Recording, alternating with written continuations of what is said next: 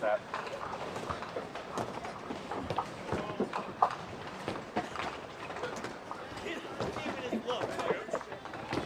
I actually haven't been done a Team Boyle. Yeah, there it is. Okay.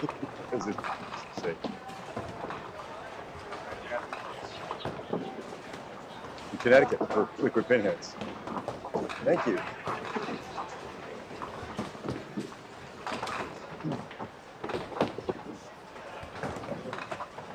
Sorry, Nick.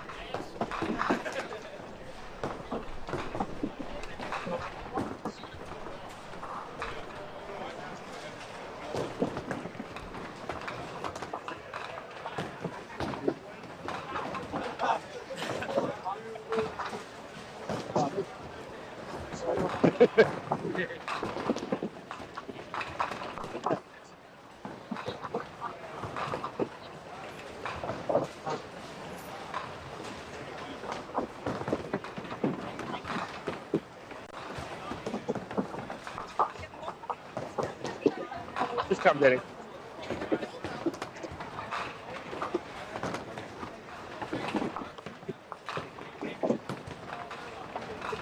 All right, good morning, everybody. Welcome. They're just doing their warm-ups now. Welcome to our 5th broadcast of Feb match from AMF Southwest Lanes. We started this in 2022. I hear you're going up against these guys are powerhouse. 26. What's the handicap going to be? I'm Coming to you from lanes 29 and 30 at How AMF many Southwest pins? Lanes. Opening match, Connecticut versus Maryland. Oh my! A couple unknown factors in liquid pinheads. Winstead, Connecticut. What part of Connecticut is that? Team Boyle, all familiar names on Duckpins Forever. Team from Maryland. Okay.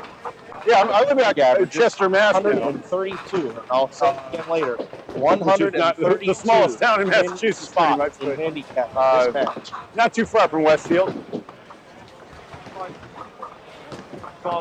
Yeah. But the lanes have been there for since the 30s. How many lanes in there? 12. Okay. Are you in what night? Are you in a league? Yeah, we all Most people? All right, that's it.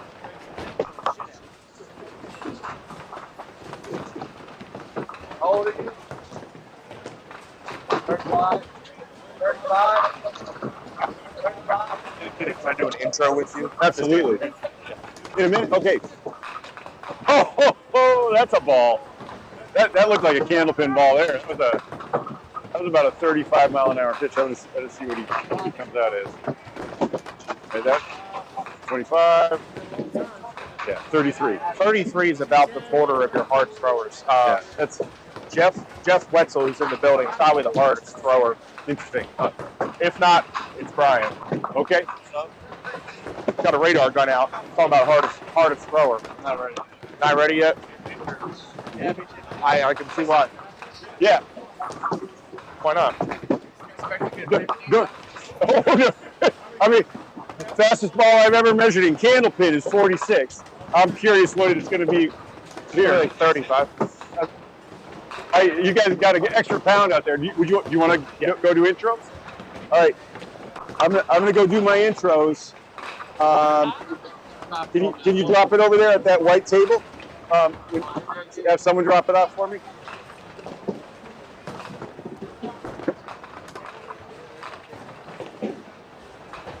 I always get in the middle of the action. You cool with calling a match from here, though? I can. Yeah, this is like our world setup. All right. So I think we're both on, right? There we are. You do the intro and the general. Yeah. So already said hello to the folks at home. The most important thing to point out in this match is the maybe record-setting disparity in handicap. I'm not sure. I heard it was 130. 132 pins. Liquid Pinheads getting 152. Team Boyle getting just 20. I can't say we've ever had a spot that big. We've had triple-digit spots before, but maybe about 110, 115 might have been the most.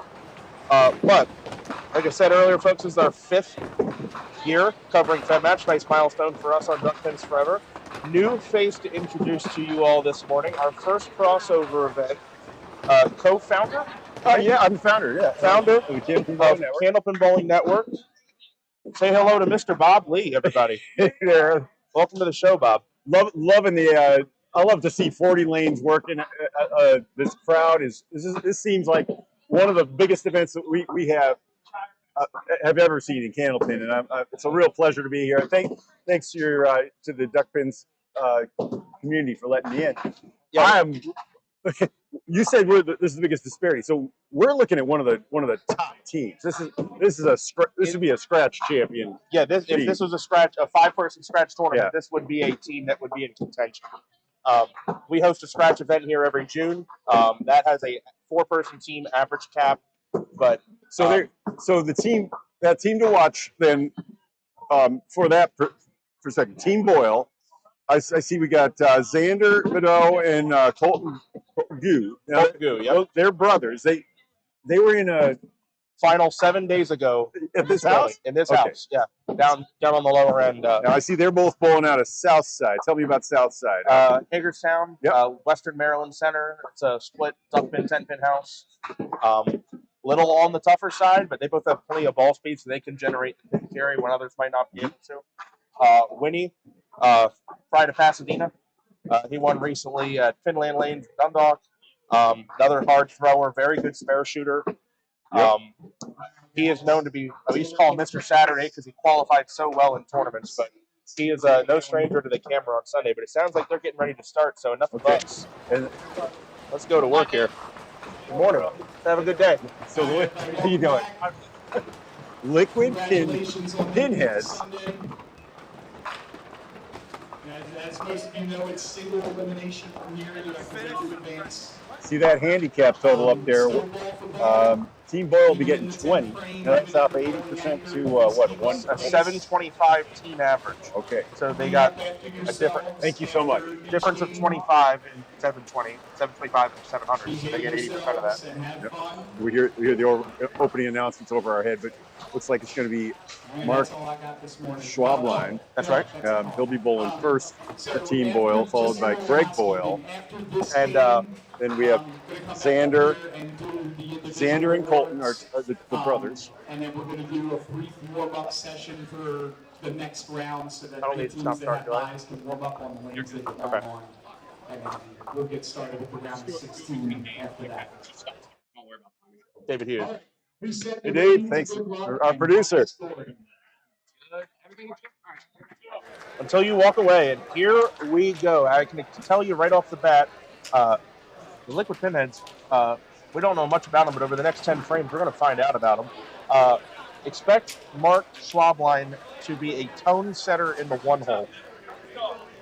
Yeah, so Mark, 42 years old, out of Baltimore, has a high single of 218, average of 138. By comparison, for the liquid pinheads, Connecticut on the left, Maryland on the right. Yeah. For the liquid pinheads, we're going to see Billy. Keep going. Billy Commons, 25 years old, out of Winstead, Connecticut. High single of 153, an average of 100. His home bowling center is Laurel Waits. And it looks like we're going to start on the right-hand side. That'll be Mark, right? That's Mark. That is Mark. Drives it in on the head pin, leaving the 4-7. That's about a 51%er in my home sport. Common leave at Southwest when you're throwing a strong pocket ball. You get a lot of corner 2-pinners, 4-7s and 6-10s. You got to be a good 2-pinner shooter. Billy got the same lead. Yeah, to be able to score here. Broke things up. If we get a spare here from Mark, we'll test our replay for the first time today. I think I tested it in warm-ups. God. Here we go. Picture-in-picture replay will display on the left side of the screen right there. That way you don't miss the action, because in ball for ball, we've used this replay or action during the replay.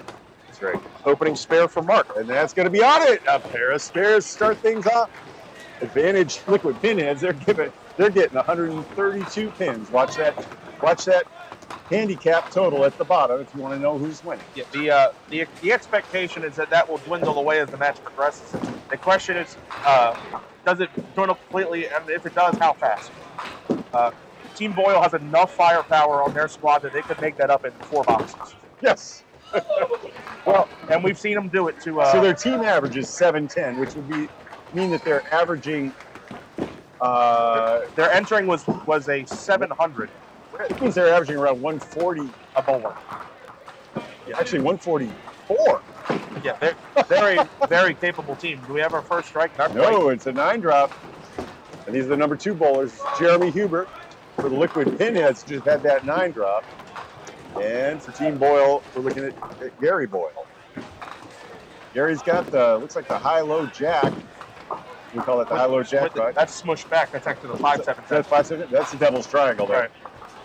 Okay, just inside. Jeremy actually is a 98 bowler, so that'll be a 7 though for Greg Boyle. Team Boyle, the powerhouses. He bowls out of AMF Southwest right here. Right here. Yep. He has won multiple team championships, and he's throwing Comets, 3 pounds 10 ounces. You'll see a lot of Comets on the rack in a tournament like this. Comets and pro lines everywhere. Okay, so 17 in a ball for Team Boyle and 20 in a ball for Liquid Pinheads through their first 2 bowlers. Now setting up for Team Boyle. That's Xander. Xander Bedell. And a strike ball. Now, this Winstead team is coming out of a slow house, so their handicap might be set on it. They're in a 12-lane house that was built in the 30s. So it's a little bit slower house, and these are guys that haven't done a lot of upper echelon tournaments yet. So they're still getting their feet wet, but they've had a good weekend thus far. Obviously, you had to have bowled well to make it to this point. Yep. And the man with that strike was Will Hubbard, 25-year-old. He was the Connecticut Youth Team Championship member. He was asked to try this game by one of his friends, Dylan Thompson. Now bowling fourth. Yep. That's right. Dylan, here's Colton Gu on 30 here. No shortage of firepower. Watch this ball get down the lane in a hurry. Oh my. Yep. And the action. That was a split that broke up in both sides. Another characteristic of this house, Bob, is the 2-1 split, the 2-4-6 and the 3-4-6. If you can get that to mix into a break or even a strike, you're going to have a good day at Southwest. Dylan for the spare. He's on it. So they trade marks. Colton's a strike. Colton Guay. Liquid Pinheads up a hit already early in this match. Anytime they're going to be up hits, that is bad news for Team Boyle, as Winnie Shriver, the anchor, pushing the 1-5 out the middle. So next time I see the fastest bowler, is Colton the fastest bowler on this pair? Yes. On this pair, I'm gonna go up and hit him with my speed gun next time he's up. If I had to put in a guess, I'd say about 35. That's right. I do the measurements. Okay, here we go. Answer bowlers. How about this? Liquid Pinheads going 4 out of 5 and not dropping a pin to open the match. 57-year-old Mike Stacy. A high single at 217, an average of just 115 for the Pinheads. And now we have a spread eagle. I hear that you guys make spread eagles pretty frequently. Every so often the sideboards help. That one was actually even worse than a spread eagle because the 8-9 were also in back. So we call that a duck, chopping a duck or cutting a duck when you Cutting a duck is particularly the 2-8 and the 3-9 chop. Okay, good. No, that's our half whisker. I like that. All right, here's the back on the leadoff bowler here. 7-10. Wow. 18 in the first for Mark after that 8 count. Look out. 3-2-1 medic off the corner for Billy. 1 count. That was a spill, yep. Billy Combins.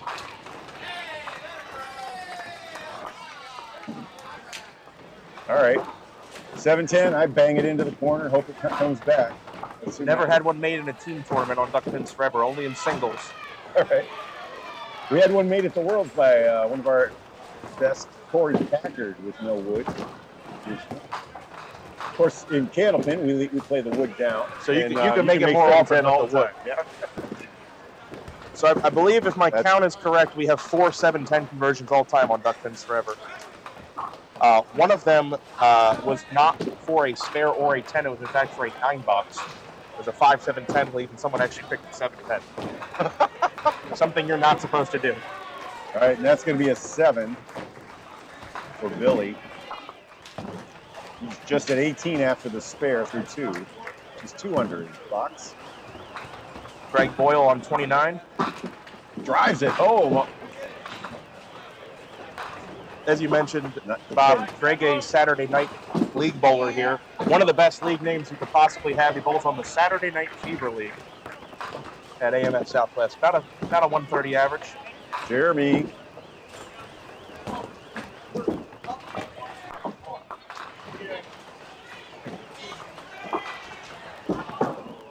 Greg is left on that. Do you have any estimates on your single pin conversion rate? So that can vary a lot by the average of bowler, of course. I would say average would be... Oh, triangle conversion. I would say a little north of 50%. Mm-hmm. But it's amazing what pressure can do to people in these situations. That was Jeremy Huber for the Liquid Pinheads, coming in with a 98 average. He's at 20 and a ball now after that. That looked like the 3, 8, 10. And another mark. Oh my. That's an opening double for Will. Okay. Welcome to the Alumni Challenge. My goodness. This is extremely bad news off the gate for Team Boyle. Xander leaving the 10. They are getting outmarked badly and early. This could become a massive deficit to crawl out of. Right. Before things get too far away, I'm going to go bring my speed gun up there. You carry the play-by-play. You go ahead. Xander covers that corner. First mark of the frame to Team Boyle. Dylan Thompson in the 4-hole on lane 30, spare fill. Very light hit, and he's going to get 9 of them to fall. This is a big, big start for Liquid Pinheads right out the gate. Colton for the double. Very light, 6, 7, 9, 10.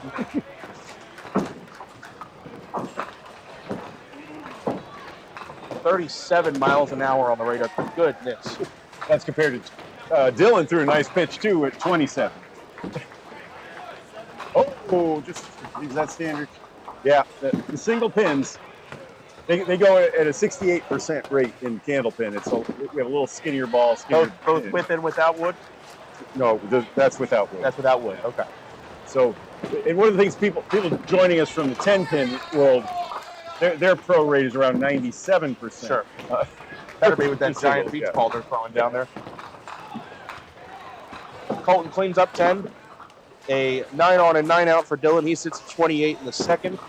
You're only trailing Colton Goo by 1 pin in the second. You're doing your job. Yeah, Colton has his black and blue balls are 3 pounds 6 ounces, and his Comets are 3 pounds 7 ounces. So we'll do a little kinetic energy transformation, find out how much energy he's putting in. And that's a light ball for duck pins, but he's slinging it down there. As Winnie finds a strike to close out the second. For Team Boyle, just 2 marks on the board in the second frame for Team Boyle. So what I've found in candlepin is that if you can give away an ounce and gain a mile an hour, you actually gain energy. But that's the question. If you don't do it, if you can't gain the energy. Well, if you watch Colton long enough, there is no shortage of energy when the ball gets to the pin deck. I promise you that. The word was unrelenting last week with this strike ball. It was just obliterating 10 in the pit. Left of the head pin there. I saw that. So we got Mike still with 7. Mike is still finishing up with a 7, but now opening up for the Pinheads. Billy, I saw him reach for his arm after he threw that last. 7 on, 7 out. So your score through 2. It is not a great start for Team Boyle. Liquid Pinheads up 272 to 129. They have 3 marks on the board. Team Boyle just 2. Right. That was spare. For Billy. That is a 143 pin lead and a hit for the Liquid Pinheads. Okay, there's a 1-5 again. That's a cut. That is not. We call that the central Worcester. that's a Candlepin Bowling Network. And that's not official. We'll allow it. We call the half Worcester on the right or left, and the central Worcester in the middle. Thankfully, you should not see any quarter Worcesters today. Oh no! Okay, really? No, we don't plan on it. Those are gross. We plan on that being impossible. You have to have a really bad rack, and the ball would have to glitch through the back row to make that happen. Those are about 1 in 200 in the candlepin. Do we get those little quarter Worcesters? Mark cleaning up 10. Of course, the wind in the sails of Liquid Pinheads early with that massive head start, plus a good start on the score sheet. Momentum in their direction, but in these long form matches, you can see momentum swing back. So we'll see. Yet to be determined if that does happen. But once Boyle gets it going, they could be hard to stop, and they could start pulling back the pins in a hurry. So you see that large separation on the score sheet. Do not count them out yet. Well, the double strike is looming large. Yeah. Greg Boyle with the strike. We call that a rule book strike. Rule book suggesting that every time after you miss a single pin, you throw a strike and you waste the count. Yes. So he threw 10 pins away there. And then your buddies say, yeah, nice fill. Yeah, nice count. Will going for the double off the side safety pitch. Have 25 in the first, more than enough. Spare fill for Xander in the third. Good delivery there, down to the 5 and 8. Okay, 4 horsemen. That one we call a Caleri lead. That's special. That's where you have 4 horsemen plus a sleeper back there on the right. So you guys call the 4 horsemen that 1, 2, 4, 7? Yes. The traditional duck pin term, I don't know where it started, is actually called the bread line. The bread line. Yeah. Okay, spare for Team Boyle. Right? That's it.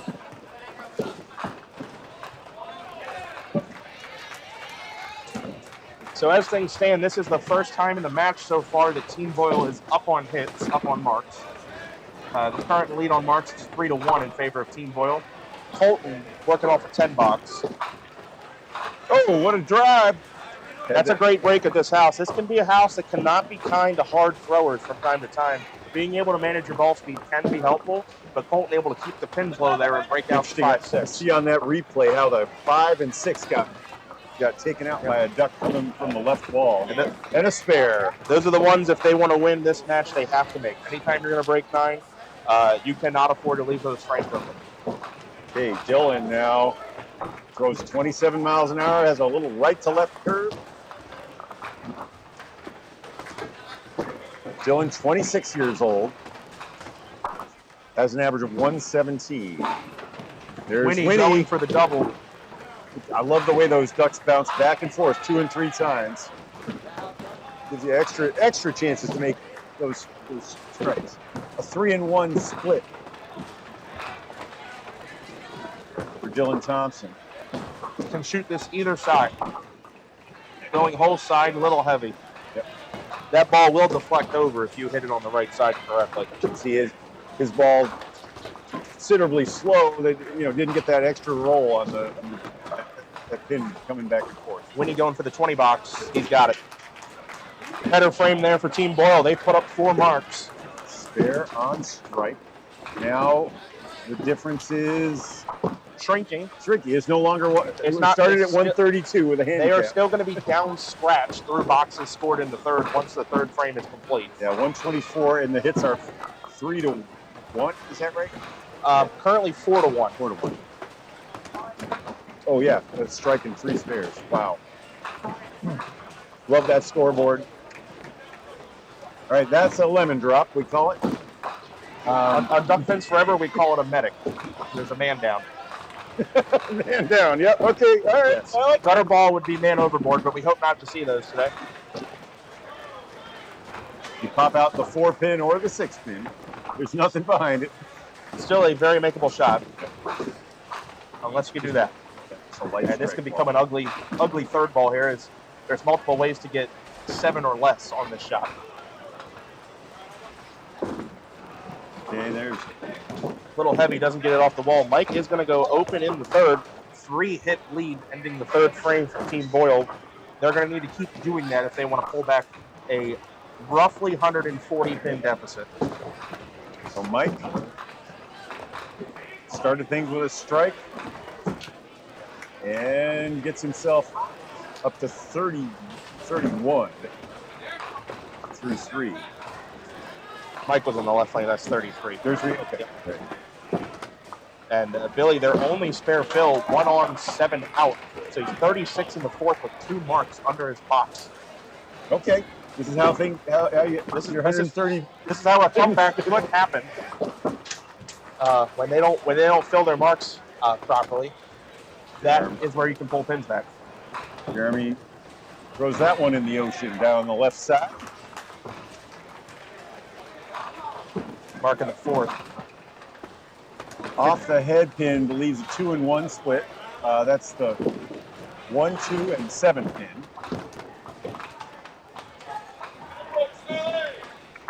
Jeremy going off the right corner, nowhere near the object pin on that spare shot. Looks like he's still got a diamond +1 back.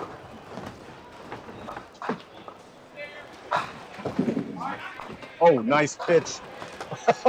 That's a Got the amusing flight of the duck. It was definitely too thin to make that shot on the initial hit. Jeremy takes 8 out, 44 in the fourth. So your opponent, Mark's falling opposite a 1 on, 7 out, so you hold 10 here, you pull back 3 pins in the wood. That just a 10. Those are the silent boxes that just start to cut in. They just take a little slice off the deficit. So now it's 355, 207. That's still a massive 4 deficit. hits coming up though. Yes. The 10s are in there from the and the momentum shifters, Bob, in this match can be double strikes. Double strikes can really flip a game around. Greg for the double. Nice pitch.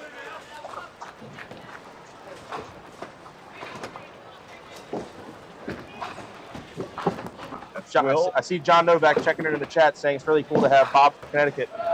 You're not going north enough. Went to high school in Connecticut. Now I live in Massachusetts. Bob is the founder of Candlepin Bowling Network, guys. It's our first little crossover event here as Greg gets the $20. And that was a 9 out for Will. That's a nice start through 4 though, 62. What's his average? That 05? For Will, it was 105. That's right. So 62 through 4 is plenty. Member of the Connecticut Youth Championship team. And buddy of the next bowler, Dylan Thompson. Xander, spare fill. Couple balls off the side here for Team Boyle. That's a tough shot. Can be makeable. Highest percentage way to shoot this is on the 1-4 side. Head pin can fly over. You can get the ball to go off the head pin and into the 10. With Xander's right to left ball roll, that'll be tough to do. So you're going to want to shoot the left side here. Ball takes out the 4. What a shot. Oh, my. For once, I actually set him up perfectly for that. We'll take a look at that on replay. In the inset, ball takes out the 7 now. That spare fill for Colton. They're trying to get the momentum going in their direction here. A couple marks in a row, make it 3. Tight. 6 pin. 9 fill for Colton. So Colton's 31 years old. And Xander's the younger brother. Looks like he's 23. Yes. And we measure professional victories and duck pins with stars. Mm-hmm. Colton, not quite half a dozen yet, but he's got both stars on the Pop Witten Pro Tour. That lofted pitch. Oh, my.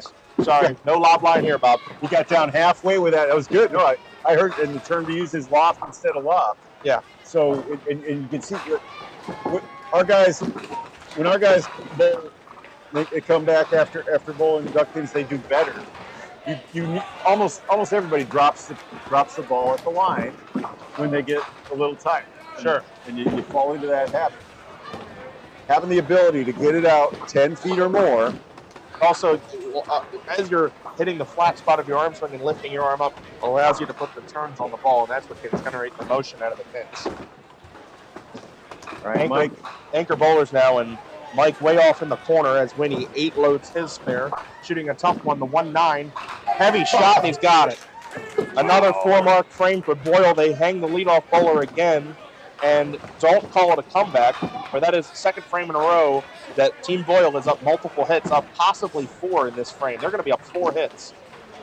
As I told you about, this, don't let that separation fool you. They can bring this back.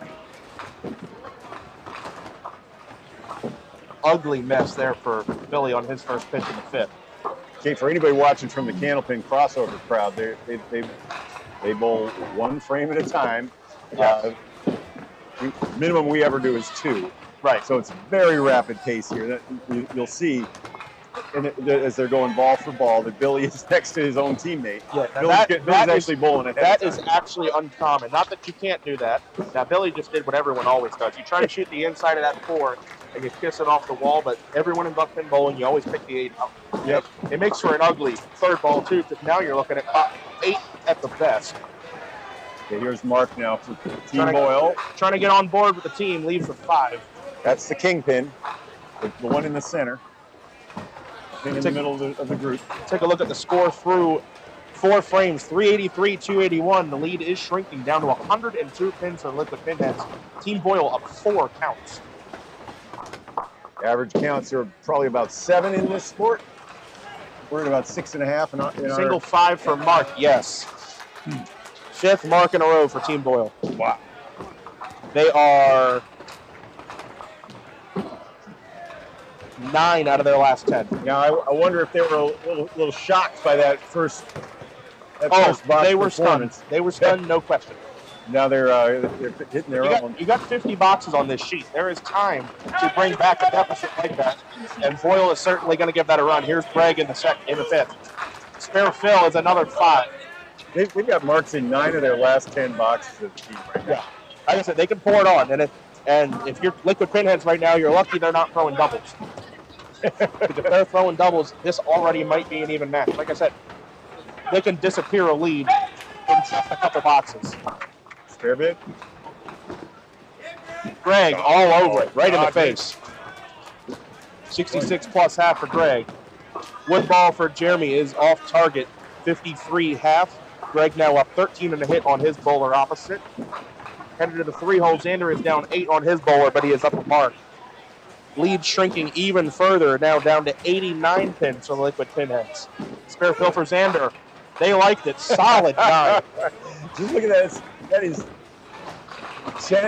10 of the last 11 boxes. They're right in there now. Let's call it 10 of the last 12. All right. Xander. At the 9. He's got it. Oh, my goodness. 11 of the last 12 for Team Boyle. A scratch pro team there.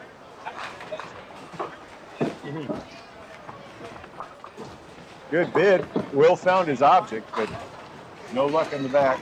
Just looking to hold a 9 box here. That's where you would play it. Yep.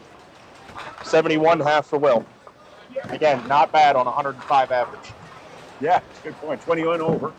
The lead shrinking even further, under 80 now. 79 pin lead for Liquid Pinheads. They are now down 5 hits. The cleanup hitter, Colton Guay. Spare Phil. Misses that pin. Oh, no. Oh, the backdoor strike on Spare. 20 bucks. They'll take it. And the 12 of the last 13 for Boyle.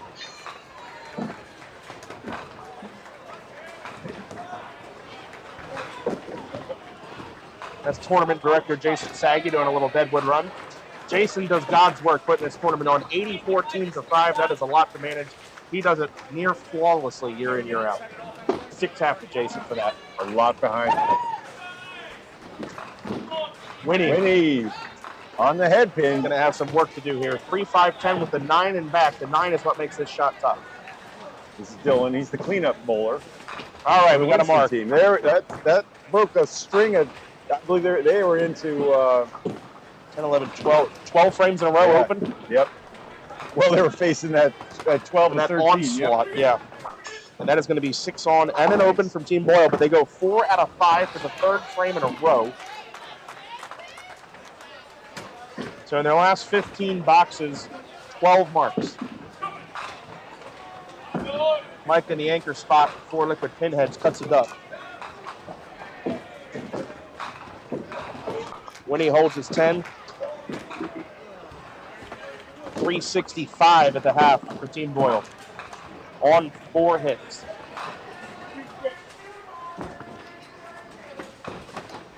Mike in the hole. Woodball going to need to do some heavy lifting here.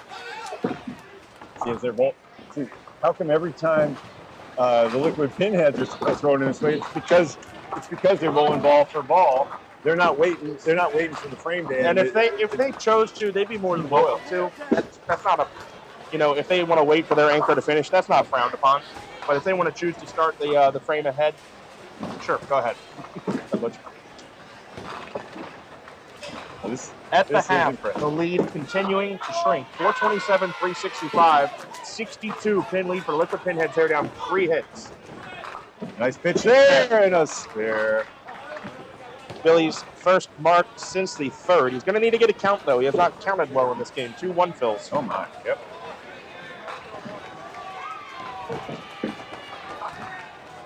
Billy Commons, 25-year-old old.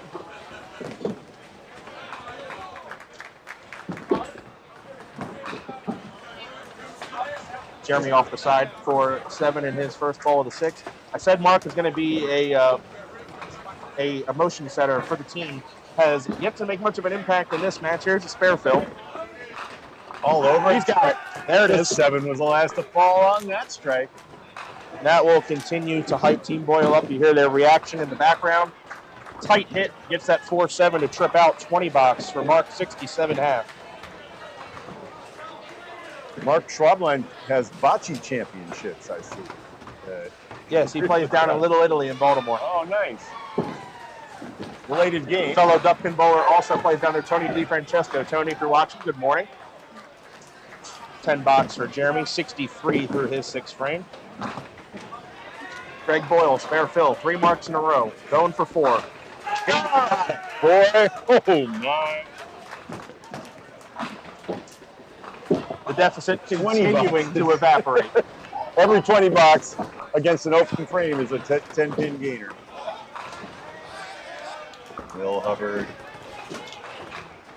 It's tough. Sometimes when you're going up against a guy that's throwing 5-10 miles an hour faster than you, you lose rhythm. And how do you not press right now? How do you not press right now? Yeah. You're facing an onslaught of marks. Your lead is quickly evaporating. When you're trying to throw fast like that, I just sorry, Will, but I saw that in your. Sure. His feet were at the line. The ball was still behind him. He was trying to speed it up. His feet got there fast, but the ball still takes time for it to go back and forth. Good recovery shot there. Doesn't get it to go. Xander, meanwhile, obliterated 9 off the deck for his fill. 82 half. Ho hum for Xander. Throws 82 halves in his sleep.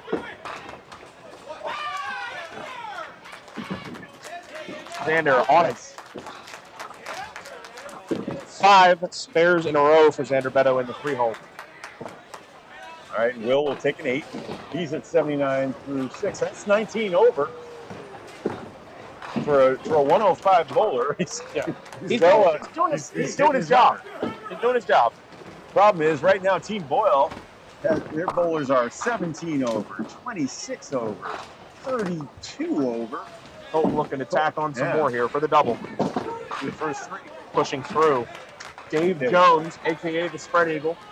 Yep. Dave Jones minus the 4-pin. Fun fact, Bob, if they leave and convert Dave Jones shot, a.k.a. Spread Eagle, for a spare on the featured lanes, they win a Dave Jones Signature Edition t-shirt for free, courtesy of sparebreak.com. Love it. It is a unique product that is only available to the spare shot conversion winners. It's not one you can buy on the public website. Oh, okay. No conversion there. So that's when you it's not that shot. They had to flip it with. Yeah, so it's a straight Spread Eagle. Yeah. Yep. Yeah, we have a Spread Eagle challenge right now with $25, right? In honor of $25 in honor of our 5,000 subscribers. Oh, and by the way, congratulations. Go subscribe to CBN. You can plug it. I don't mind. I watch all the time. Please subscribe to both Duckpins Forever. What we often have is guys are watching it without logging in. You know, they turn it on and they try to subscribe and they're like, I don't want to leave. Yeah. Just someday when you're sitting at home, say, I'm going to sign in to my Google account.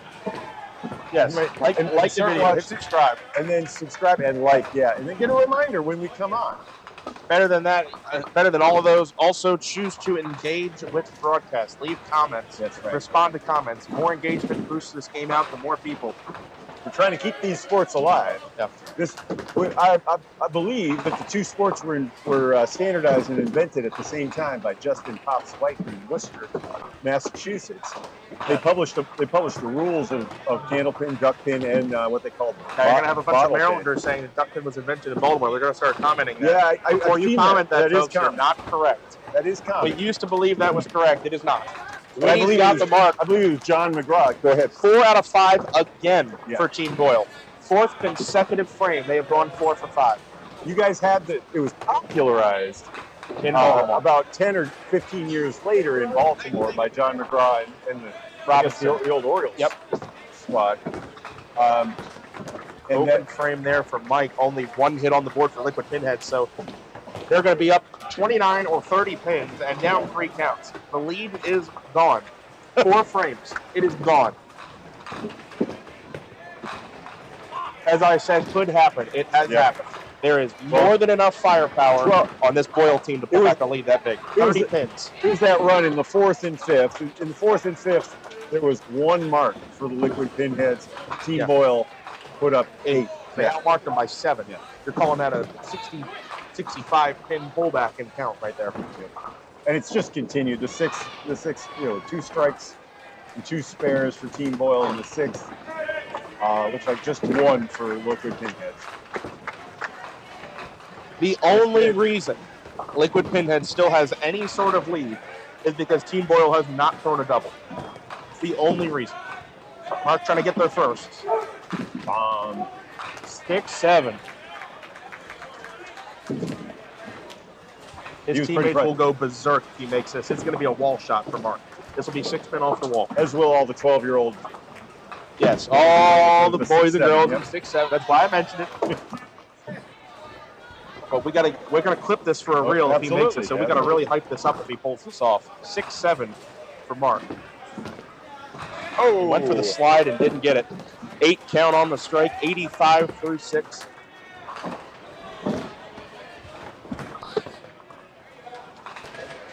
Lead is still 40. 8 out for Mark. 93 through his 7th.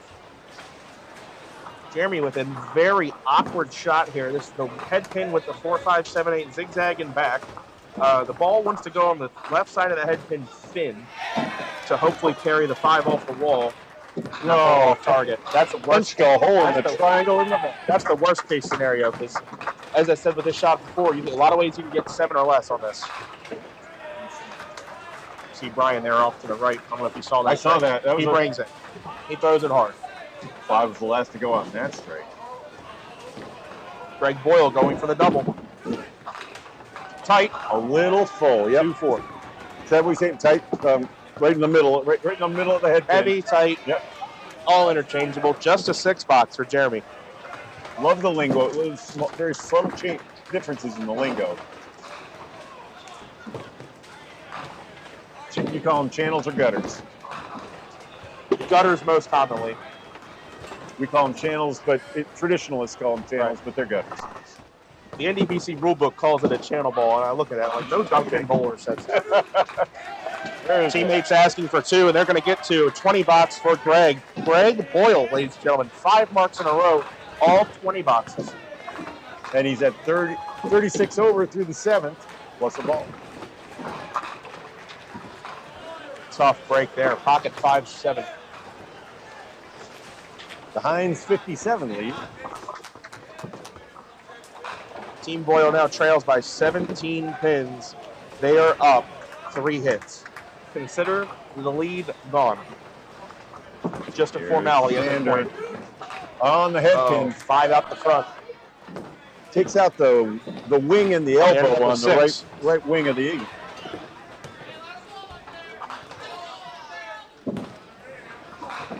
Nobody home for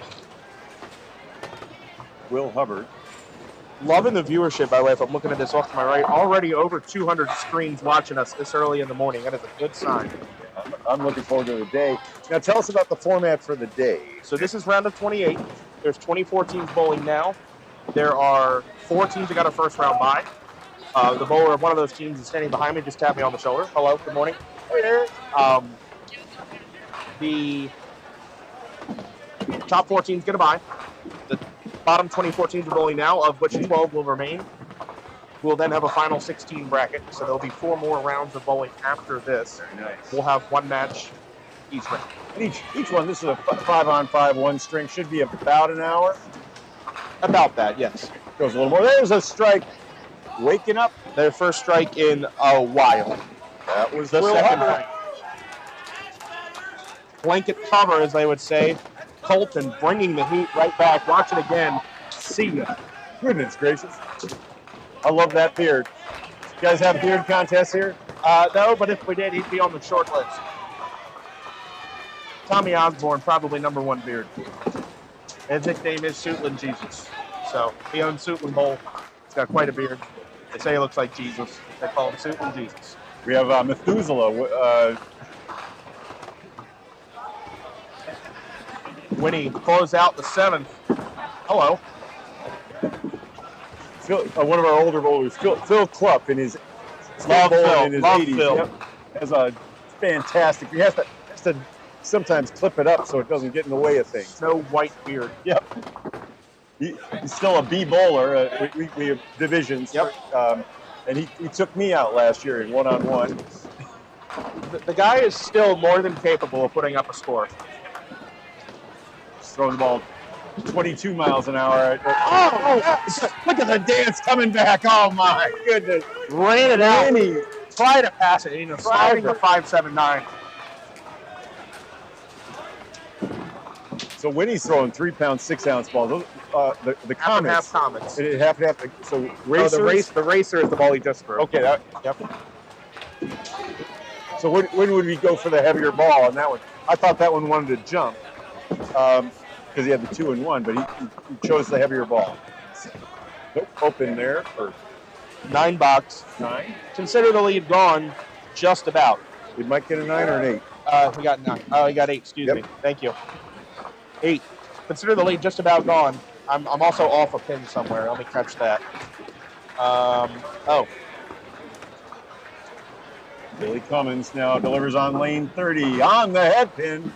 Nice pitch.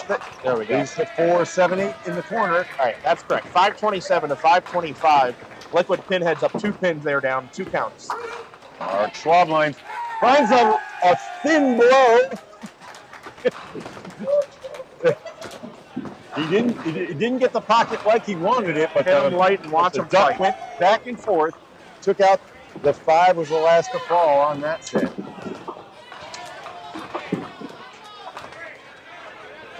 He'd been open in the 7th, so there's a nice one. Picks up the triangle. Billy Cummins. I mean, this is in the middle game here, Bob. This 3 through 7. This has been an onslaught in the middle 5 frames of this match from Team Boyle.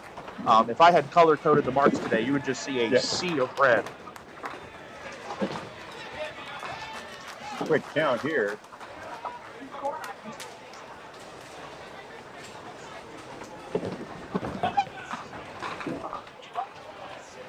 Greg Boyle trying to go for another 20 box.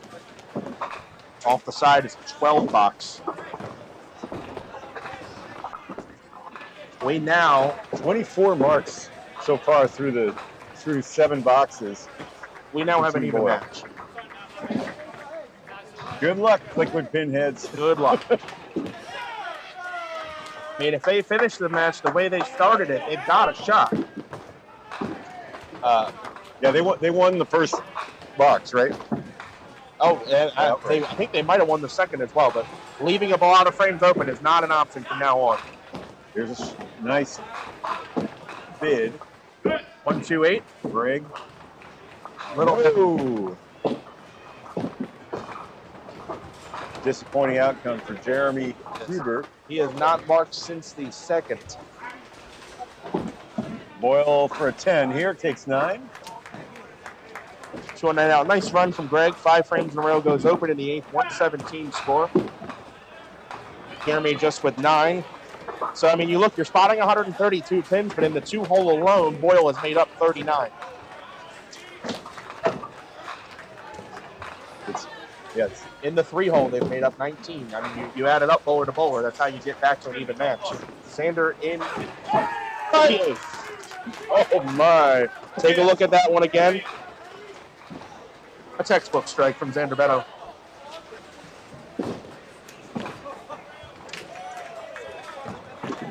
Got that strike ball working now. Now tell me about the Pop Whitten series. I've seen that several of the bowlers have Pop Whitten championships. They do, yes. What is that, a series? So that's a Maryland-only Duckpin Pro Tour. Oh my goodness! Another strike. There's the double. Good. We're seeing greatness here. You can just about kiss this match goodbye if they're going to start throwing doubles. Pop Whitten is a men and women Maryland-only Duckpin Pro Tour, and then nationally between all the states, there is a men's Pro Tour and a women's Pro Tour. Those two are the men's Pro Tour nationally is exclusively scratch. Pop Whitten, you can qualify on your scratch score or your pins over average score. Which triangle for winning. Pin almost stood back up there. I don't know if you caught that, Bob. Pin came off the wall and almost replaced the 5, but he leaves the triangle. Dylan trying to answer back with a double of his own. Good delivery. Not okay, 7 swing pin out, stands. leaves a 7. That was a fair effort. I was giving 7 or 8 miles an hour up on the pitch. Winnie's got the triangle. 5 hits on the board for Team Boyle. 4 in the 8th, plus the strike still working in the 7th. So this is one and gone, right? This you win, you move on, you lose all day long. There's no repechage. That here, right? I think that's what also helps keep the energy throughout the day. Tough hit. Every game is a win or go home. Every game is a do or die.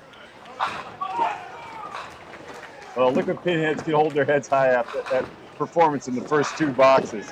We thought we were going to see something amazing. Not over yet. Billy already up and firing in the 9th. He's got a spare. Just happened to notice our 10th frame number up here is not correct. There we go.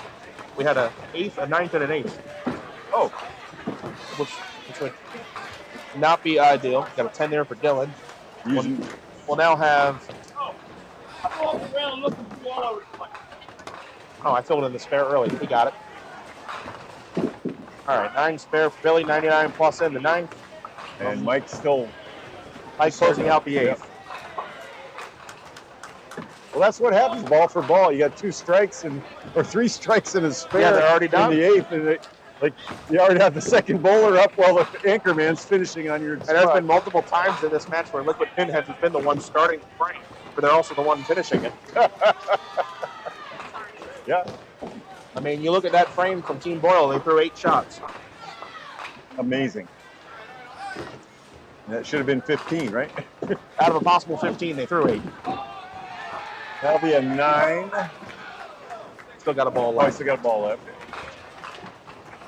It's still finishing the 7th. For the 8th. That's amazing.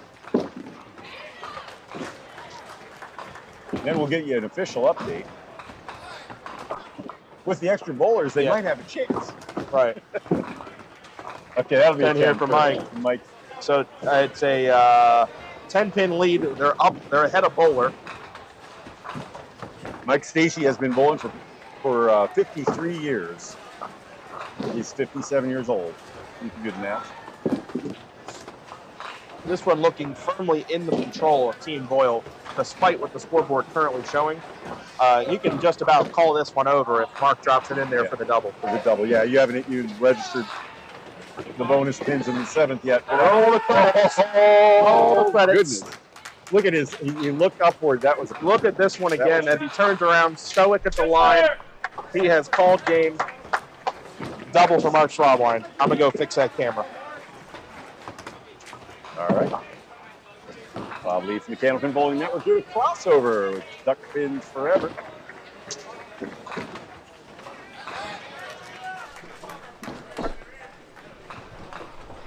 This is Greg Boyle.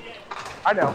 Holds that one a little left. Leaves a 4-1. You just called game on that one. The Liquid Pinheads looking for magic. Nice pin there, but it's a 9 drop. Now facing 2 doubles.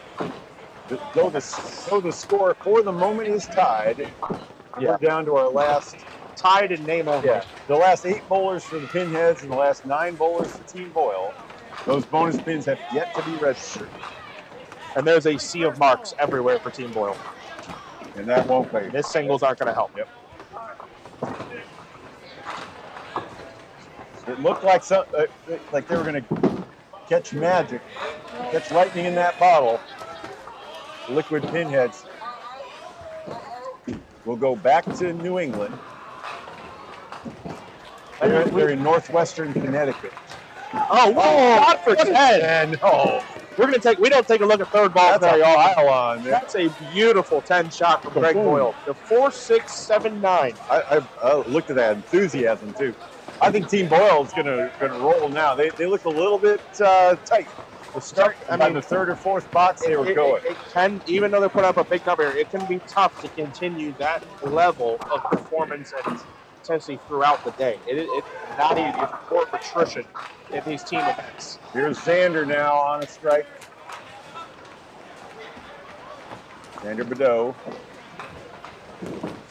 the younger of the brothers. Good 9 drop down to the kingpin. Xander going for another 20 box for Team Boyle on the 2. He picks it. Sharp, yep. And you guys say cherries? Picks? Yep, cherry picked that one, yep. Yeah. Sometimes we call it a banana. One of our late owners calls those a banana when the pin flips around the other one. There's a single pin spare for Dylan in the 9th. Xander will go 9 on 10 out for 136. Not an uncommon score at all for him in the 9th frame. All right, you can see that the lead has now officially changed, even though there's one more bowler through at the Pinheads. It's going to change going in a big way here on the triple. Yep.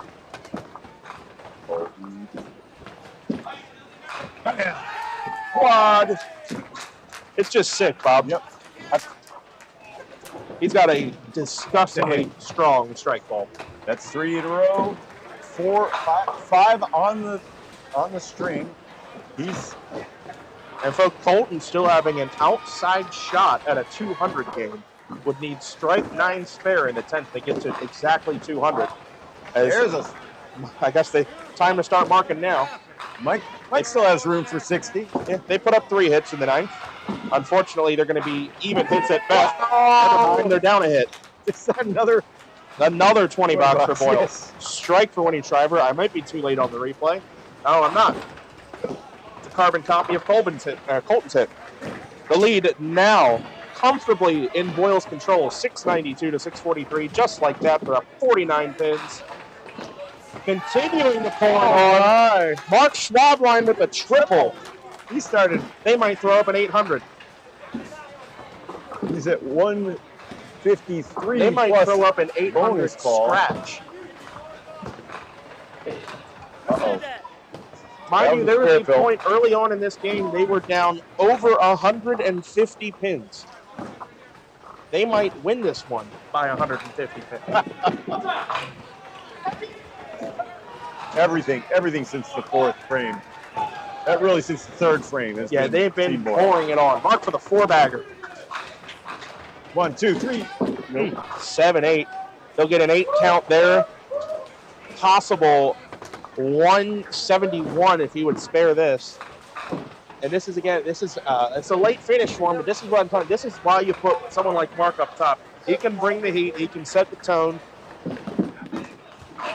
He is a fantastic leadoff bowler, and he's shown it to you here on Duck Pins Forever. So 170 for Mark Schwabline. What is your benchmark for a truly great performance in for 5 bowlers in a phenomenal scratch game? Yeah, an 800. These guys have a chance to get there. Yep. And there are a few teams in this building right now that have a realistic shot of throwing up an 800. This is one of them. Greg Boyle, 10th frame. Ooh. Tight hit.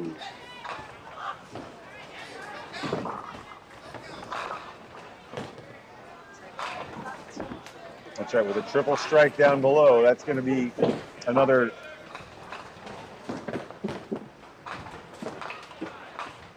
at least 20 in bonus.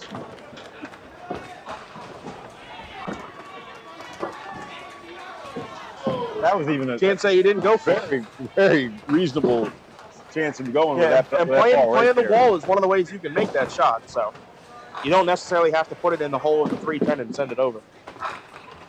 Yeah, I got to admit, I see that leave, and I just go for the middle of the pin and don't think about hitting an edge like that. That ball in the gutter, no good, even if it bounced out. Greg with a respectable 136. That is over his average. Yeah, Greg's coming in with a 134. And higher than it had been in recent years. He was typically in the 127 range. What's the highest average of all time? 164 by Jeff Piles. It'll never be beaten as far as I'm concerned. Okay, there's a tough split. Spread eagle minus tail feather. And I'm sure it's the same in Candlepin. Got two options here on the conversion. A nice strike there. Hey, Will. Jeremy. Excuse me, Will. That is Will. I missed Jeremy's box. Okay. Jeremy had 9. Can squeeze it or slide it. Xander does neither.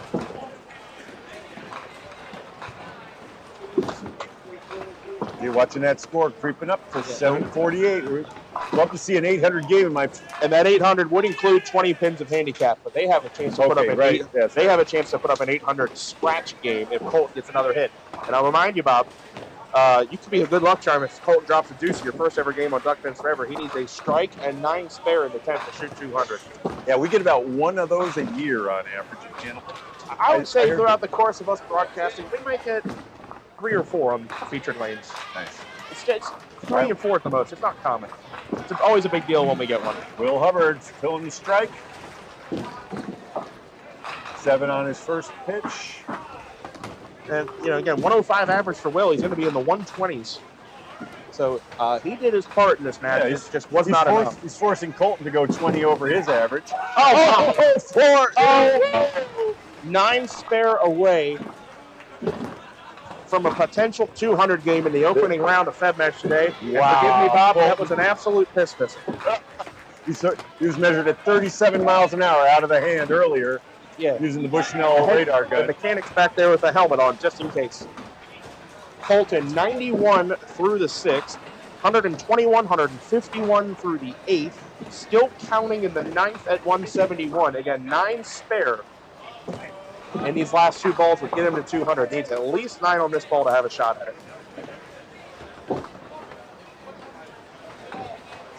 Would love to see one on camera to start today. Colton Dew going for the Yahtzee, the 5-bagger.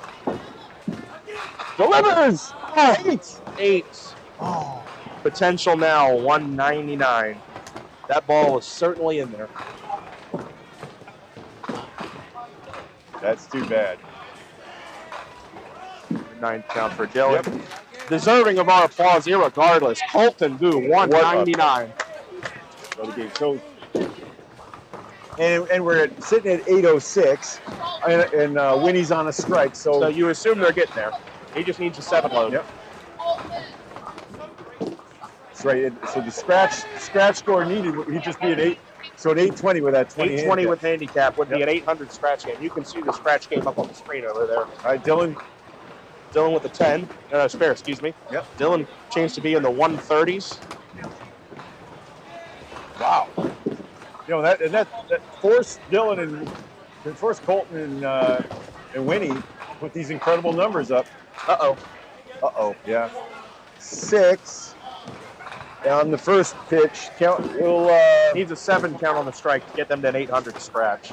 Okay.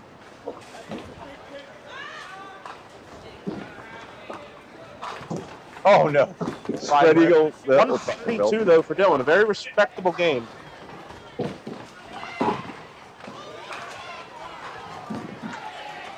Going for it. He gets 7. He gets 1. So they are there.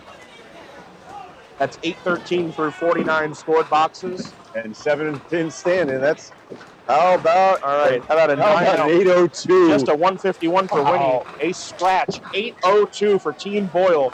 They absolutely pour it on in the last 8 frames to win this opening match with an 822 handicap score. That 802 scratch. Wow. And you look at the score, we had a tie in Feb match last year at 697 on TV. They're going to, Liquid Pinheads are going to be decently into the 700s. They have not thrown a bad game. I think everybody's They over. bowled the wrong team. You look around in the building right now, they bowled the wrong team. Yeah, Jeremy just one under his average out of the 2 slot, but everybody else over their home average. So Mike's a 115.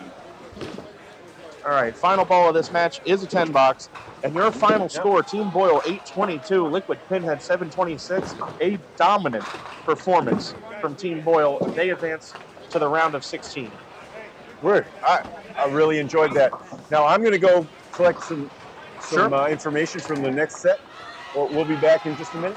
Yep. Nick, Duck Pins Forever featuring Bob Lee from Candlepin Bowling Network. We'll be back after this. Looking for something fun to do? How about bowling? Bowl at Thunderhead Bowl for the best in duck pin and 10-pin bowling at 2 locations, both Westminster and Tawnytown. You can enjoy the league opportunities, which are always available for all ages at Thunderhead Bowl. And both locations are open 7 days a week with a snack bar and restaurant specials to ease the hunger as you have fun. The Pro Shop has a complete line of bowling equipment and accessories designed to improve your game. If you'd like information on open bowling, adult and youth leagues, contact Thunderhead Bowl, the family fun place. It's exciting, it's entertaining, it's challenging, it's fun. It's Duck Pin Magic. Duck pin bowling is lots of fun for the whole family. There's no need to be an expert. Duck pin bowling is easy to learn, but it's the challenge that'll keep you coming back. Even little hands can control the ball in duck pin bowling. Join a league or we'll help you start one. And with duck pin bowling, there's more bowling for your buck. Discover duck pin bowling and you'll discover Duck Pin Magic at any of these locations. Got the winter blues? Tired of sitting around the house watching reruns on the tube? Get in on the action and go duck pin bowling.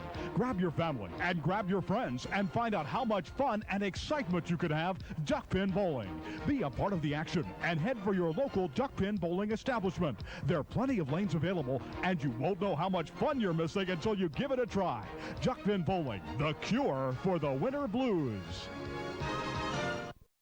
Break the cycle of boredom at Highland Bowl. Duck pin bowling at its best. Highland Bowl features disco ducklo bowling, bumper bowling, leagues, and more. Plus, Highland Bowl can host your next birthday party or corporate event for even more fun.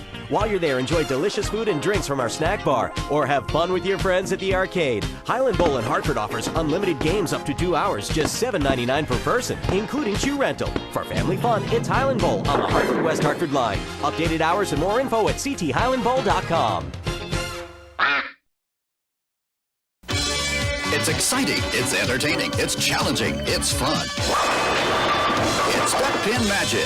Duck pin bowling is lots of fun for the whole family. There's no need to be an expert. Duck pin bowling is easy to learn, but it's the challenge that'll keep you coming back. Even little hands can control the ball in duck pin bowling. Join a league or we'll help you start one. And with duck pin bowling, there's more bowling for your buck. Discover duck pin bowling and you'll discover Duck Pin Magic at any of these locations. Duck pin excitement. Duck pin fun. Duck pin bowling at Johnson's Lanes in the Hamden Plaza. Discover enjoyable low-cost fun for the whole family. Whether you want to join in a league, play for fun, for exercise, or are planning a special birthday bowling party, Johnson's Lanes is your duck pin bowling center. Don't miss the fun. Fall and winter leagues now forming for teams or individuals. To join in, call us now. For the young and young at heart, it's Johnson's Duck Pin Lanes in the Hamden Plaza. It's exciting, it's entertaining, it's challenging, it's fun. It's Duck Pin Magic. Duck pin bowling is lots of fun for the whole family. There's no need to be an expert. Duck pin bowling is easy to learn, but it's the challenge that'll keep you coming back. Even little hands can control the ball in duck pin bowling. Join a league or we'll help you start one. And with duck pin bowling, there's more bowling for your buck. Discover duck pin bowling and you'll discover Duck Pin Magic at any of these locations. It's exciting, it's entertaining, it's challenging, it's fun. It's Duck Pin Magic. Duck pin bowling is lots of fun for the whole family. There's no need to be an expert. Duck pin bowling is easy to learn, but it's the challenge that'll keep you coming back. Even little hands can control the ball in duck pin bowling. Join a league or we'll help you start one. And with duck pin bowling, there's more bowling for your buck. Discover duck pin bowling and you'll discover duck pin magic at any of these locations. Make your own duck pin magic happen this season at Fairlanes. We have the times, the leagues, and the people to give you the best duck pin bowling experience possible. Fall-winter leagues are now forming at all Fairlanes bowling centers. Come in and reserve your spot for the most magical year ever. Get in on the fun, the excitement, and the action of duck pin bowling. There's no trick to it. Just visit any Fairlane center and pick the league that's best for you. You'll enjoy the experience. We guarantee it. Hello, we'd like to clear up some misconceptions about duck pin bowling at Fairlanes. This is a duck. This is a duck pin. Note the absence of webbed feet. This is a flock of ducks. This is a flock of duck pins. The object of duck pins is to hurl 3 balls, bang, bang, bang, and knock them all down.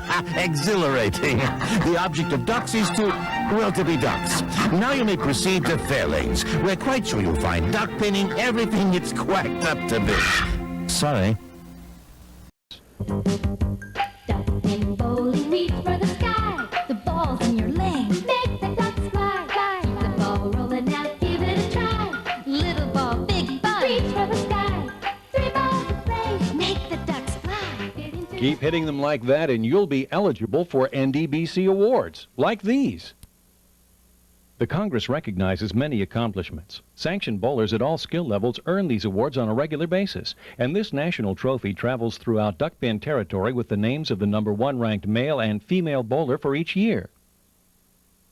Looking for something fun to do? How about bowling? Bowl at Thunderhead Bowl for the best in duck pin and 10-pin bowling at 2 locations, both Westminster and Tawnytown. You can enjoy the league opportunities, which are always available for all ages at Thunderhead Bowl. And both locations are open 7 days a week with a snack bar and restaurant specials to ease the hunger as you have fun. The Pro Shop has a complete line of bowling equipment and accessories designed to improve your game. If you'd like information on open bowling, adult and youth leagues, contact Thunderhead Bowl, the family fun place. It's exciting, it's entertaining, it's challenging, it's fun. It's duck pin magic. Duck pin bowling is lots of fun for the whole family. There's no need to be an expert. Duck pin bowling is easy to learn, but it's the challenge that'll keep you coming back. Even little hands can control the ball in duck pin bowling. Join a league or we'll help you start one. And with duck pin bowling, there's more bowling for your buck. Discover duck pin bowling and you'll discover duck pin magic at any of these locations. Spare no fun and throw a strike with your child's next birthday party. Come on down to the duck pin bowling lanes at 1465 Barnum Avenue in Stratford. Our courteous and attentive staff will take care of the details so you can party with the kids. In the Rock and Glow Room, lights and music will give the birthday boys and girls memories that'll last a lifetime. Adults will enjoy our lounge and break a sweat knocking down some pins. Call to reserve your lane now. It's exciting, it's entertaining, it's challenging, it's fun. It's duck pin magic. Duck pin bowling is lots of fun for the whole family. There's no need to be an expert. Duck pin bowling is easy to learn, but it's the challenge that'll keep you coming back. Even little hands can control the ball in duck pin bowling. Join a league or we'll help you start one. And with duck pin bowling, there's more bowling for your buck. Discover duck pin bowling and you'll discover duck pin magic at any of these locations. Hello, we'd like to clear up some misconceptions about duck pin bowling at Fairlanes.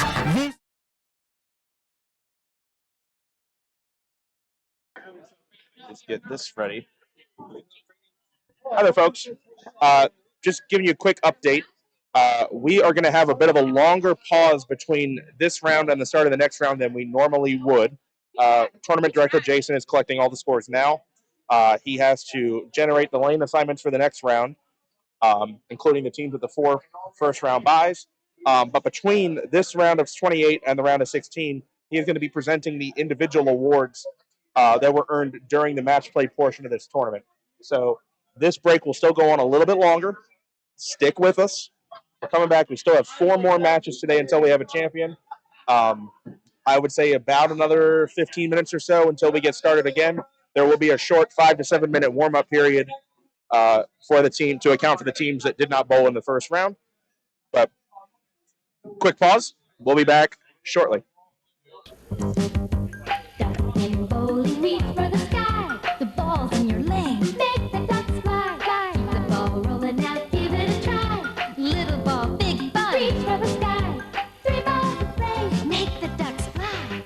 Keep hitting them like that and you'll be eligible for NDBC awards, like these. The Congress recognizes many accomplishments. Sanctioned bowlers at all skill levels earn these awards on a regular basis, and this national trophy travels throughout duckpin territory with the names of the #1 ranked male and female bowler for each year. Got the winter blues? Tired of sitting around the house watching reruns on the tube? Get in on the action and go duckpin bowling.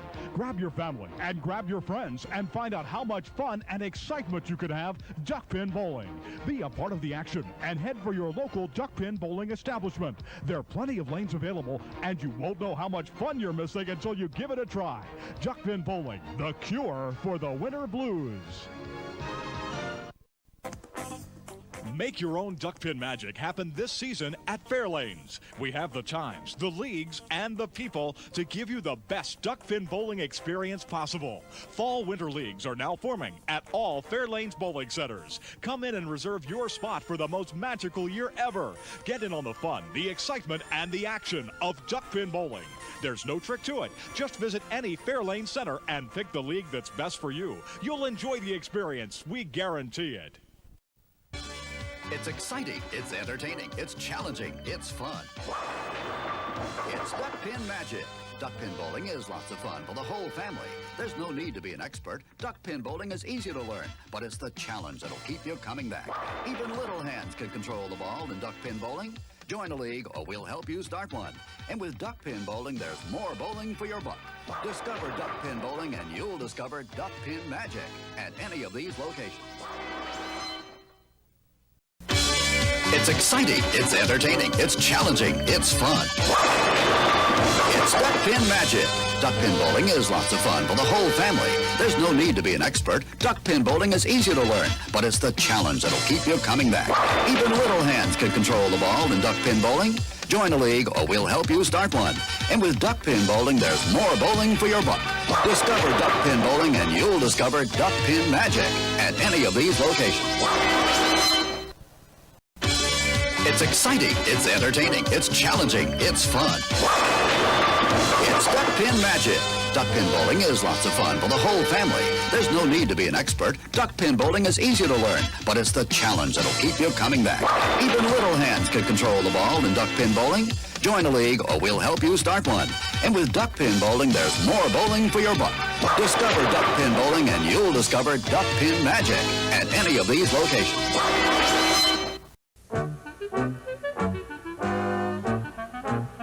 Bowl with Barney at Barnum Recreation and Duckpin Bowling. A place for the entire family. Great for Grandpa and for Grandma. Marvelous for Mom and for Dad. Super for the kids. Leagues are welcome too. After bowling, enjoy the newly decorated lounge. Live entertainment on the weekends. A place for the entire family.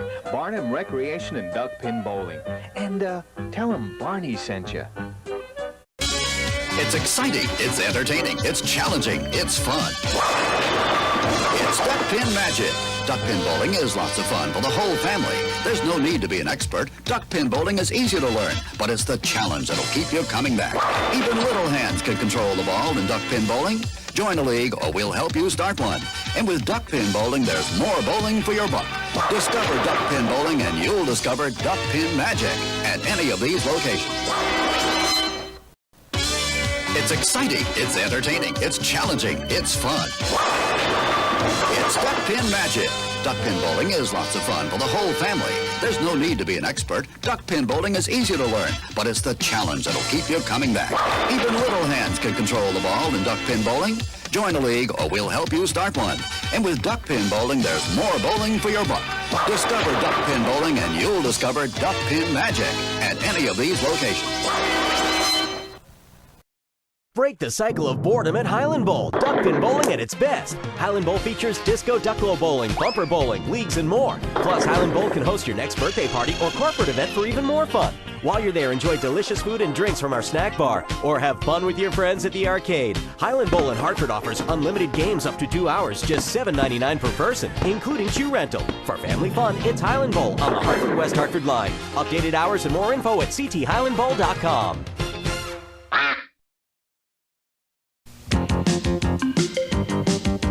Duckpin bowling, reach for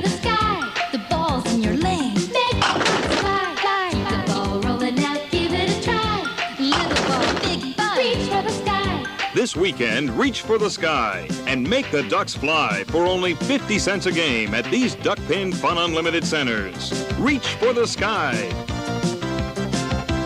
Duck pin bowling, reach for the sky. My oh my. It's exciting, it's entertaining, it's challenging, it's fun. It's Duck Pin Magic. Duck pin bowling is lots of fun for the whole family. There's no need to be an expert. Duck pin bowling is easy to learn, but it's the challenge that'll keep you coming back. Even little hands can control the ball in duck pin bowling. Join a league or we'll help you start one. And with duck pin bowling, there's more bowling for your buck. Discover duck pin bowling and you'll discover duck pin magic at any of these locations. Duck pin excitement. Duck pin fun. Duck pin bowling at Johnson's Lanes in the Hamden Plaza. Discover enjoyable low-cost fun for the whole family. Whether you want to join in a league, play for fun, for exercise, or are planning a special birthday bowling party, Johnson's Lanes is your duck pin bowling center. Don't miss the fun. Fall and winter leagues now forming for teams or individuals. To join in, call us now. For the young and young at heart, it's Johnson's Duck Pin Lanes in the Hamden Plaza. Go Jack! Roll that ball. Smash those pins. It's so much fun. It's so much fun. Let's do it again. Fairlanes has 516 duck pin lanes for you, your family, and friends. Look us up. Come on into Fairlanes, the fun lanes. It's your turn now for Fairlane's fun. So bring it on in, bring it on in. Let's show 'em how it's done. At Fairlanes, Fairlanes, Fairlanes, the fun lane.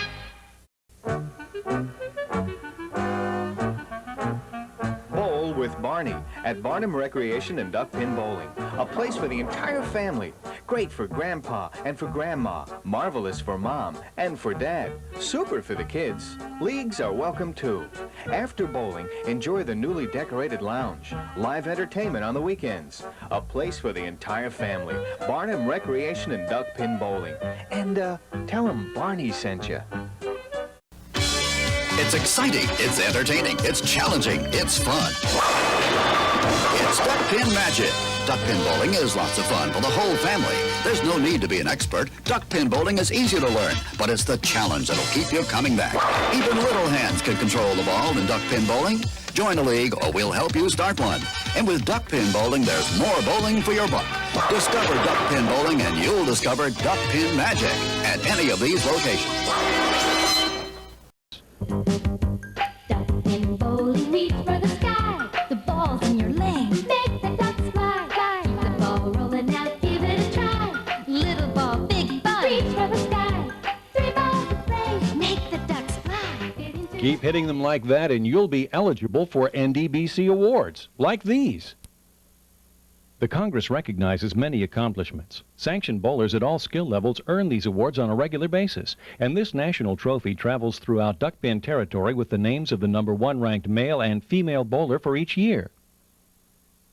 Looking for something fun to do? How about bowling? Bowl at Thunderhead Bowl for the best in duck pin and 10-pin bowling at 2 locations, both Westminster and Tawnytown. You can enjoy the league opportunities, which are always available for all ages at Thunderhead Bowl. And both locations are open 7 days a week with a snack bar and restaurant specials to ease the hunger as you have fun. The Pro Shop has a complete line of bowling equipment and accessories designed to improve your game. If you'd like information on open bowling, adult and youth leagues, contact Thunderhead Bowl, the family fun place. Duck pin bowling, reach for the sky. The ball's in your lane. Make the ducks fly, fly. The ball rolling out, give it a try. Little ball, big ball, reach for the sky. This weekend, reach for the sky and make the ducks fly for only 50 cents a game at these Duck Pin Fun Unlimited centers. Reach for the sky. Duck pin bowling, reach for the sky. My oh my.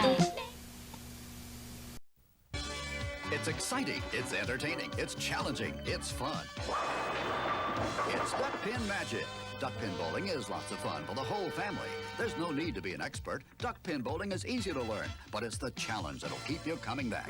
Even little hands can control the ball in duck pin bowling. Join a league or we'll help you start one. And with duck pin bowling, there's more bowling for your buck. Discover duck pin bowling and you'll discover duck pin magic at any of these locations. Got the winter blues? Tired of sitting around the house watching reruns on the tube? Get in on the action and go duck pin bowling. Grab your family and grab your friends and find out how much fun and excitement you could have duck pin bowling. Be a part of the action and head for your local duck pin bowling establishment. There are plenty of lanes available and you won't know how much fun you're missing until you give it a try. Duck pin bowling, the cure for the winter blues. Hello, we'd like to clear up some misconceptions about duck pin bowling at Fairlanes. This is a duck. This is a duck pin. Note the absence of webbed feet. This is a flock of ducks. This is a flock of duck pins. The object of duck pins is to hurl 3 balls, bang, bang, bang, and knock them all down. Exhilarating. The object of ducks is to, well, to be ducks. Now you may proceed to Fairlanes. We're quite sure you'll find duck pinning everything it's quacked up to be. Sorry. Duck pin excitement. Duck pin fun. Duck pin bowling at Johnson's Lanes in the Hamden Plaza. Discover enjoyable low-cost fun for the whole family. Whether you want to join in the league, play for fun, for exercise, or are planning a special birthday bowling party, Johnson's Lanes is your duck pin bowling center. Don't miss the fun. Fall and winter leagues now forming for teams or individuals. To join in, call us now. For the young and young at heart, it's Johnson's Duck Pin Lanes in the Hamden Plaza. Spare no fun and throw a strike with your child's next birthday party. Come on down to the duck pin bowling lanes at 1465 Barnum Avenue in Stratford. Our courteous and attentive staff will take care of the details so you can party with the kids. In the Rock and Glow Room, lights and music will give the birthday boys and girls memories that'll last a lifetime. Adults will enjoy our lounge and break a sweat knocking down some pins. Call to reserve your lane now.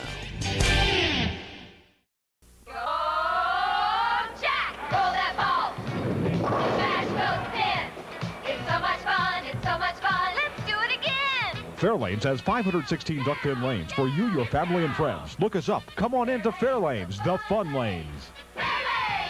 It's your turn now for Fairlanes fun. So bring it on in. Let's show them how it's done.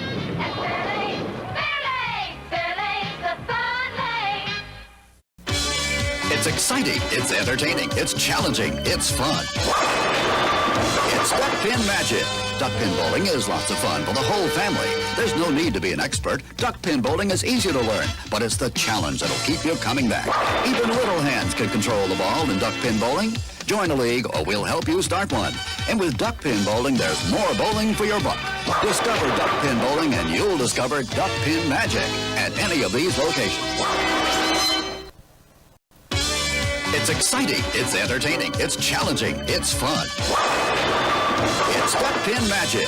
Duck pin bowling is lots of fun for the whole family. There's no need to be an expert. Duck pin bowling is easy to learn, but it's the challenge that'll keep you coming back. Even little hands can control the ball in duck pin bowling. Join a league or we'll help you start one. And with duck pin bowling, there's more bowling for your buck. Discover duck pin bowling and you'll discover duck pin magic at any of these locations.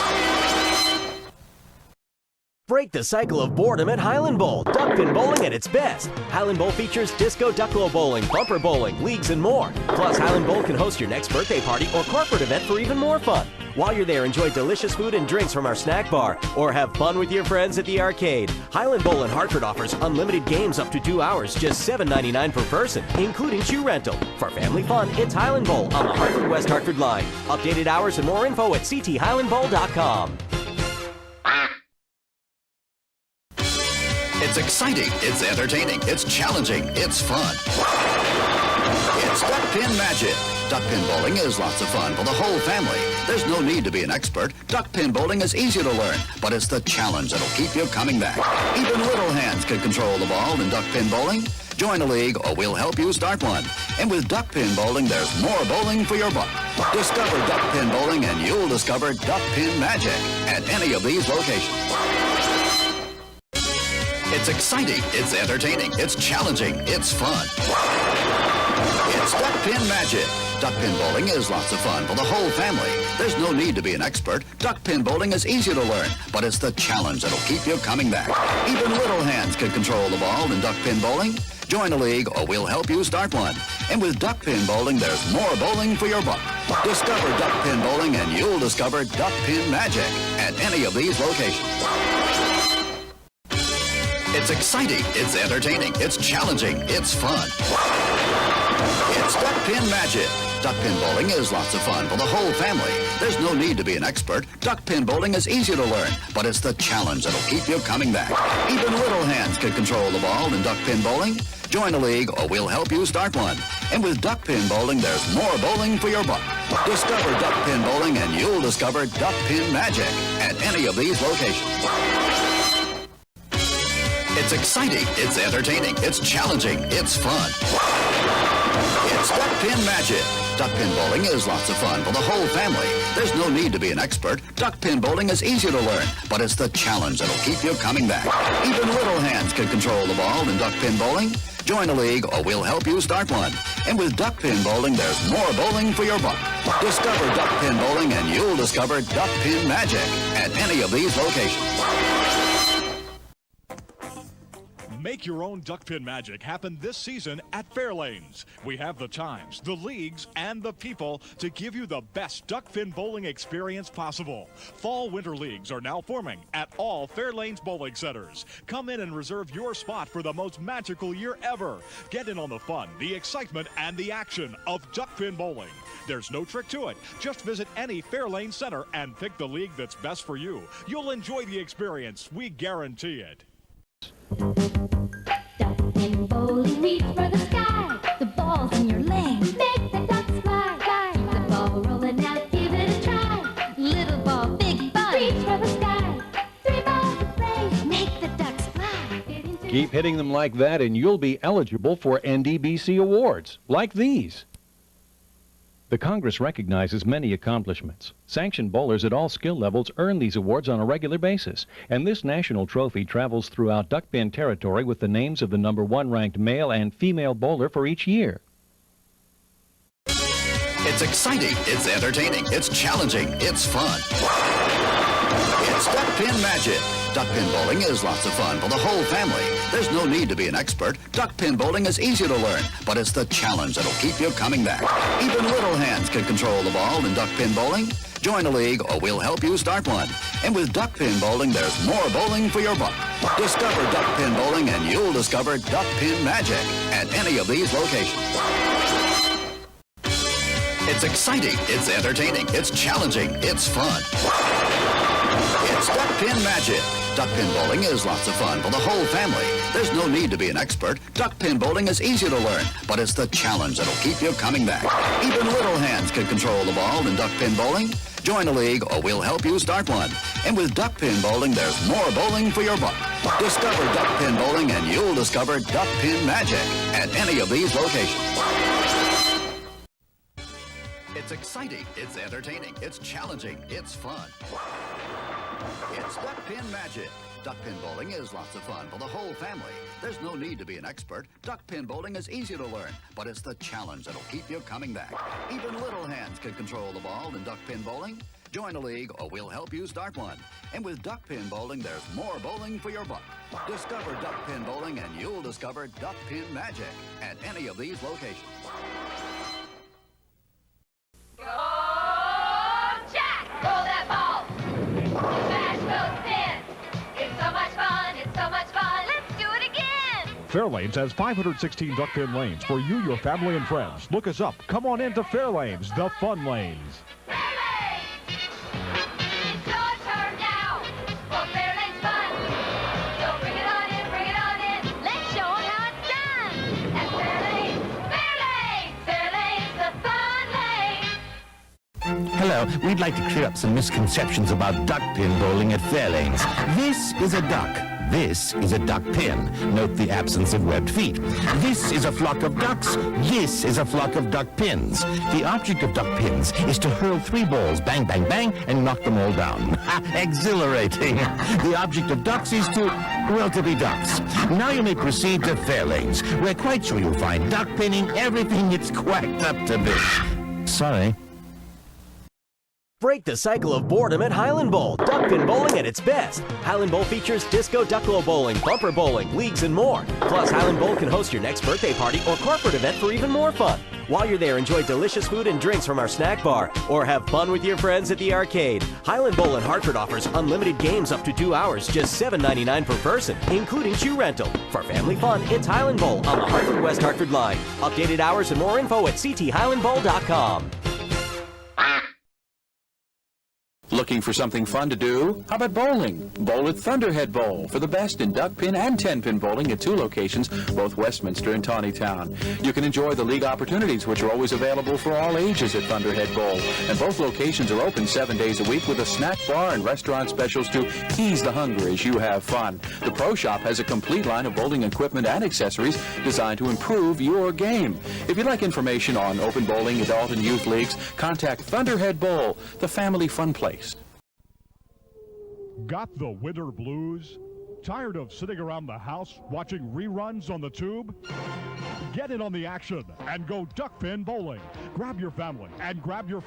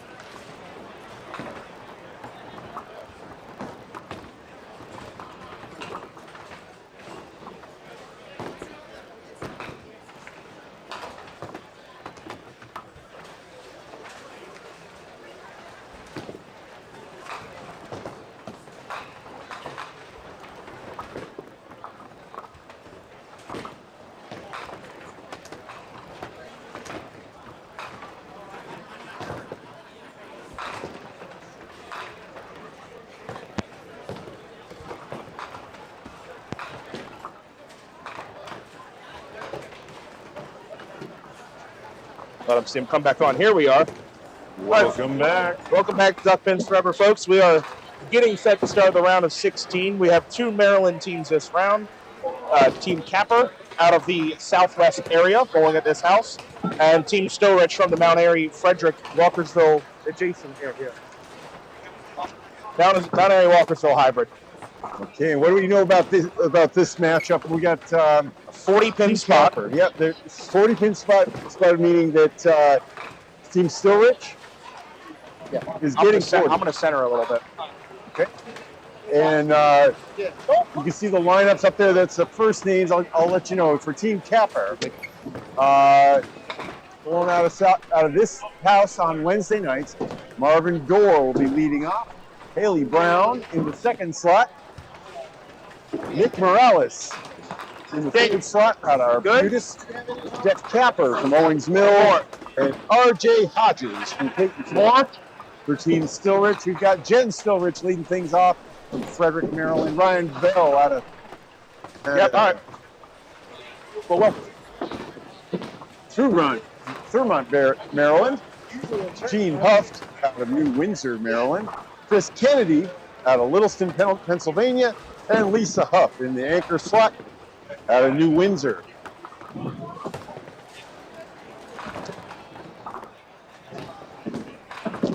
So the Team Capper team, Nick, is a perennial contender here. Yeah, they're no strangers to making Sundays in team events.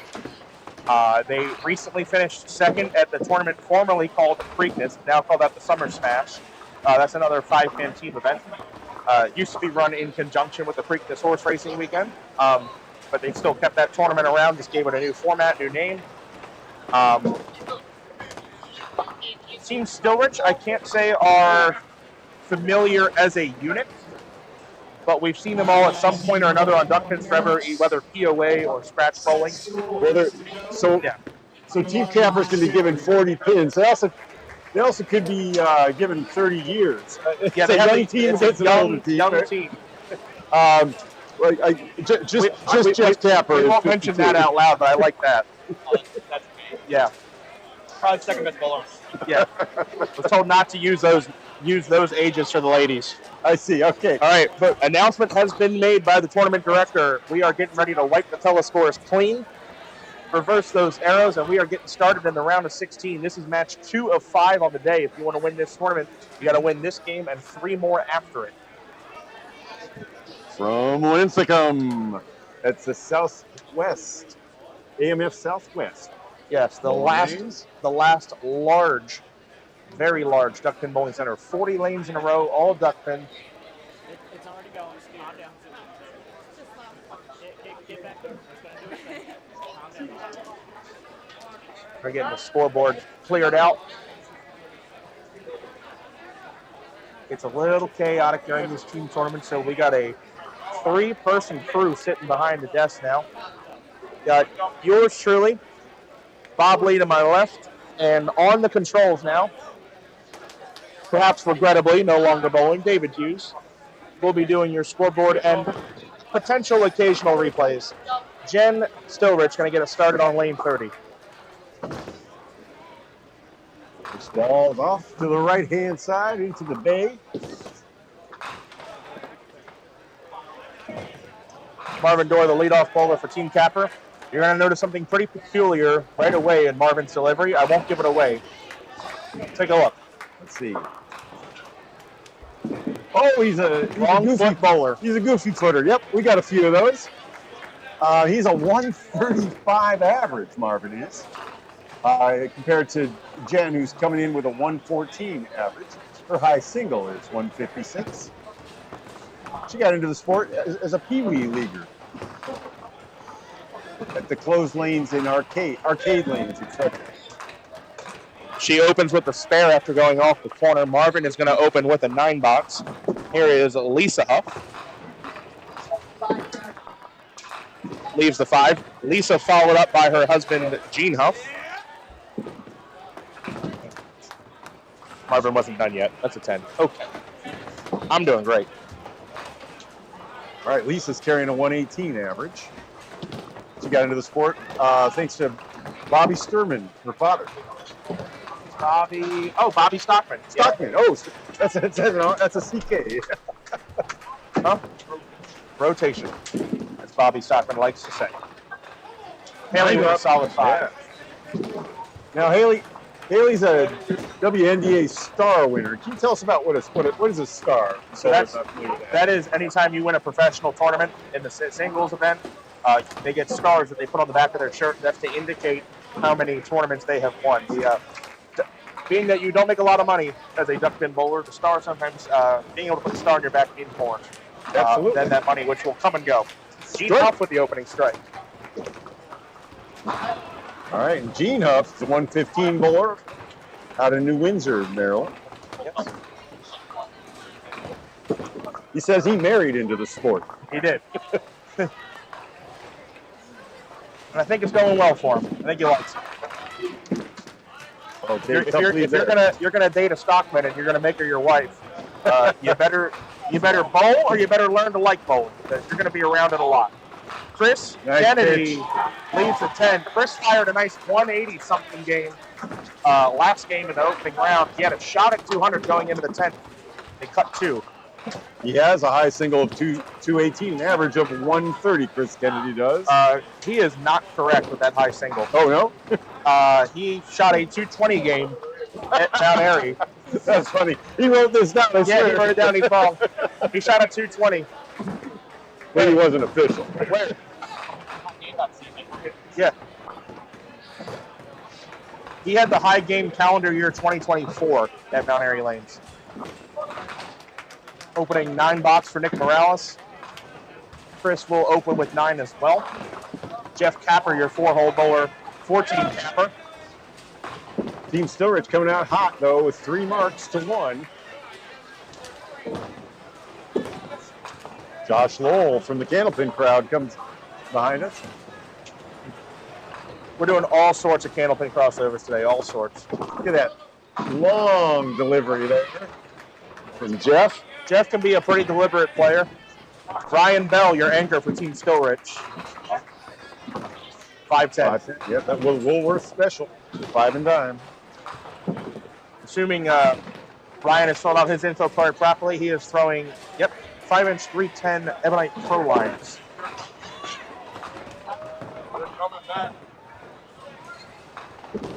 Jeff Capper, a ball switch to the ABC for the shaves it.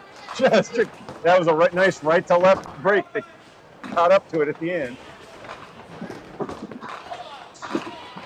2 spares on the board for Team Capper.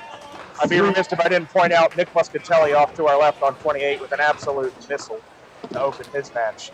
They have, unfortunately, the name of that team's blanking on me, but they've missed the camera by Bumpin' Butts. Bumpin' Butts has missed the camera pair by 1 pair either side, both rounds.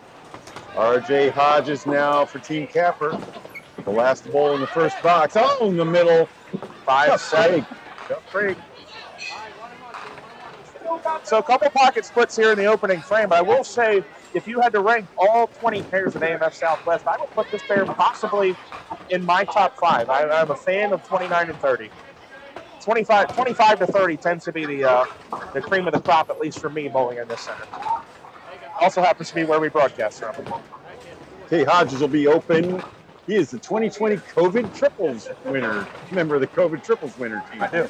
Now known as the Duck Pins Forever Triples. Because COVID is no longer a thing. So they wanted to keep that tournament around. Yeah, there was a lot of creative work in the Candlepin sport as well. And that was the game alive. That was so that we could get a team tournament without violating capacity restrictions. I see. Marvin Dorr to start the second. On the wrong foot and in the pocket. Cleans the plate for the strike, 20 plus in the second. Marvin out of Linthicum right here. Just down the road. Nice good ball there. That was a sweet pitch. Opening 20 box for Ken Stillridge.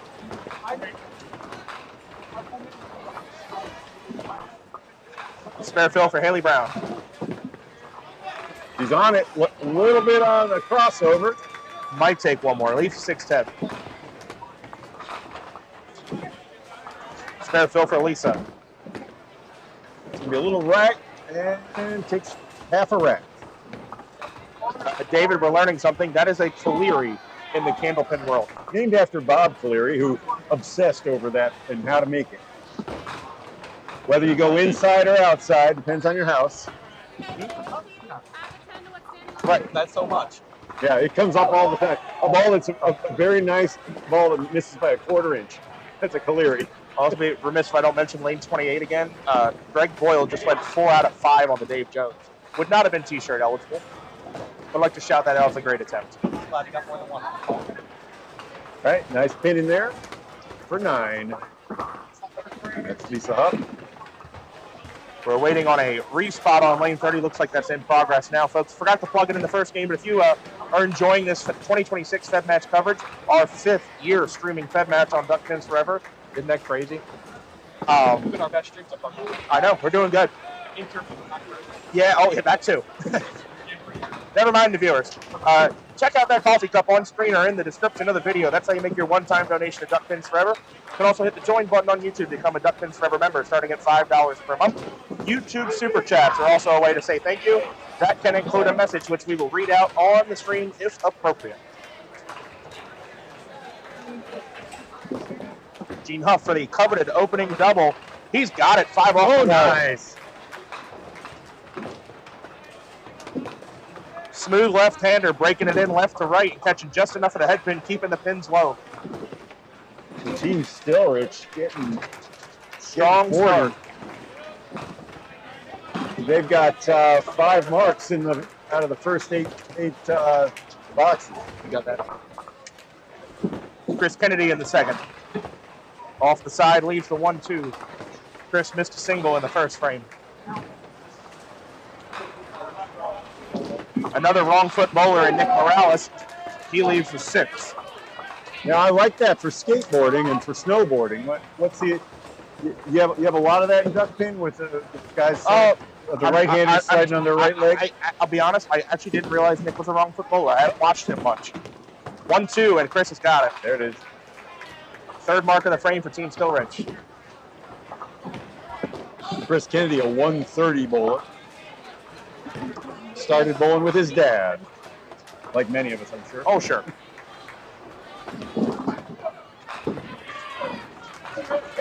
My dad is formerly from England. He was born British. So we did not grow up duck pin bowling. I am a first-generation duck pin bowler. Do you ever throw Skittles? No. That's one I want to try. Okay, 9 drop. Solid 5 for Ryan Bell. Ryan Bell carrying a 139 average for Team Stillridge. We don't have team uniforms, so we're going to have to tell people as they move back and forth. Sure. You will see Gene and Lisa Huff wearing matching shirts. That is a former Duck Pins Forever sponsors of ours, Flicks Collision, which is a business they own. Nice. It is a Jave Dome, does not count. This is a inverted. Inverted. Yeah, he made it on his first ball, right? Yeah, Dave likes to call this the pound the body shot. You want to beat that head pin straight back. Davy Jones. Rock. Okay, yep. Yeah. That's the problem. You hit that at all off center, you can take just the head pin. I made that once in Candlepin. Once. I've seen it many times. I'm in 8 leagues. Is that all? Oh, that's my retirement special. We should introduce you to someone named Jim Keane. You guys would have a great time. That's average 144. It is too many. I also have too many 144 games a week. I'm finding that I think 20 or so strings a week would be optimum. Not 30 and 40. Where's your arm down? Great exercise though. Go bowling. If you don't go bowling and you're watching this, go bowling. RJ to close out the second. Oh, nice. Five clean. That's the 3rd one of those we've seen already today.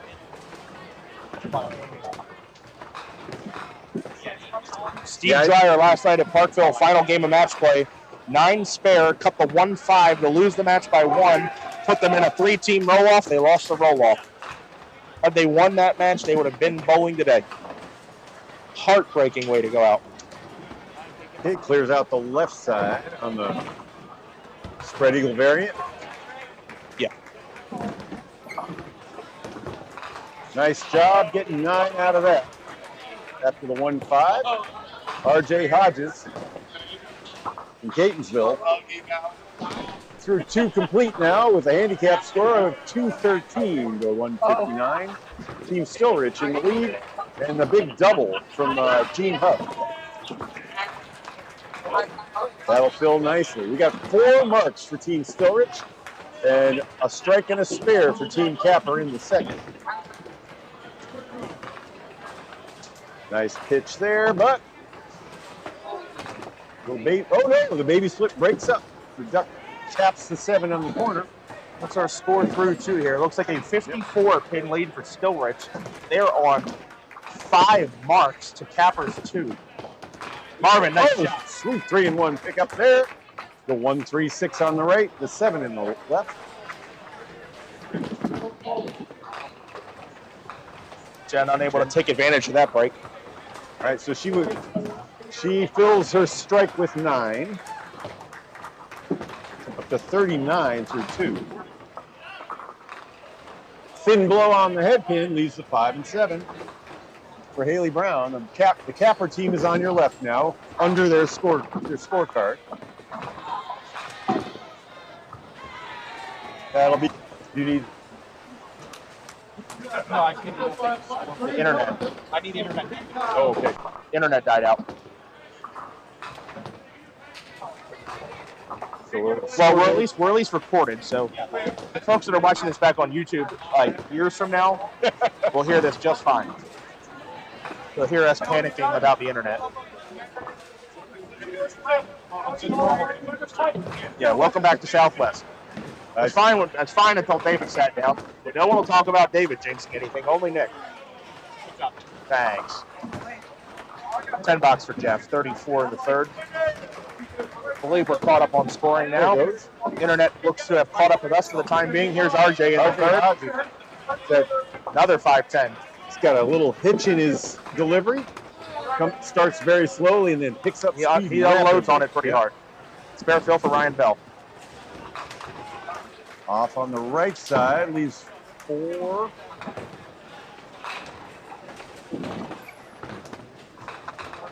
So, Team Stillrich taking their 40-pin head start with a handicap and adding to it early on in this match.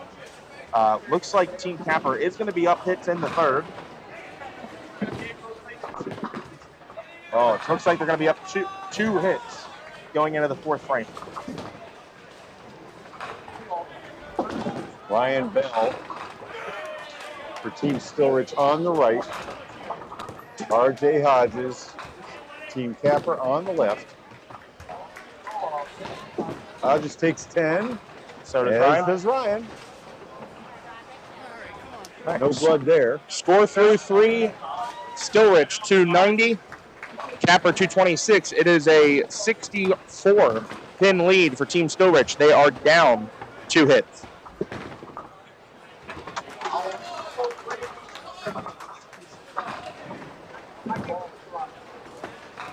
Jen Stillrich starting the 4th frame for Team Stillrich. Team Stillrich is on the left now for this set.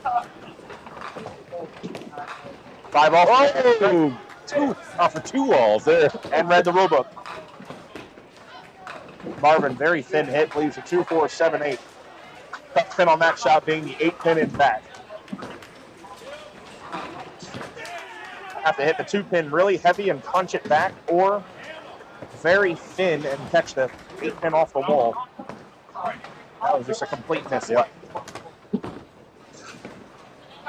Nice delivery on the left side of the head pin. No mix. Leaves a setback, 5, 6, 10.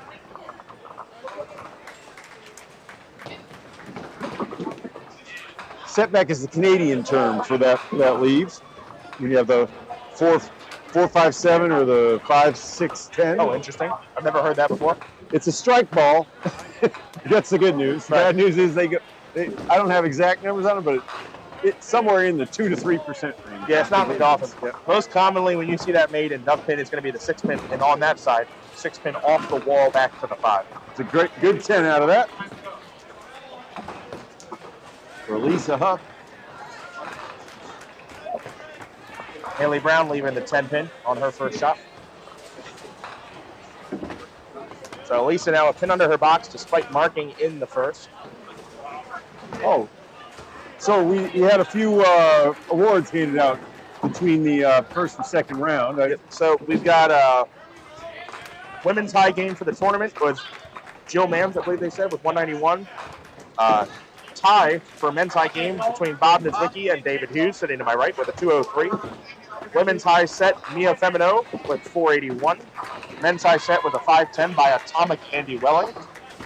Women's high average with a 148.5, Lisa Huber. And men, Phil Dix, 156.5.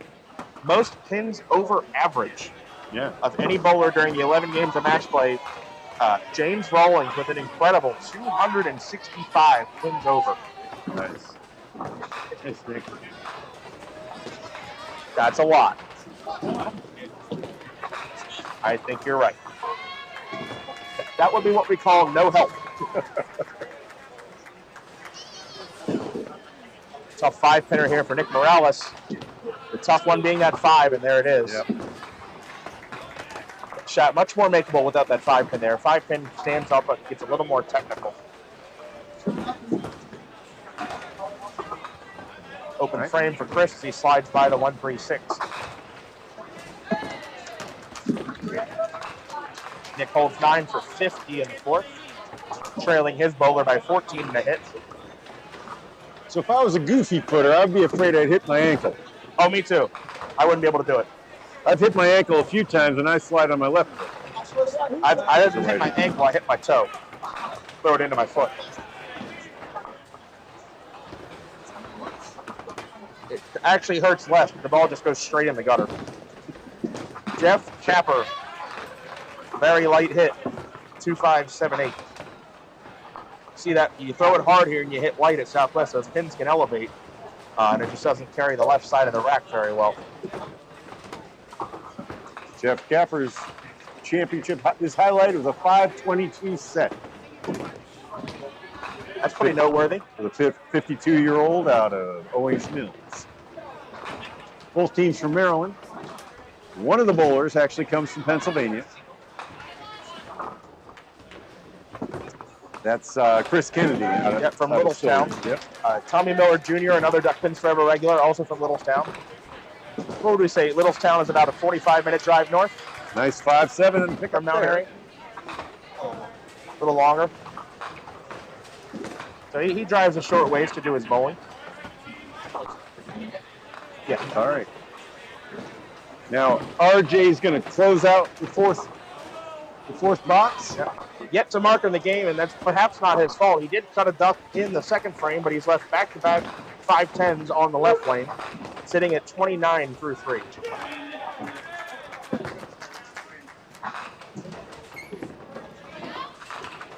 Carries this time. Strike for Capper. And the hits after 4 are Stillrich 3 and Capper 2. Still a 60, now down to 54. Am I reading that right? 54 pin lead for Team Stillrich.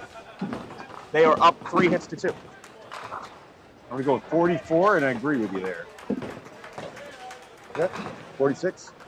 286 to 340 would be 54. Oh, yep. Don't do math on stream. Yep, that's right. It's like David trying to spell. It's bad. Doesn't go well. Pocket 7-8 for Jen on her double attempt. Nice. That's a thin one. 10-pin bowlers, I've heard call that a bucket with a handle. Yep. Bucket with a handle or a hay bale sometimes for candlepin. Yep. A couple years ago, that was a Parkville 5. The Canadians add to that. They're definitely in the bucket club. Got to push that 3-pin back hard. Drive it home. Does not have it. Yeah, yep, me too, Dave. I don't know how the 9s or how the 5 is still there.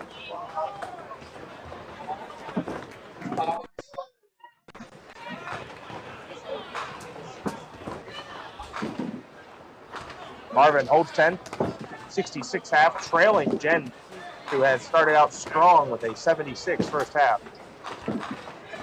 Jen a 114 average, so 76 at the half, it's plenty. Light hit for Lisa, another pocket 7-8 on lane 30. Spare fill for Haley Brown. And she leaves a mirror image, 9-10. We've got the whole back row between both lanes.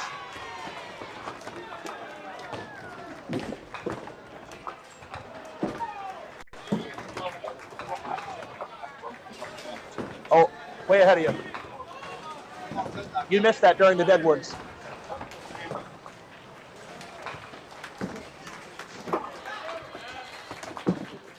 Lisa on her wood ball is going to slide by the 7. Disappointing first half of 48. Haley with about an average first half, maybe a little under with 63. Haley carrying has averages of 128 and 131, depending on which. I would imagine those are current averages. Jean looking to get the 5 off the wall, going to leave it. Jean was going for the double there. Started this match with a double in the first and second. Difference in the games from what I can see is about 1.5 marks per game. The pros carry about a 120 average, 117 is the current pro average. In Candlepin are getting 3.1 spares and 9/10 of a strike per string. And I think I'm seeing your averages being about 20 pins higher. Yeah, so our elite duck pin bowlers are averaging a little over 2 strikes a game. Okay, yep. Yeah.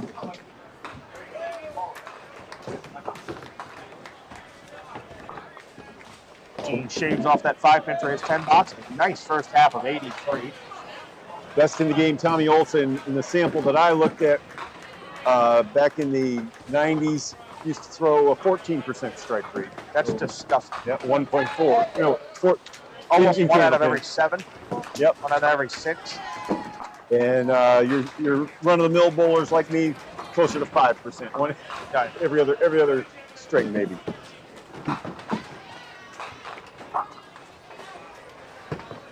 Jeff Capper has not marked since the opening frame, sitting at 44 in the 4th.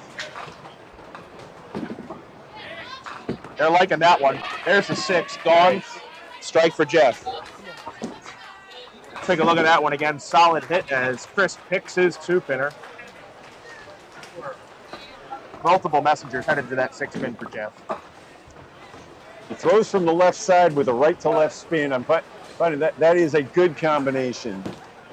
Yeah, you'll see multiple bowlers do that. Most notably, Don Duff, Winnie Shriver, who we covered in the last match. Yep. Ball is grabbing. All right, hit advantage right now goes to Team Capper, which is what they need considering they're in a deficit. RJ Hodges for the double. Now we're looking at 63 on the raw score. RJ breaks up the 2 and 1 there, just to leave the single 2. Spare fill for Ryan Bell. Beautiful pick. Wow. Wow, that messenger flew all around it. Same messenger Jeff just had. Ryan doesn't get his to go.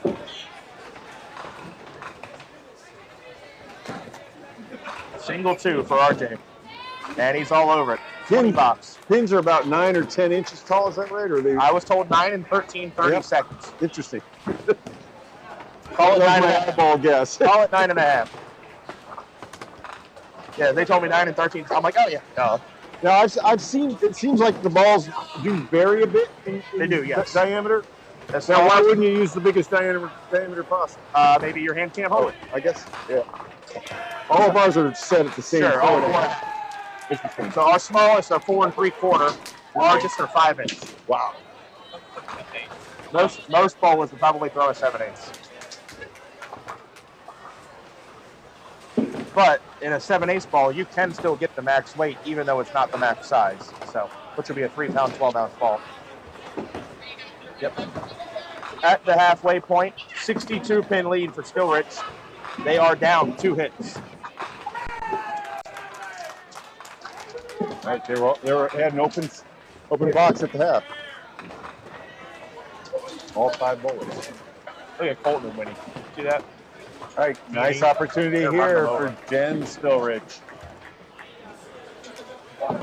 The 5 and 8. Got to hold a little up. Yep, drove straight through. Jen has a pretty aggressive right to left finish on her ball. I saw her cupping it a little bit. She does, yes. Plus the fact that the pro line can be a relatively high friction ball. I see. I'd argue pro line probably one of the highest. Yep. Nice pitch. Sleeper stands. All right, Jen takes 9. Swings off the 5 pin. So the lead is about 7 marks right now for Stillridge, but Capper does have the hits to start chipping into this. Marvin with 10 pulls back just 1 more pin. 61 pin lead for Stillridge. 2 hit lead for Capper. That one gets away right. To the 1, 2, 4, and 9.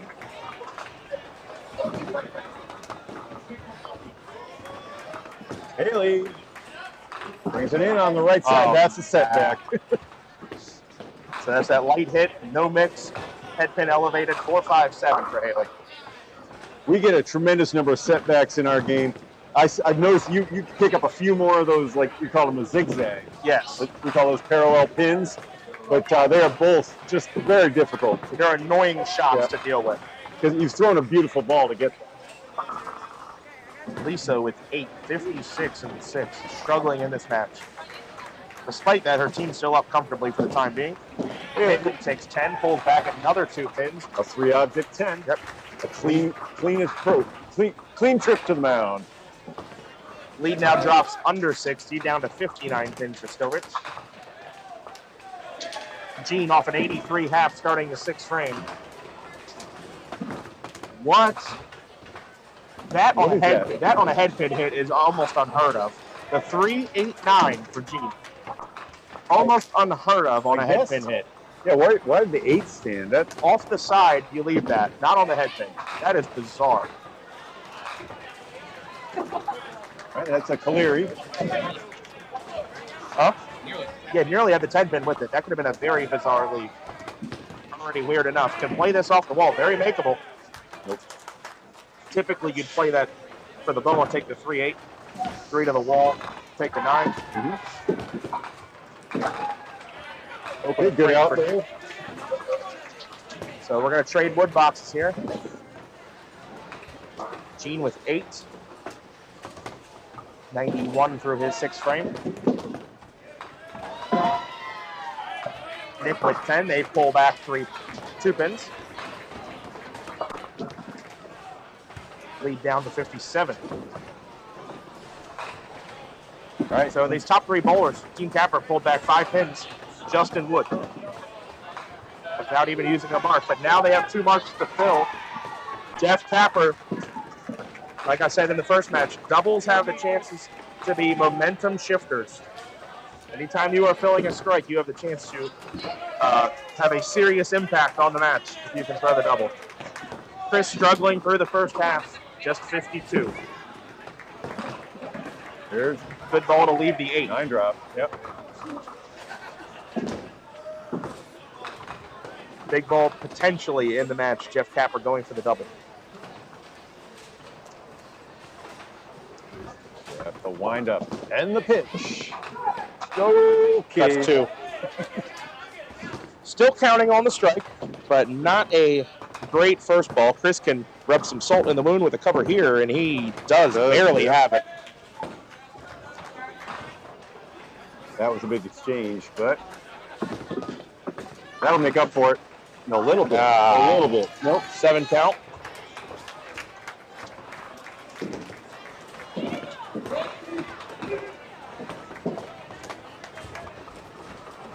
So this will be a gainer for Team Capper in the 6th, but not as much as it could have been. Is that Brandon on 31? Oh boy. 3, 2, 1. Medic. Uh-oh. 3, 2, 1. Medic. That is double corner pins on 31 for Brandon Cook. Gonna need to put it somewhere between those.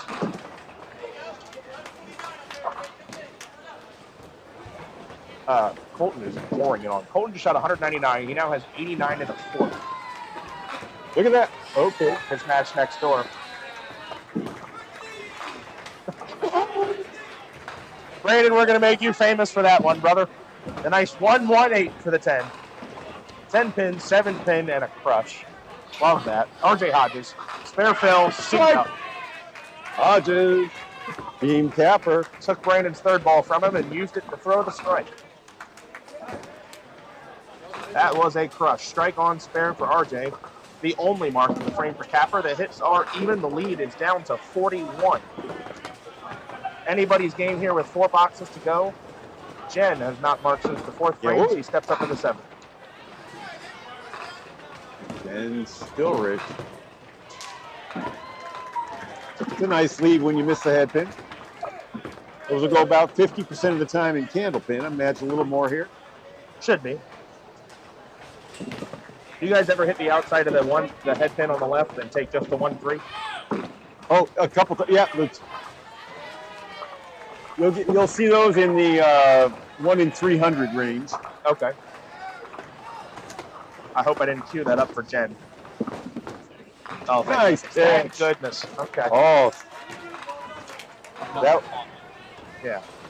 That helps. Now the marks favoring Stillrich, 2 spares. Team capper just with a strike from the anchor bowler RJ. Inverted 2-pinner for Marvin, and he's got it. All right. Keeping it up. Marks are even now. The 1-3-6-8 for Lisa. A famous shot in a duck pins forever match, the John D'Antonis overtime against Bernie Hipkins. Spared the 1-3-6-8 in wild fashion. Those of you that don't know what I'm talking about, go look it up. Hey, the 5 was the last to fall on that strike. Open frame for Lisa. Doesn't get that 6 to go. Watch out as the top 2 bowlers from capper mark. This could be a momentum-changing frame. You see Haley turning around after that strike and imploring her teammates to join her in the cause in the 7th frame. Let's see if Nick can back her up with a strike of his own.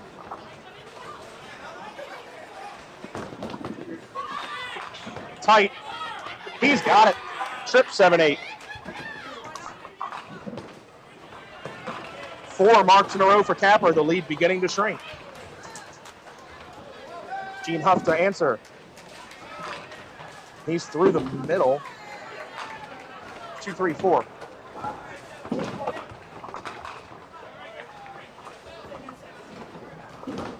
We might be missing messages, I'm guessing.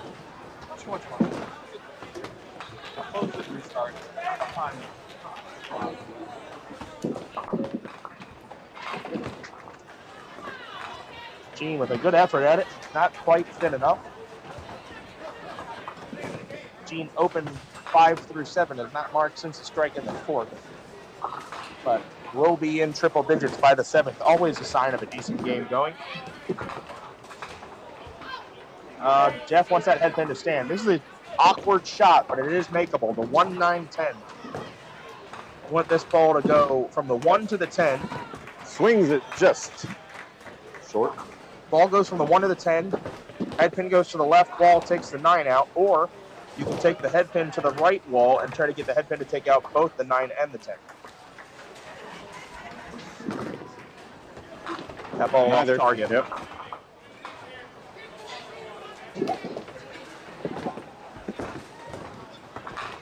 Chris. Nice pitch there, but no. Break. 8 count on his spare, leaves a 5-7. 9 box for Jeff Capper, 79 through his 7th.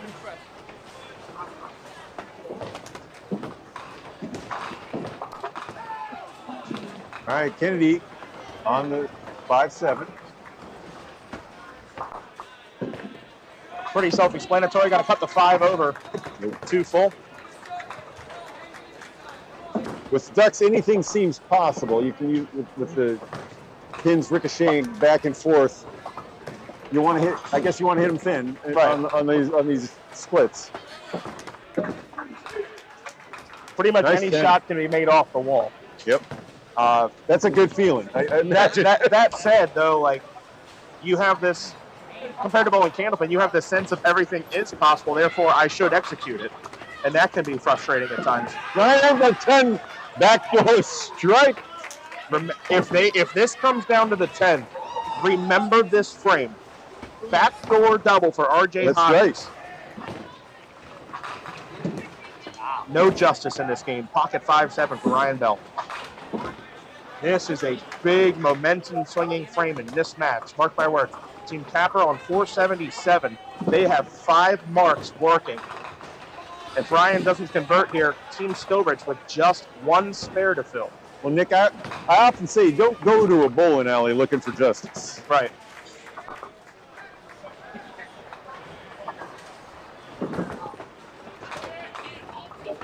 I think one of the reasons I think our fans love the game and hate it is that it's not just a matter of executing.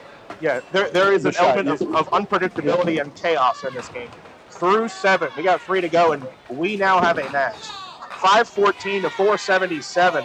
It is a 37-pin lead for Team Stillbridge. They are down 4 counts. And 3 of them are strikes. And 3 of them are strikes. Call it an even game. Jen Stillbridge delivering on, crosses over the head pin.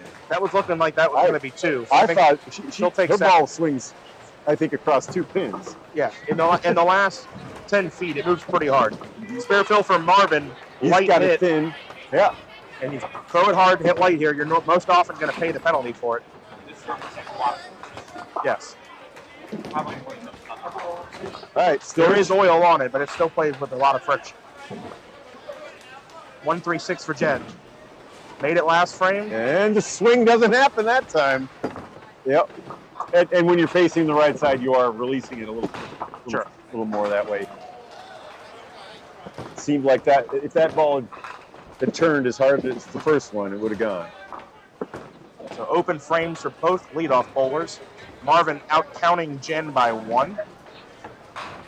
That's right. And the deficit is sitting at 36. Yes, down to 36. Minus. Could be 35 now. Yeah. If Marvin gains another pin. 35. Yep. So 35, but with 3 4 hits strikes, to 0. 4 is a double. Yeah, that's right. 4 hits to 0. It's up 35, down 4 hits. You can call it an even game at this point. 8th frame for Lisa. Extremely light. And she leaves some trash. Wow.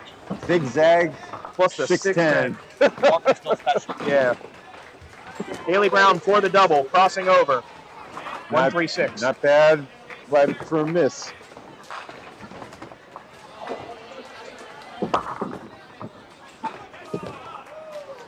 Uh-oh. Yep. Wood becomes an issue now. Multiple ways this can become a 5 or less, or 6 or less.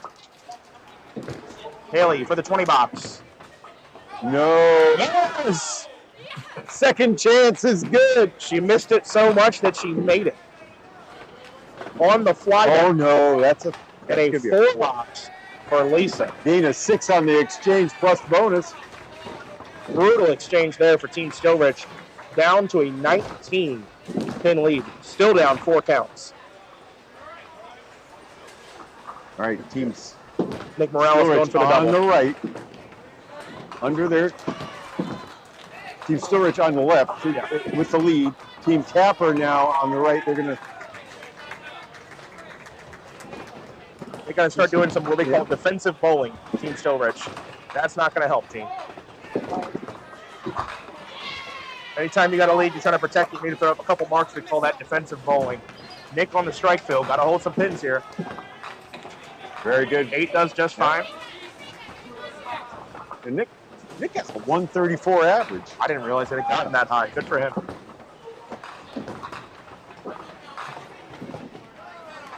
He's on 5-inch Comets, 3 pounds 10 ounces. Wood ball for Nick. Wow. He'll take 9. Jammed that one into. Got that pin to shoot back off the curtain.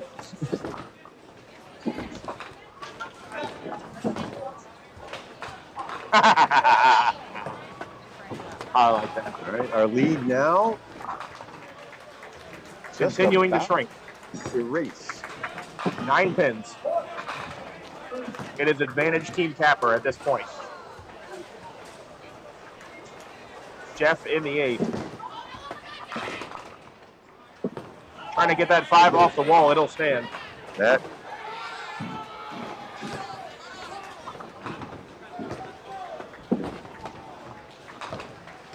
Juice for Chris.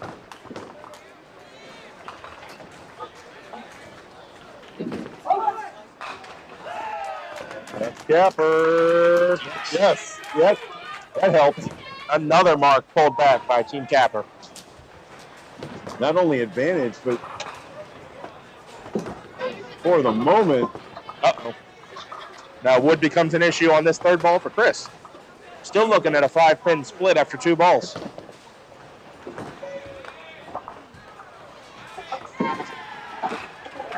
Goodness. That strike off to the left is just ridiculous. What's his score up to? Colton's at 136 plus in the 8th. Wow. All right, good out. And they're shooting 199. Just sick.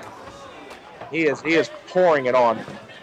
56 plus bonus balls over his box. Can take firm control with a triple here. Solid 7. Big 9 count. Big 29 in the 6th. The lead now belongs to Team Capper. Wow. It was a momentum-based game. Ryan Bell with a solid 9. Trying to reverse that momentum. 9-pin on that hit. Ryan has 2 spares on the string. RJ. Yes. Picks it up. That's his 2nd spare to go along with 3 strikes. Ryan, yes. Little defense on the bottom for Stowrich. Just gets him a hit. 559 for Stowrich. Now 571 for Capper. They have the lead. They have the hits. They're up 12 hits, or 12 pins, 2 hits. All gone. Wow. 5-man team, stuff like that. Big changes like that can happen. Basically one string to bowl. Yes, and if Stowrich, Team Stowrich wants a chance, they have to win this frame. They have to outmark Capper in this frame. The hits will be, the fills will be what the fills are. They have to outmark them in this frame. If they don't, the match is all but over and they get into desperate territory. Right there, another solid 9. Back-to-back solid 9s on 29. What are you doing? Put that pin on spot, Sherman. One more off. Yeah, one more off. Riding the rail, Jen. Oh, nice. Barbasol close shave of the day. Jen with a 4-step approach. Marvin at the 9, no. So Stowrich does pull back a mark there. Lisa coming off of multiple opens and a 4-box. 3-2-1 medic.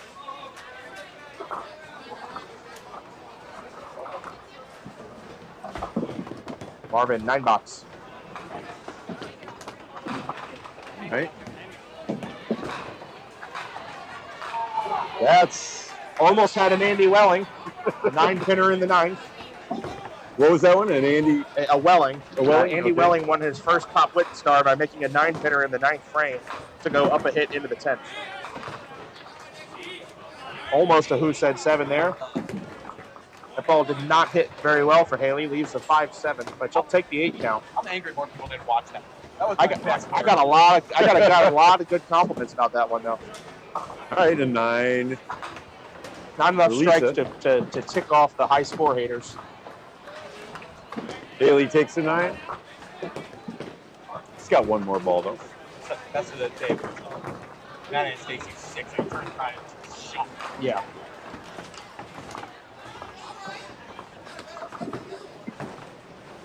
A 3-object 10 for Haley Brown. You got to paint a box here. Need marks and they need them in a hurry. No. That does not help. Pushing through for 5.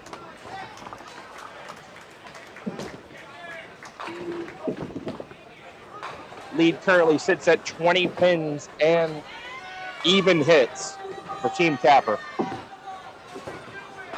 Dean trying to send it over. Nick Morales, the goofy footer, drives it home. Goofy about that ball. That was rock solid right in the pocket where it needed to be.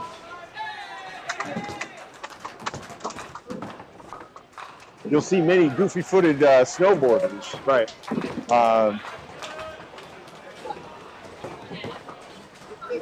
The Winter Olympics. Been watching the curling? Love curling. It's a related if you're a bowler and you don't like curling, you are wrong. Yeah. My brother does that up in Rochester. He's obsessed with it. He's in 3 leagues. I have a feeling I would be absolutely terrible at it. The club just dropped $25,000 on new stones. Rochester Curling Club. But they belong to the house. And that's probably like, what, 1 set of stones? Yeah, 1 set of new stones. They retire their old ones and get them out to the youth leagues for the smaller houses. That's nice. 1-6 for Jeff Capper. Ooh. All right, so we're tight enough here that I think Stillrich is still about 3 marks away from joining Capper. So the question is what happens here in the anchor spot, because if they have, where they head into the 10th up hits, they have a shot. The math just gets harder if they're up, if they're even or down hits.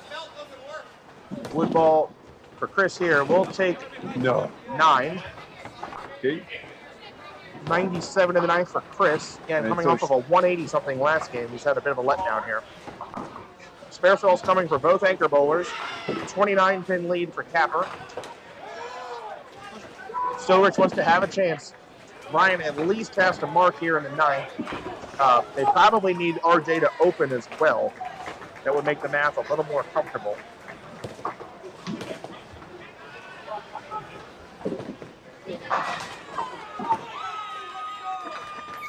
Fairfield for RJ. Nice. Pockets. 7-8.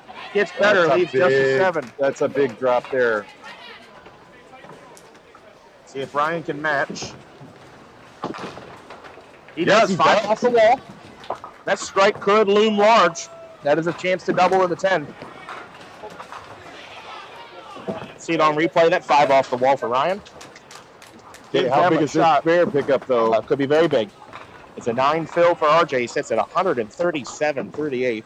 Some good anchor bowling.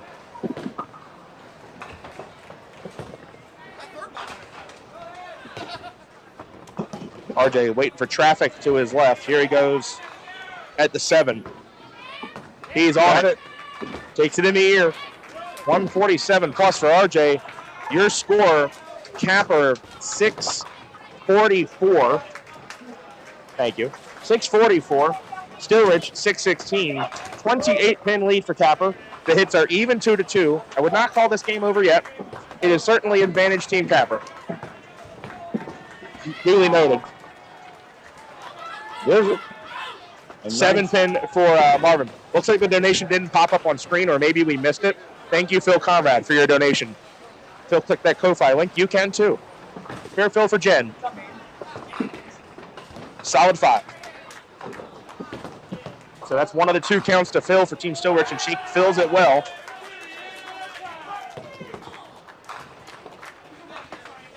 Marvin at the 7. He's got it. Nice. Good defensive bowling there from Marvin Dorr in the top spot. 123 and the ball. Jen Stoach has to match. That's got a hold. It will not. Nope. She turned. And you she could turned tell away. she knew the arrows, it didn't have a chance.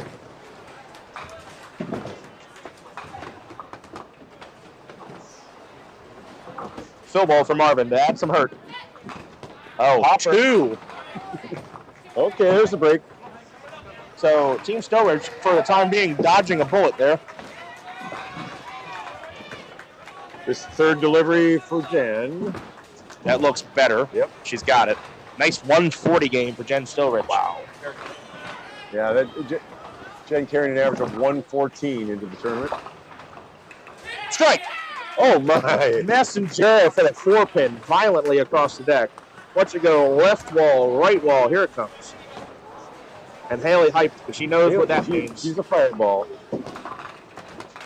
Lisa with the answer, almost leaves a 10.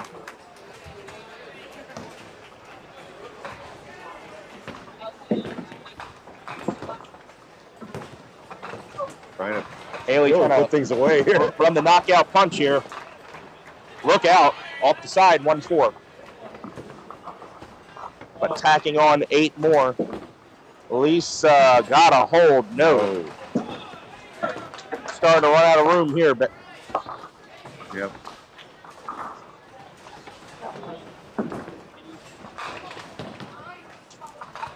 Disappointing game for Lisa for sure, 88. Haley doing her part. 20 in the 10th, 141.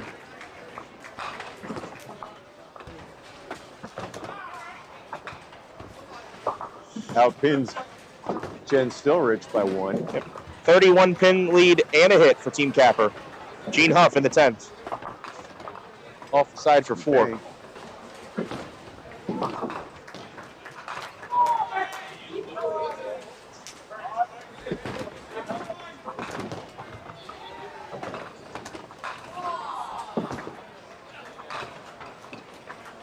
Didn't blow, but you can consider this a must. He's got it. Wow. That was a 4-2 split, right? Yeah, it's a washout. 6-pin washout. Yeah. Clean conversion for Gene Huff. 126 in a ball. Yet, nice. That one hitting pin side.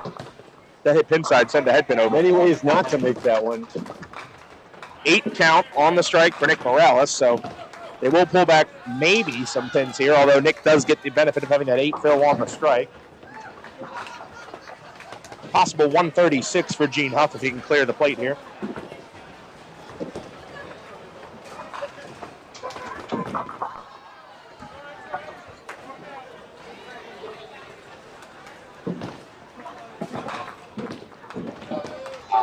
Okay, Nick with 10, 125. Defends well. Bill ball for Gene. Coming in light, takes 9, a 135. 30 pins, even hits. Gene is a 115 bowler. That's he was over.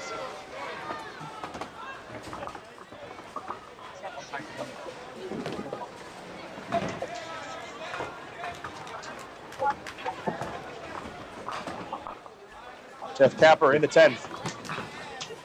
Off the side, it gets a massive break. Wow. And then zipped from behind.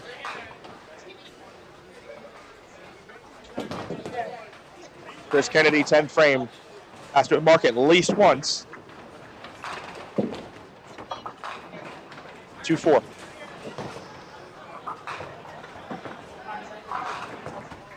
Jeff Capper at the single 8. And that does not have it. He's getting the 30-pin lead. Chris with the spare here can chip into it. Give Ryan a shot. 2-4. No. Oh, no. Yep. That is unfortunate. Yeah. Jeff takes 10. Chris can match him with 10. Ryan, the only Ryan's situation, strike, yeah. The only situation is that Ryan strikes twice. I think Ryan would actually need all 3 in the 10th just to force RJ to mark, if my math on that is correct. It's 31. Yeah, okay. It's 30, right? Yeah, so the most Ryan can add is 50 more pins, which would be 724. That would force RJ to mark. But Ryan would need to clear the deck 3 more times. So as long as RJ keeps this ball on the lane, Ryan has to strike 2 more times. Nice. Yeah. And if RJ marks, which he might, then this game is over. RJ has not opened since the 3rd. Ryan must strike on this ball. It's on the head pin. Oh, 2, 3 times back. Hang out. Wow. All right, congratulations. Team Capper going to win this one. They trailed through most of the first half. Again, the good mid to late game from them. RJ Hodges 7 marks in a row. All strikes and singles. Look at that. We'll call this a penalty shot for Ryan Bell. You got to throw one more ball and full rack of pins, and you don't have a chance. A penalty shot. Yep, for a 176, RJ. 174 in the anchor spot for RJ Hodges. A nice team score of 731. Penalty shot for Ryan Bell. You hope that ball doesn't strike, and it doesn't. Your final score, Capper 731, Stillridge 701. Capper wins by 30 and advances to the quarterfinals. Well, that was extraordinary. You blew it.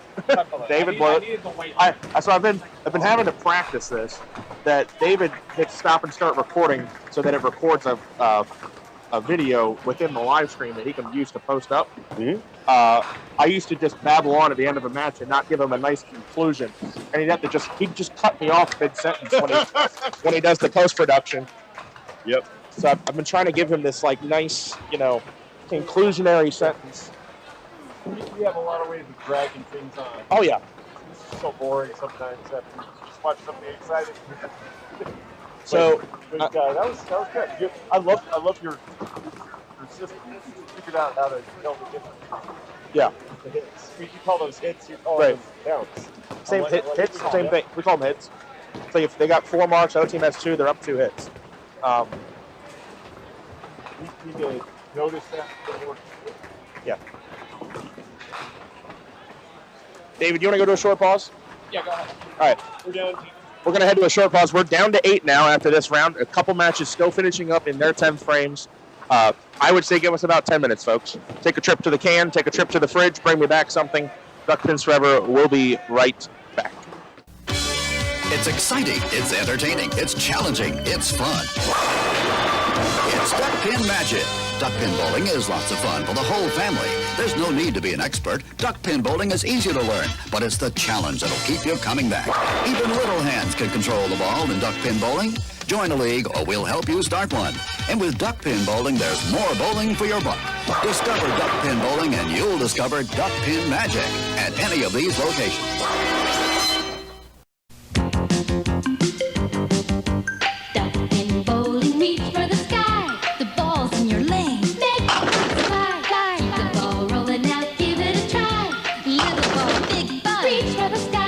This weekend, reach for the sky and make the Ducks fly for only 50 cents a game at these Duck Pin Fun Unlimited centers. Reach for the sky. Duck pin bowling, reach for the sky. My oh my. Spare no fun and throw a strike with your child's next birthday party. Come on down to the Duck Pin Bowling Lanes at 1465 Barnum Avenue in Stratford. Our courteous and attentive staff will take care of the details so you can party with the kids. In the Rock and Glow Room, lights and music will give the birthday boys and girls memories that'll last a lifetime. Adults will enjoy our lounge and break a sweat knocking down some pins. Call to reserve your lane now.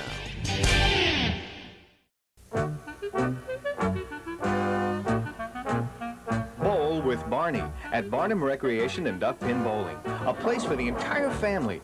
Great for Grandpa and for Grandma. Marvelous for Mom and for Dad. Super for the kids. Leagues are welcome too. After bowling, enjoy the newly decorated lounge. Live entertainment on the weekends. A place for the entire family. Barnum Recreation and Duck Pin Bowling. And tell them Barney sent you. Make your own duck pin magic happen this season at Fairlanes. We have the times, the leagues, and the people to give you the best duck pin bowling experience possible. Fall-winter leagues are now forming at all Fairlanes bowling centers. Come in and reserve your spot for the most magical year ever. Get in on the fun, the excitement, and the action of duck pin bowling. There's no trick to it. Just visit any Fairlanes center and pick the league that's best for you. You'll enjoy the experience. We guarantee it. It's exciting, it's entertaining, it's challenging, it's fun. It's Duck Pin Magic. Duck pin bowling is lots of fun for the whole family. There's no need to be an expert. Duck pin bowling is easy to learn, but it's the challenge that'll keep you coming back. Even little hands can control the ball in duck pin bowling. Join a league or we'll help you start one. And with duck pin bowling, there's more bowling for your buck. Discover duck pin bowling and you'll discover duck pin magic at any of these locations. It's It's exciting, it's entertaining, it's challenging, it's fun. It's Duck Pin Magic. Duck pin bowling is lots of fun for the whole family. There's no need to be an expert. Duck pin bowling is easy to learn, but it's the challenge that'll keep you coming back. Even little hands can control the ball in duck pin bowling. Join a league or we'll help you start one. And with duck pin bowling, there's more bowling for your buck. Discover duck pin bowling and you'll discover duck pin magic at any of these locations. It's exciting, it's entertaining, it's challenging, it's fun. It's Duck Pin Magic. Duck pin bowling is lots of fun for the whole family. There's no need to be an expert. Duck pin bowling is easy to learn, but it's the challenge that'll keep you coming back. Even little hands can control the ball in duck pin bowling. Join a league or we'll help you start one. And with duck pin bowling, there's more bowling for your buck. Discover duck pin bowling and you'll discover duck pin magic at any of these locations. Duck pin excitement. Duck pin fun. Duck pin bowling at Johnson's Lanes in the Hamden Plaza. Discover enjoyable low-cost fun for the whole family. Whether you want to join in a league, play for fun, for exercise, or are planning a special birthday bowling party, Johnson's Lanes is your duck pin bowling center. Don't miss the fun. Fall and winter leagues now forming for teams or individuals. To join in, call us now. For the young and young at heart, it's Johnson's Duck Pin Lanes in the Hamden Plaza. It's exciting, it's entertaining, it's challenging, it's fun. It's Duck Pin Magic. Duck pin bowling is lots of fun for the whole family. There's no need to be an expert. Duck pin bowling is easy to learn, but it's the challenge that'll keep you coming back. Even little hands can control the ball in duck pin bowling. Join a league or we'll help you start one. And with duck pin bowling, there's more bowling for your buck. Discover duck pin bowling and you'll discover duck pin magic at any of these locations. It's exciting, it's entertaining, it's challenging, it's fun. It's Duck Pin Magic. Duck pin bowling is lots of fun for the whole family. There's no need to be an expert. Duck pin bowling is easy to learn, but it's the challenge that'll keep you coming back. Even little hands can control the ball in duck pin bowling.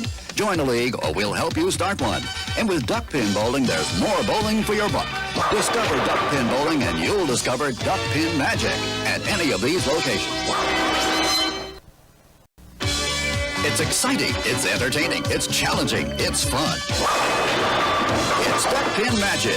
Duck pin bowling is lots of fun for the whole family. There's no need to be an expert. Duck pin bowling is easy to learn, but it's the challenge that'll keep you coming back. Even little hands can control the ball in duck pin bowling. Join a league or we'll help you start one. And with duck pin bowling, there's more bowling for your buck. Discover duck pin bowling and you'll discover duck pin magic at any of these locations.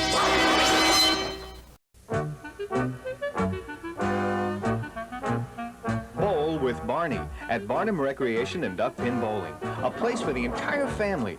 Great for Grandpa and for Grandma. Marvelous for Mom and for Dad. Super for the kids. Leagues are welcome too. After bowling, enjoy the newly decorated lounge. Live entertainment on the weekends. A place for the entire family. Barnum Recreation and Duck Pin Bowling. And tell them Barney sent you.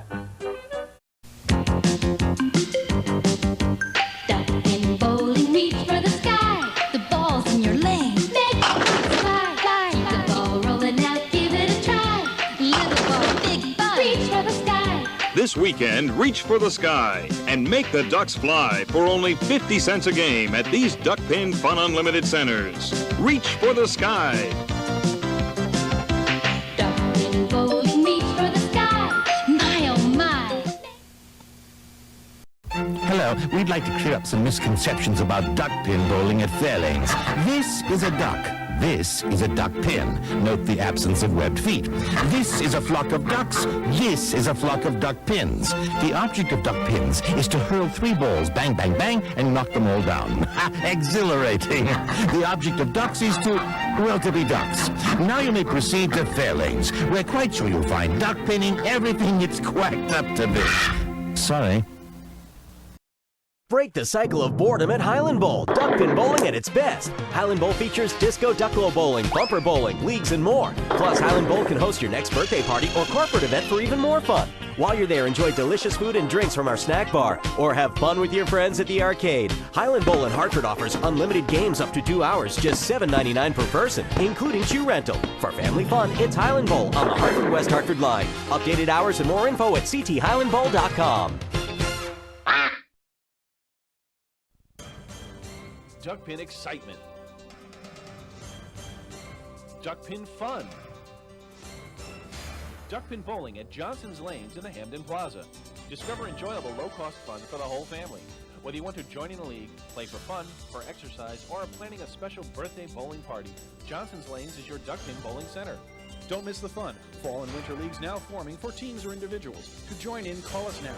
For the young and young at heart, it's Johnson's Duckpin Lanes in the Hamden Plaza. It's exciting, it's entertaining, it's challenging, it's fun. It's Duckpin Magic. Duckpin bowling is lots of fun for the whole family. There's no need to be an expert. Duckpin bowling is easy to learn, but it's the challenge that'll keep you coming back. Even little hands can control the ball in duckpin bowling. Join a league or we'll help you start one. And with duckpin bowling, there's more bowling for your buck. Discover duckpin bowling and you'll discover Duckpin Magic at any of these locations. Got the winter blues? Tired of sitting around the house watching reruns on the tube? Get in on the action and go duckpin bowling. Grab your family and grab your friends and find out how much fun and excitement you can have duckpin bowling. Be a part of the action and head for your local duckpin bowling establishment. There are plenty of lanes available and you won't know how much fun you're missing until you give it a try.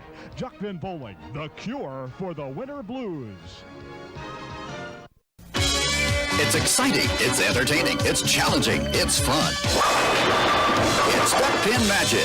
Duckpin bowling is lots of fun for the whole family. There's no need to be an expert. Duckpin bowling is easy to learn, but it's the challenge that'll keep you coming back. Even little hands can control the ball in duckpin bowling. Join a league or we'll help you start one. And with duckpin bowling, there's more bowling for your buck. Discover duckpin bowling and you'll discover Duckpin Magic at any of these locations. Make your own duckpin magic happen this season at Fairlanes. We have the times, the leagues, and the people to give you the best duckpin bowling experience possible. Fall-winter leagues are now forming at all Fairlanes bowling centers. Come in and reserve your spot for the most magical year ever. Get in on the fun, the excitement, and the action of duckpin bowling. There's no trick to it. Just visit any Fairlanes center and pick the league that's best for you. You'll enjoy the experience. We guarantee it. It's exciting, it's entertaining, it's challenging, it's fun. It's Duckpin Magic. Duckpin bowling is lots of fun for the whole family. There's no need to be an expert. Duckpin bowling is easy to learn, but it's the challenge that'll keep you coming back. Even little hands can control the ball in duckpin bowling. Join a league or we'll help you start one. And with duckpin bowling, there's more bowling for your buck. Discover duckpin bowling and you'll discover Duckpin Magic at any of these locations. Spare no fun and throw a strike with your child's next birthday party. Come on down to the Duckpin Bowling Lanes at 1465 Barnum Avenue in Stratford. Our courteous and attentive staff will take care of the details so you can party with the kids. In the Rock and Glow Room, lights and music will give the birthday boys and girls memories that'll last a lifetime. Adults will enjoy our lounge and break a sweat knocking down some pins. Call to reserve your lane now. It's exciting, it's entertaining, it's challenging, it's fun. It's Duckpin Magic. Duckpin bowling is lots of fun for the whole family. There's no need to be an expert. Duckpin bowling is easy to learn, but it's the challenge that'll keep you coming back. Even little hands can control the ball in duckpin bowling. Join a league or we'll help you start one. And with duckpin bowling, there's more bowling for your buck. Discover duckpin bowling and you'll discover Duckpin Magic at any of these locations. It's exciting, it's entertaining, it's challenging, it's fun. It's duck pin magic. Duck pin bowling is lots of fun for the whole family. There's no need to be an expert. Duck pin bowling is easy to learn, but it's the challenge that'll keep you coming back. Even little hands can control the ball in duck pin bowling. Join a league or we'll help you start one. And with duck pin bowling, there's more bowling for your buck. Discover duck pin bowling and you'll discover duck pin magic at any of these locations.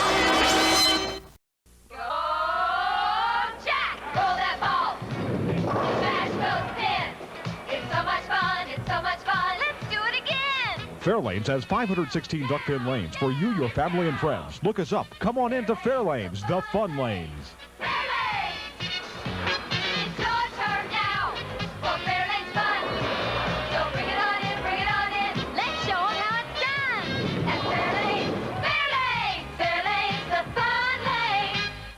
Looking for something fun to do? How about bowling? Bowl at Thunderhead Bowl for the best in duck pin and 10-pin bowling at 2 locations, both Westminster and Tawnytown. You can enjoy the league opportunities, which are always available for all ages at Thunderhead Bowl. And both locations are open 7 days a week with a snack bar and restaurant specials to ease the hunger as you have fun. The Pro Shop has a complete line of bowling equipment and accessories designed to improve your game. If you'd like information on open bowling, adult and youth leagues, contact Thunderhead Bowl, the family fun place. It's exciting, it's entertaining, it's challenging, it's fun. It's duck pin magic. Duck pin bowling is lots of fun for the whole family. There's no need to be an expert. Duck pin bowling is easy to learn, but it's the challenge that'll keep you coming back. Even little hands can control the ball in duck pin bowling. Join a league or we'll help you start one. And with duck pin bowling, there's more bowling for your buck. Discover duck pin bowling and you'll discover duck pin magic at any of these locations.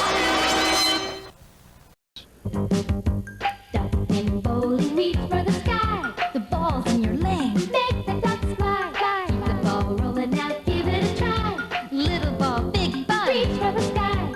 3 balls to play, make the ducks fly. Keep hitting them like that and you'll be eligible for NDBC awards, like these. The Congress recognizes many accomplishments. Sanctioned bowlers at all skill levels earn these awards on a regular basis, and this national trophy travels throughout duck pin territory with the names of the #1 ranked male and female bowler for each year.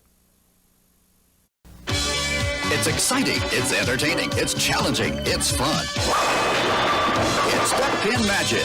Duck pin bowling is lots of fun for the whole family. There's no need to be an expert. Duck pin bowling is easy to learn, but it's the challenge that'll keep you coming back. Even little hands can control the ball in duck pin bowling. Join a league or we'll help you start one. And with duck pin bowling, there's more bowling for your buck. Discover duck pin bowling and you'll discover duck pin magic at any of these locations. It's exciting, it's entertaining, it's challenging, it's fun. It's duck pin magic. Duck pin bowling is lots of fun for the whole family. There's no need to be an expert. Duck pin bowling is easy to learn, but it's the challenge that'll keep you coming back. Even little hands can control the ball in duck pin bowling. Join a league or we'll help you start one. And with duck pin bowling, there's more bowling for your buck. Discover duck pin bowling and you'll discover duck pin magic at any of these locations. Spare no fun and throw a strike with your child's next birthday party. Come on down to the duck pin bowling lanes at 1465 Barnum Avenue in Stratford. Our courteous and attentive staff will take care of the details so you can party with the kids. In the Rock and Glow Room, lights and music will give the birthday boys and girls memories that'll last a lifetime. Adults will enjoy our lounge and break a sweat knocking down some pins. Call to reserve your lane now. Break the cycle of boredom at Highland Bowl. Duck pin bowling at its best. Highland Bowl features disco ducklow bowling, bumper bowling, leagues, and more. Plus, Highland Bowl can host your next birthday.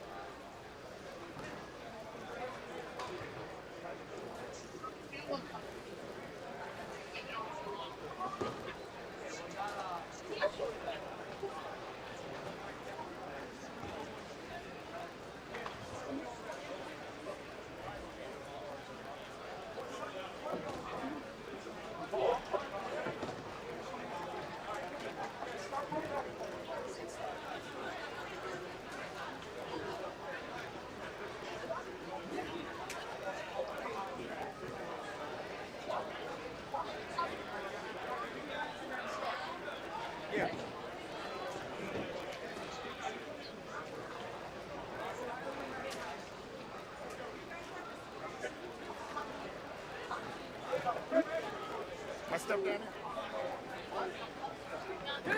on the left? Who's on the right?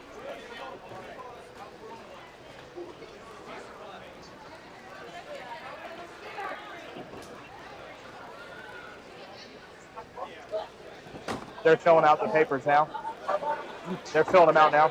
You want me to bring him back as soon as possible? Yeah.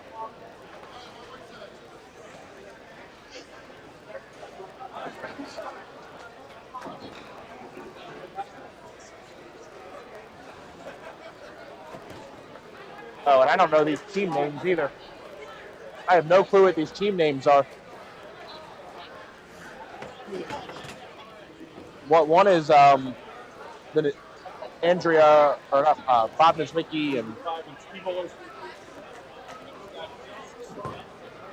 McPherson.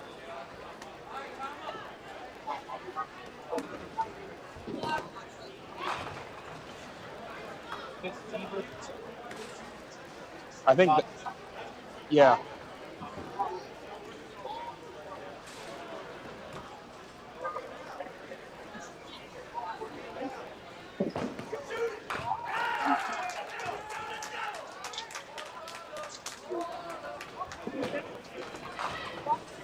Yeah.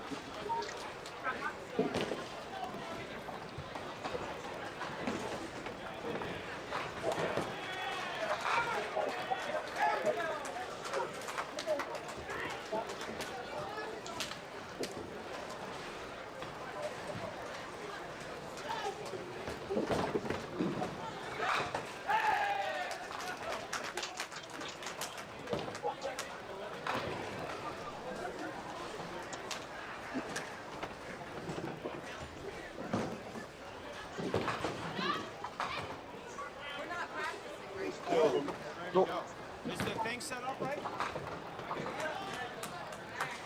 They didn't write their order on here.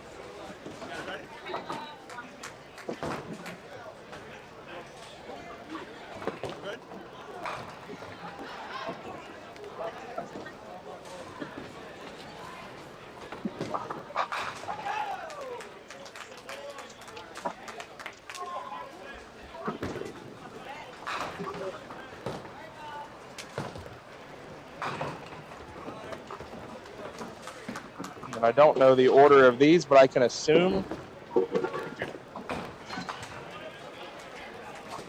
I can assume Danny May anchor, Let me know if they're out. and I hope they're on the right lane.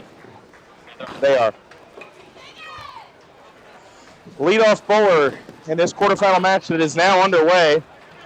On the left side, Diva and Spare Parts from the Parkville area of Maryland. T. McPherson on the right, starting on the right lane from the Hagerstown area of Maryland.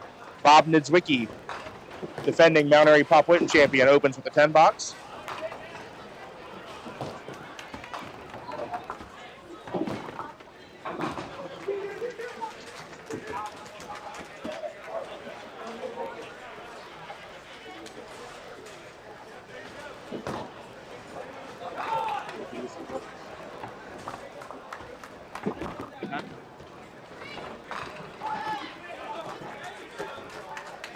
I swear we had them all.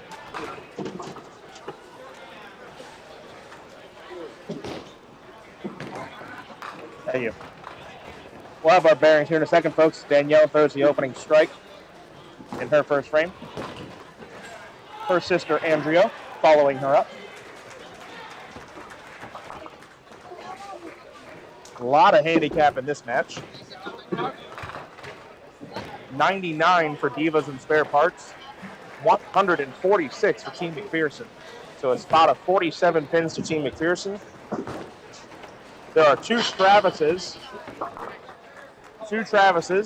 on Team McPherson. So we have a Travis McPherson and a Travis Kelly.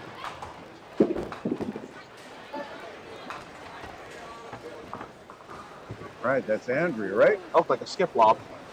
Andrea Nidwiski, 56 years old, out of Perry Hall. She bowls out of Parkville, as Nick was Opening saying. strike there for Jason on the right lane.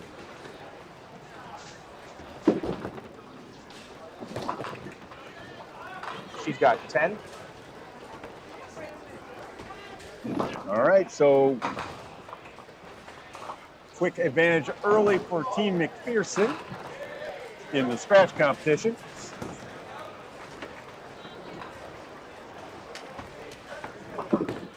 Joe Martin in the 4-hole for McPherson. He goes off the side for a washout. Regina Greco, 4-hole bowler for Divas and Spare Parts. Regina, a WNDA bowler as well as a Pop Whitten bowler. Second place, Pop Whitten, famously lost at this bowling center to the 82-year-old Bob King. She almost converted the 5-7-10 in the championship match in the 10th frame. Nice bid there. I guess they're doing the dishes the old-fashioned way. Regina starting out on the corner. Not enough turn on that one. That'll be a 9. Joe Martin, out of Baltimore. McPherson team, mostly related. In-laws and friends.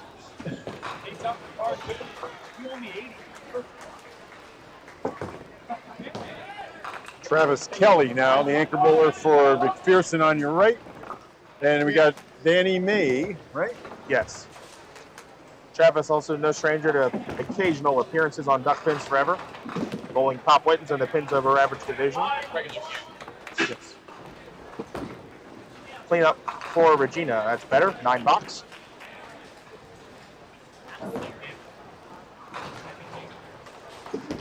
Travis has a high single of 186. He won the King of the Hill at the South Side years ago. King of the Hill is a local tournament they run there. He's using 5-inch Tigers. Tigers. Whoa. Rarely seen ball. Tell me about the Tiger. It's oval. Yeah? That's all I got. I know it's a ball that exists. I believe it's some kind of rubber composition. Does that sound right? It's probably Maybe a hard rubber. Oh, my. Danny May. All right, Danny May carries an average of 130. His home bowling centers are both Pinland and Parkville. He's out of Perry Hall, Maryland. He does still bowl the Pro League, yes. He's throwing Comets and Scorpion. one Scorpion, yeah. Bob Nizwicki. Off the side for the bread line. Bob lives in Baltimore, and he's 130 average, high of 226. Oh, that's nice. He put Pop Whitten Mount Airy on there. Good.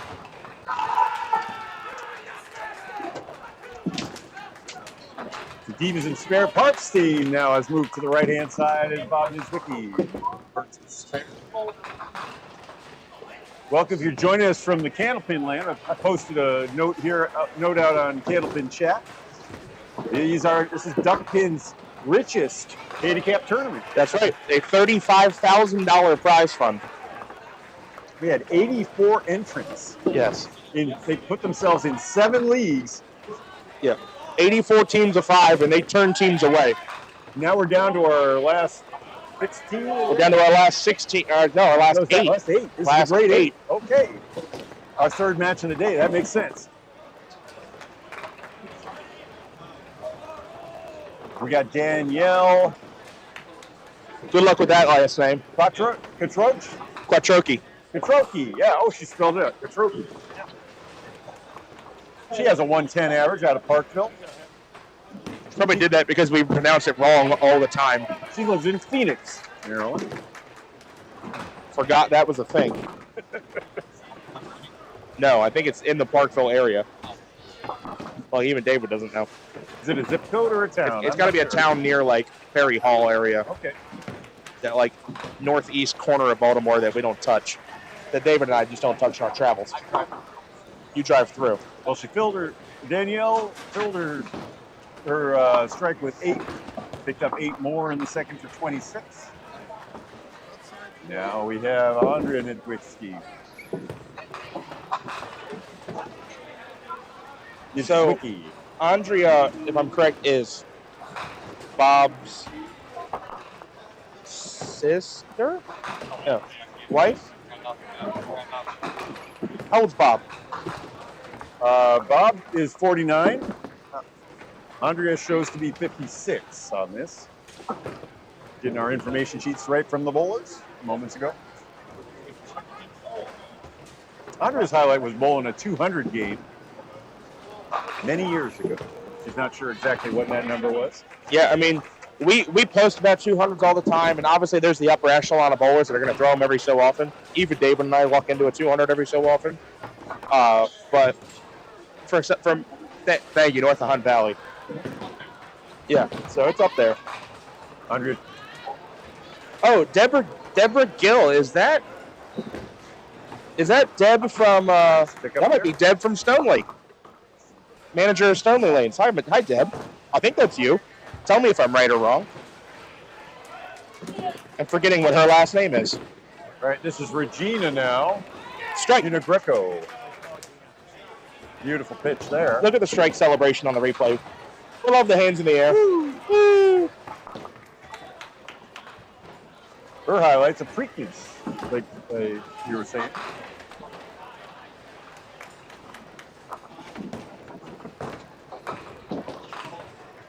Regina's average is 121 at 19 and 2 balls after 2. Danny pushing through. Yep.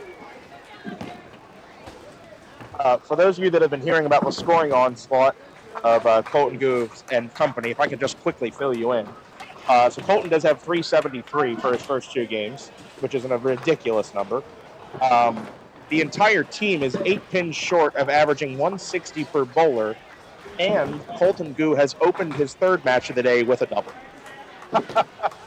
So 500 doesn't even seem to be up for debate for his first 3.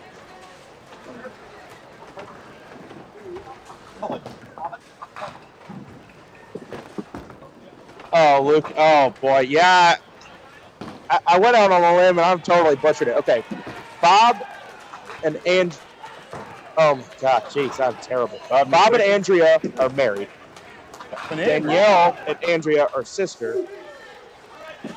I don't know who Jeannie is. Oh, God. You're okay. It's okay. You're okay. I blame David. He can't spell. Regina and Bob are brother and sisters. And then Danny May is just Danny May. Spare parts. The spare parts. Hi, Travis. On 10. So we called it, you guys called that a diamond. In this case, we would call that the front bucket. Oh, the front bucket. Okay, Canadians call that a bucket also. Yeah. I don't know how the front, you're not supposed to leave the front bucket. Yeah, that is the front bucket. And if you get the front bucket and you pop the 1-5 through, you call that punching a hole in the bucket? You could. Okay. Oh, sweet 9 down to 5 pin. 5 pin stand? Yep. Hard to get those to fall. No, look down at the foul line. Didn't like it as soon as he let it go.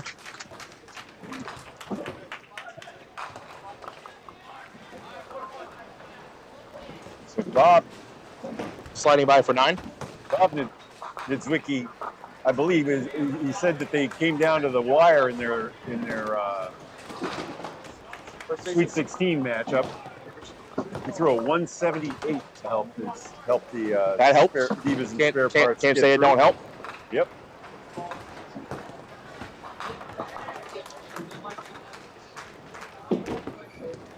Danielle right in there, 5'8".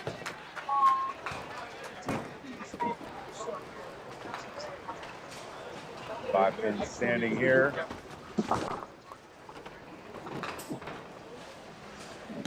Teams now under their scorecards.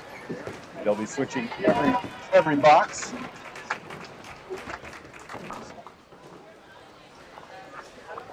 I can move the camera. Travis McPherson on right.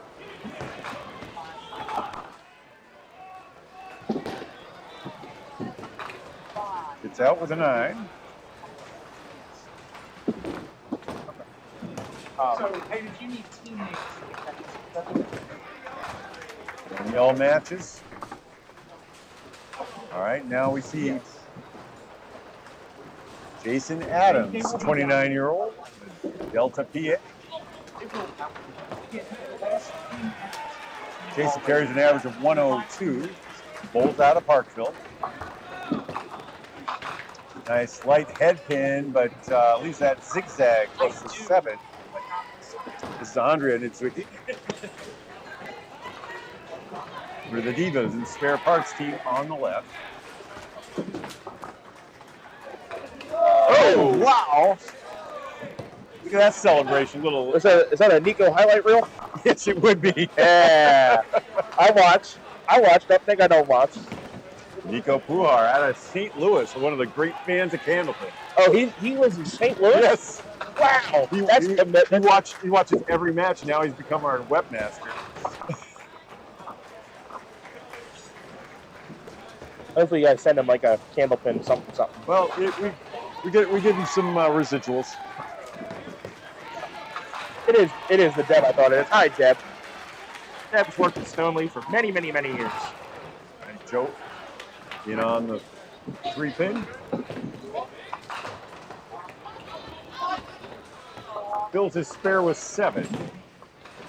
Joe Martin carries a 122 average.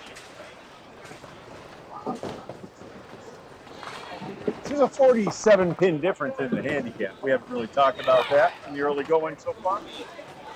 Regina going for the double there, leaving the pocket 5-10. Yeah, a lot of handicap in general, but a 47-pin spot to Team McPherson.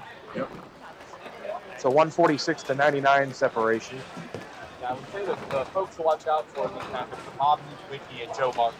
Those are the two bowlers I'd watch in this match. Both with plenty of on-camera experience. Of course, Bob, some of you may remember back in July, his run at Mount Airy when he won, went on a tear in the bracket before the final, which of course he had that backdoor double in the 9th round to take the lead as Travis Kelly strikes in the anchor position. Kelly carrying a 117 average for McPherson's anchor bowler. 3 marks in the frame for McPherson. They're looking at being up at least 2 hits. Travis lives in Hagerstown.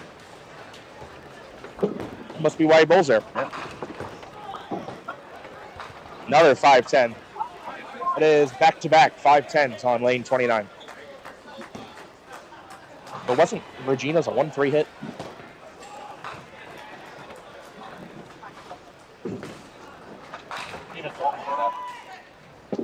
It looked like it was supposed to be a good ball, and then it wasn't. Got to slide it over, Danny May. Slide it over, Danny May. Oh. That ball didn't miss by much.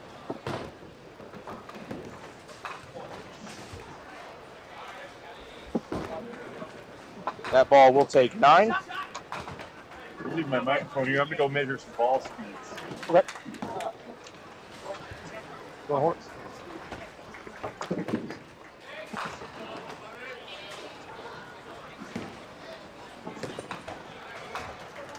He clocked Colton at 37.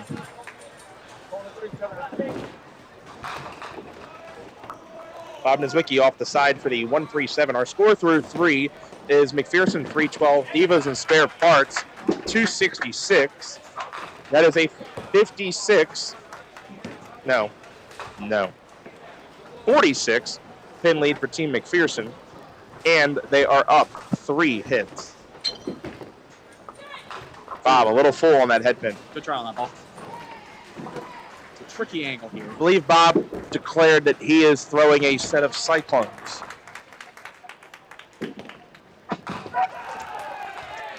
Not an uncommon urethane ball. Not at all. Colton Goo, double 9 spare strike.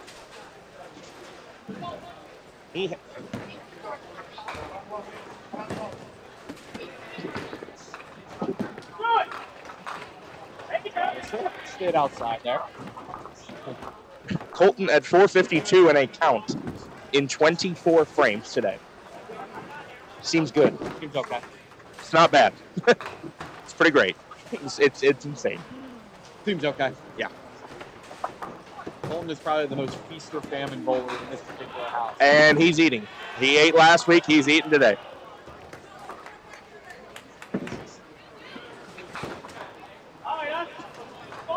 Yeah, Bob Nizwicki was throwing 33 on his first pitch, 32 on his second. By comparison, Richard, 28 on his first delivery and 28 on his spare conversion. The second bowlers we are seeing are throwing got Danielle at 22 miles an hour and Travis at 20. Yeah, Travis a more deliberate player. Yeah. Doesn't sling it down there, but he uses that ball. That time the ball spends getting down there, he uses to let it break in. 3-2-1, Medic. That is on a spare 11 box for Jason. Any Rhode Island teams left? Asked Mark Dumas. Yes, there is one. And they are bowling down on 37-38. I cannot tell you exactly who it is. I know it includes Danny Chakoyan. I just butchered his name, but Danny Jr. His team is in. I have promised them that if they make it to the semifinals, we will move the camera to wherever they're at, and we will put the Rhode Island team on, which is going to have a small army behind them cheering them on. If they make it to the semifinals, they will be featured on Duckpin Strip. Big out here for Jason. Look out. 1 on and 2 out. It's almost like a whole frame thrown away. Andrea with a 10 box pulls back 8 pins, 7 if you include Jason's count.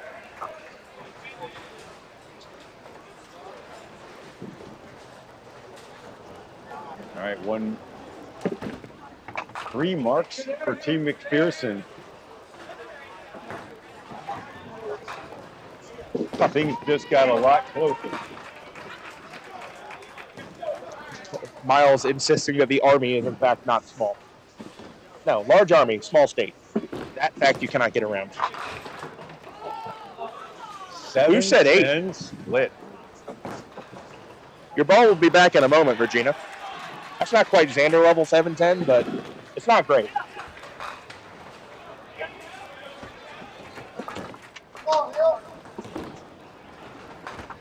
That's good bowling. Joe at the 1-9, 2 walls, 3 walls, doesn't have it. Joe sitting at 52 in the 4th. Will be ahead of his bowler opposite, Regina, who has 44. As she takes 9. Travis Kelly stepping up again. Doubles can be difference makers. McPherson already with a healthy lead of 47 pins. They're up. A spare in the 4th, and this strike filling in the 3rd. Chance. 5 goes. Fist pumps. 9-9 double to start. Amazing. Tony Town, 5 pin in the butt. Shout out, Tony Town. Travis Kelly just a 117 average. He is already now. He's put up some steady performances. There's also been times when he bowled on camera that the guy he was against or the lady he was against just kind of ran him over. That's anybody. If you spend enough time on duck pins forever, you're going to have some games where you're the pigeon and some games where you're the statue. Some are both. Some games are both, all in 10 boxes, and that's why we love it.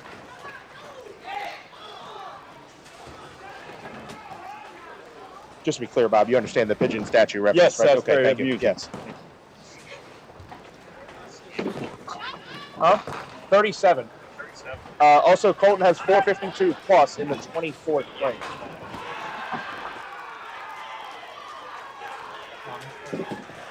Huh? Throw that down there? That's that small army down there. Bob Nidzwicki, very light hit and a good break to leave the 5-9. The score after 4. It's McPherson in control, up 3 hits and in the lead, 371, 313. 58 pins and 3 hits. Tough start for Divas and Spare Parts.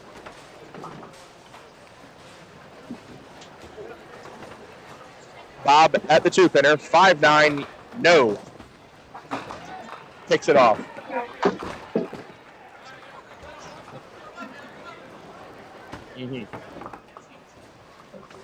Brian Kupis checking in from Connecticut. Hello, Brian. How are things at Highland? We will see you soon.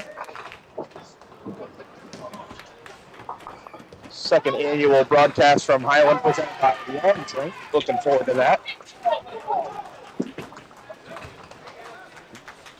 Colton's staying perfect over there. Yeah, it's just ridiculous. It's just ridiculous. He's, what is that now? Through He's 20? at 99 on the ball through 5, yeah. So through 25 frames, he's 472 plus. It's just sick.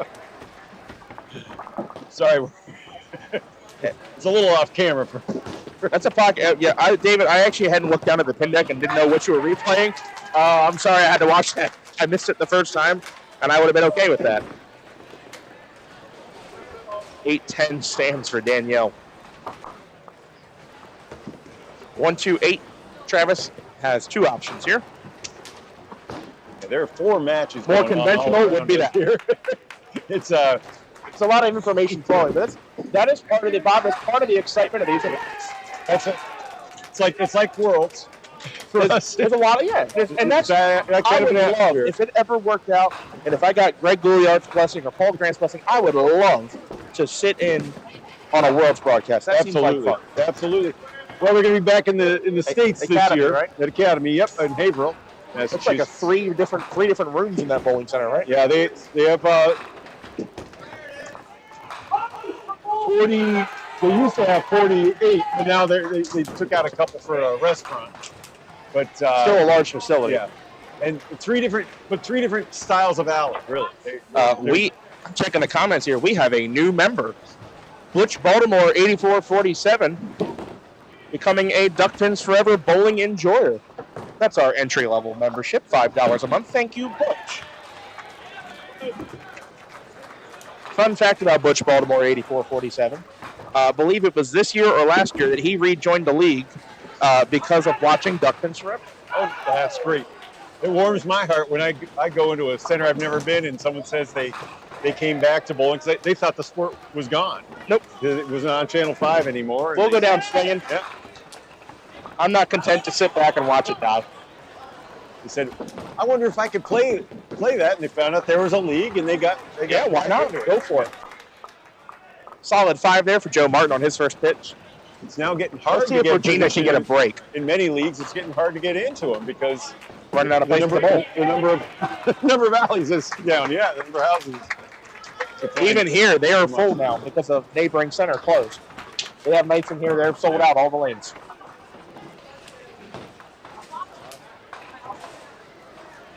All right, Jeannie. Tough one. 1-3-6 with the 5 in back. No good. She's got a long approach. I'll try to correct it. They're trying to fight back over there. Colton's in no mood to let him. Oh my God!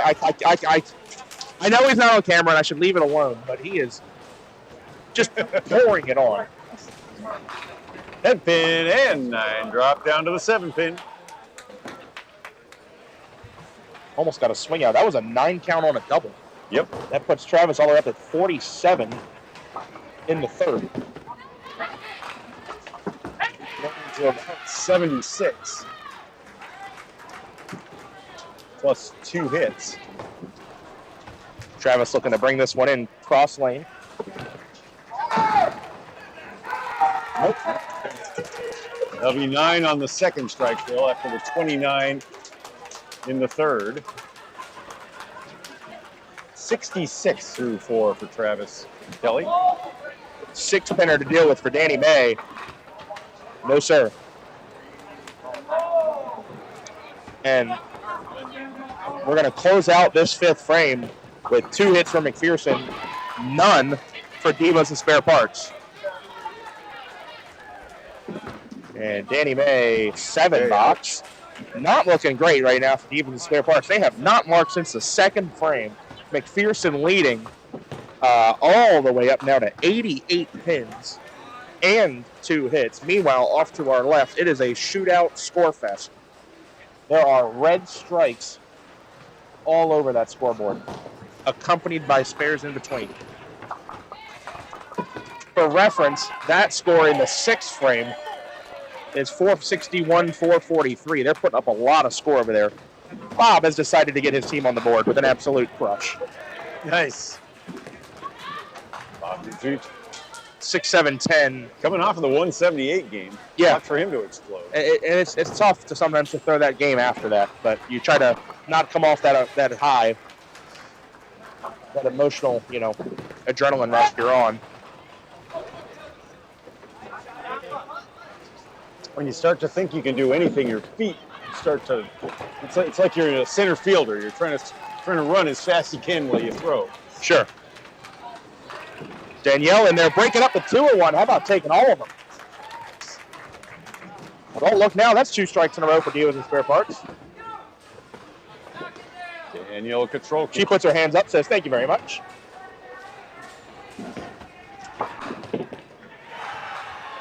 She bowls with comments. Can you tell us a Rhode Island team down there, Dave? Is there?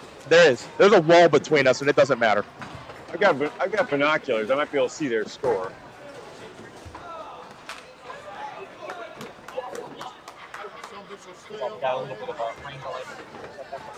Oh, we do, don't we?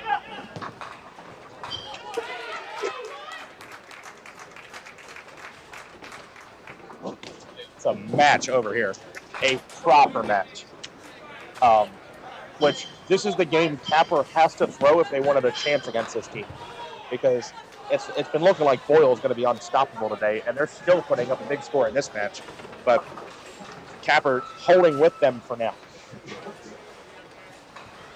All right. And Nick Morales just threw a triple. They are fighting back hard against Team Boyle, making them work for it. I'm seeing 395 to 371. The team from Maryland leads the team from Rhode Island by 14. Both teams on a spare and 2 strikes in the Rhode Island game. So the Rhode Island team is in it. Yep, they're within 20. What, 5th, 6th box? They're through 5. Okay, yeah, plenty of game left. You're up 14 in the 5th in a 5-man team. That's like you're up 0. 3-2-1. Medic. That is another 11 box for Team McPherson. This is a 5-10 for Andrea Nizwicki. Great pitch. Almost. Got it? Played Chase on that one.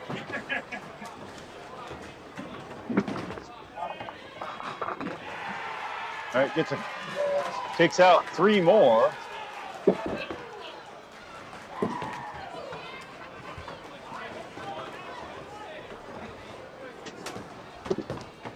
Travis still looking at 5 pins with his out ball here.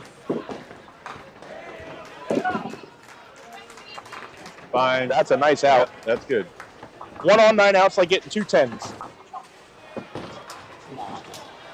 It's not good, but it is mathematically the same.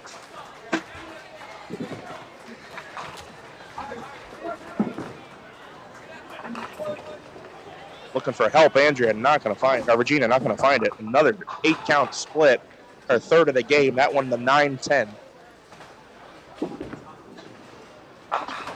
Jason pitching the side for 7, leaving the 1-3-8.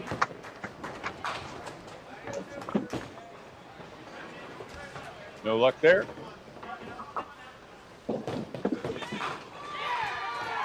Divas and Spare Parts on your right.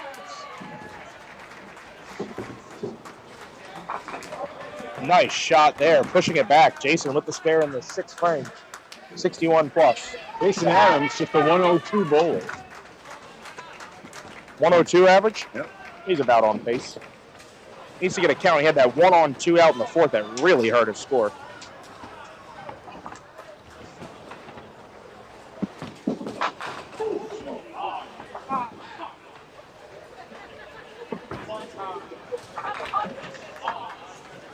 Joe Martin off the side for 8, leaves in the 1-2.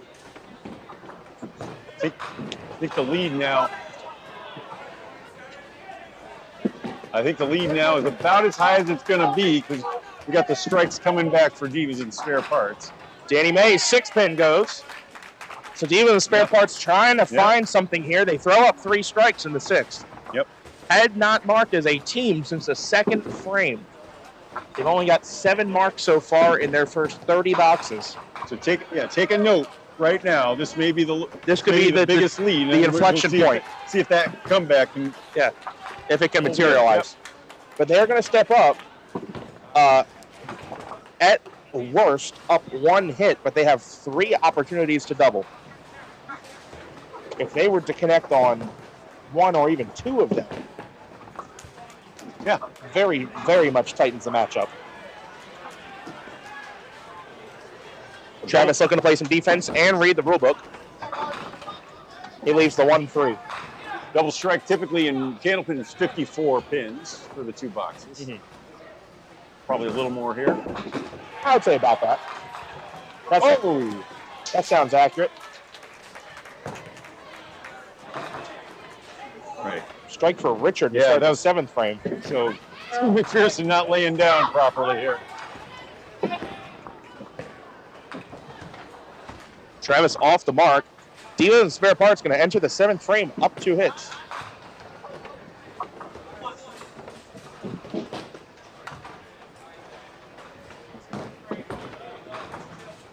That's for 10.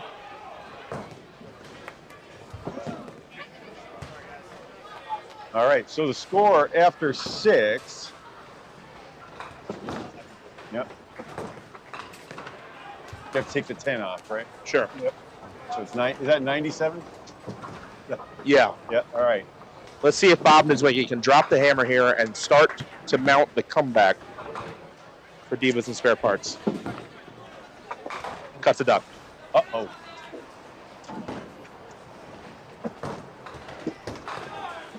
Bob Nizwicki still facing 8 with his second strike fill.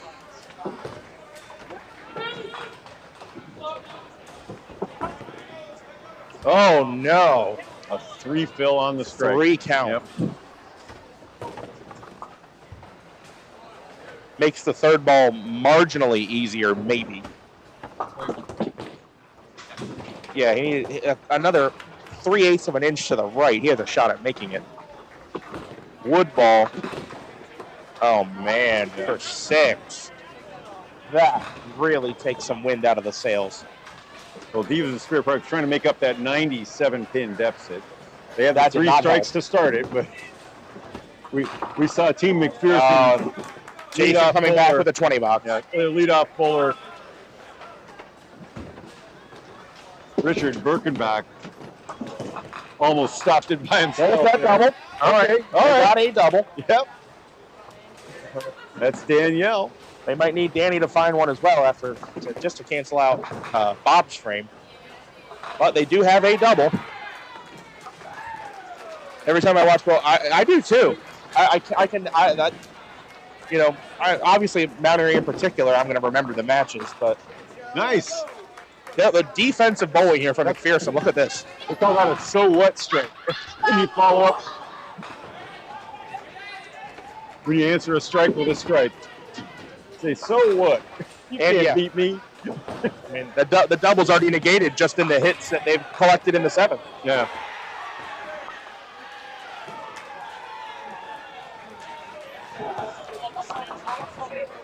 All right. Andrea. Open frame for Andrea. She slides by the 4-pinner. Anchor bowler for Team McPherson. Here's Travis Kelly. Team And McPherson another got solid hit. way ahead with their 2 strikes, and they started off this box ahead. Good wood ball for Andrea. Takes 10. Very large hill to climb, though. Very large. Travis to go 4 out of 5. No.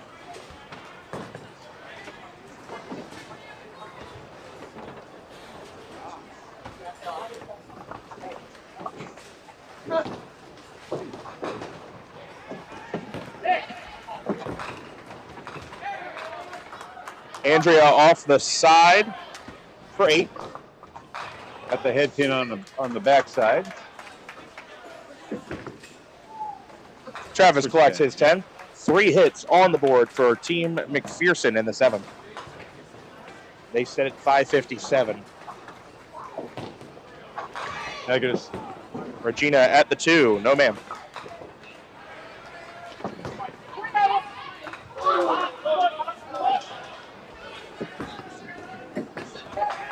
Good 10 there. I mean, time for another Colton Guchek in. He's all marked for 8. He has 158 plus in the 8th. His numbers are getting laughable at this point. So 78 over already.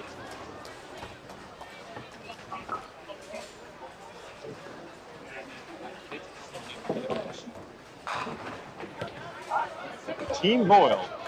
Watch for them, huh? Yeah, but to credit where credit is due, Team Cap are staying in it. Oh yeah, look at that. They actually have the lead. Danny May for the double. 5-pin.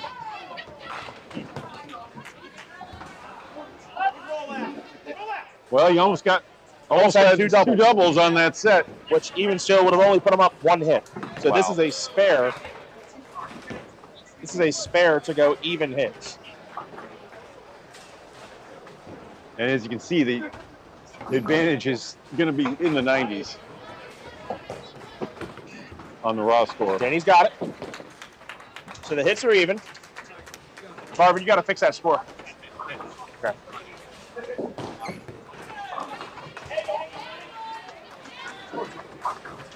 Yeah, they just gave the leadoff bowler a spare on the left lane. All right. 557, 472. Commanding lead for McPherson. The hits are even 3-3. Bob in the 8th. 15 boxes to play, Bob. Bob wishing he had that ball a frame ago.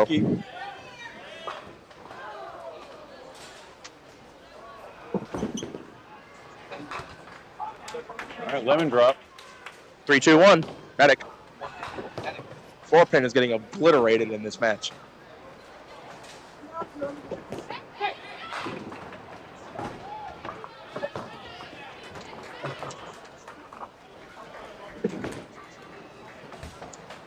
Came a little bit over on that one. Held it a little too long, perhaps. 6 count on the strike for Richard.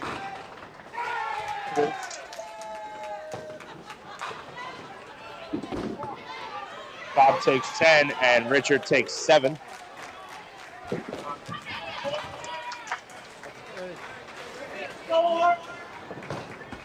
Capper leading, a lot of noise off to our left. Capper leading by 10 pins, down 1 hit. They're in the 2nd position of the 9th frame.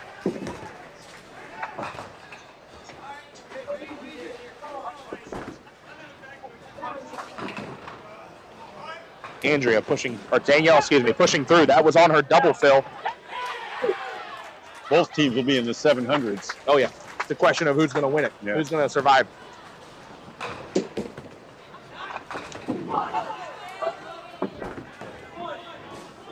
Danielle only 6 on the 2nd strike. And that frame being successful was about the only chance they had to get back into this one. I think we're starting to run out of frames. 3-2-1, Medic. I can't believe they might have a shot. They've gone 9 spare, strike on Team Capper to actually take down Team Boyle. There is a chance that happens. I don't believe it. Haley Brown. Yeah. Giddy. Oh, now a deuce. Got to hold the wood, Travis. 7 out for Danielle. She goes to 100 in the 8th.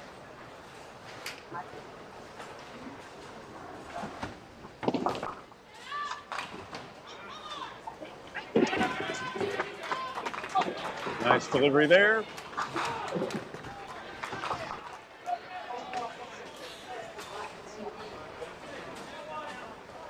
Travis salvages a 9.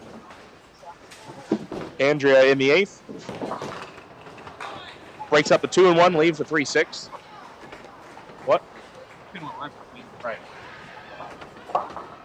Jason for the double. Look out. Man overboard. That's a $20.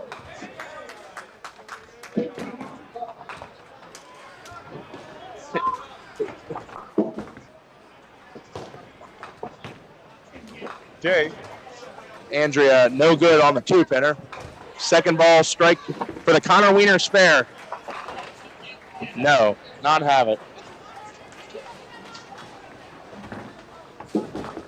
Like 10 for Andrea, 75 through her 8th frame.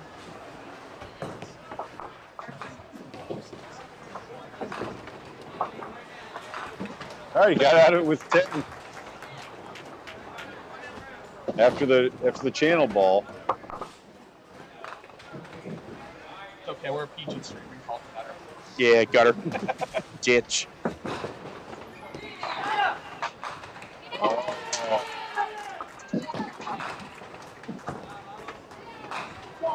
Jeannie Greco spreads the eagle.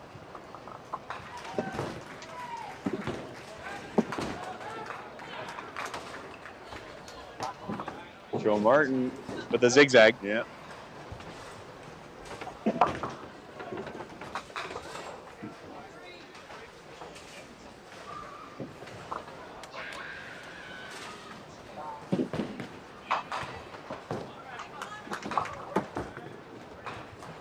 Oh, Joe getting aggressive. Went for the slide shot. He was filling a strike. I don't know that I'll go. I don't know that I'm going over there. Filling a strike, especially. You're not. You're not that much. I don't think Yeah. you're going for that. I think you're. The percentage of that shot is so low. I rarely. Oh, and then he goes for the safety shot and he picks the 4 out. Yep. All right, 6 fills 7. Still a gainer. Yeah, it's under 100, but we're quickly running out of frames. Danny May, spare fill. That does not help. Only 5, and it's a washout. 11 frames for each team. Thank you. Just finishing up the Not over yet. Down 4 hits to 1 over there, but Mark Schwabline threw the double. 9th, 10th.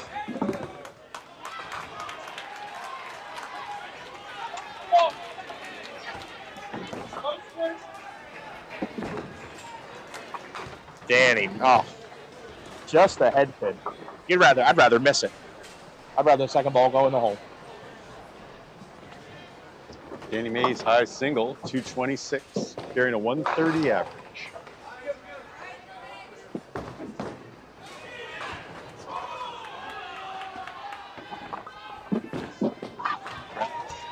$6.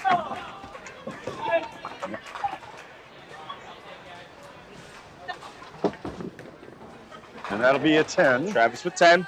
So we head to the 9th. It is an 88 pin lead for Team McPherson. I hate to be a pessimist, but I think we're out of frames. And we don't have the marks hanging to. Well, yeah, there are no hits working for either team.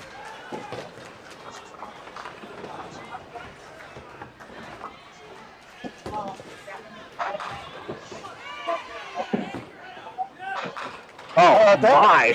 Okay. That's a ball you throw when you have 86 in the 8th. Bam. Absolute cannonball there. That urethane hit. Yep, we measured that at 33 miles an hour. I can't help but think the head pin flew away a little faster than 33. Bob said he's using light and small cyclones. So Probably in the what's your lightest ball? It didn't lack probably like a 3.6 would be the lightest, but that ball didn't lack hitting power. No one would thought. No. We had a set of them, Cyclone 7/8 3/4 that we actually sold. I've got like 4.5 boxes. That ball just sounds like a paperweight. That is a 2.789. Don't see that too often.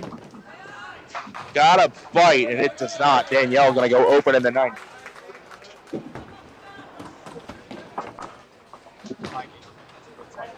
Yeah. 7-12 apiece with 7-12 apiece.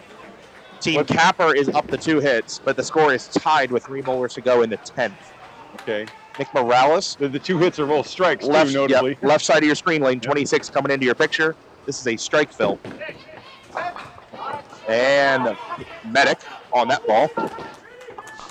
And that gets Team Boyle fired up behind Xander Beto as he pitches on 25. He's working on an open frame. And he strikes. Okay, reversal there. Hold all tickets, folks. This score fest is not over yet. 6 on the strike. So that gives them a 6-pin lead, but that's about to be erased by the strike fill of Xander. If he throws a double, they have the lead. Excuse us for the distraction here, but this match in front of us is a runaway. This is razor tight. Xander for the 10th frame double on 25, left side of your screen.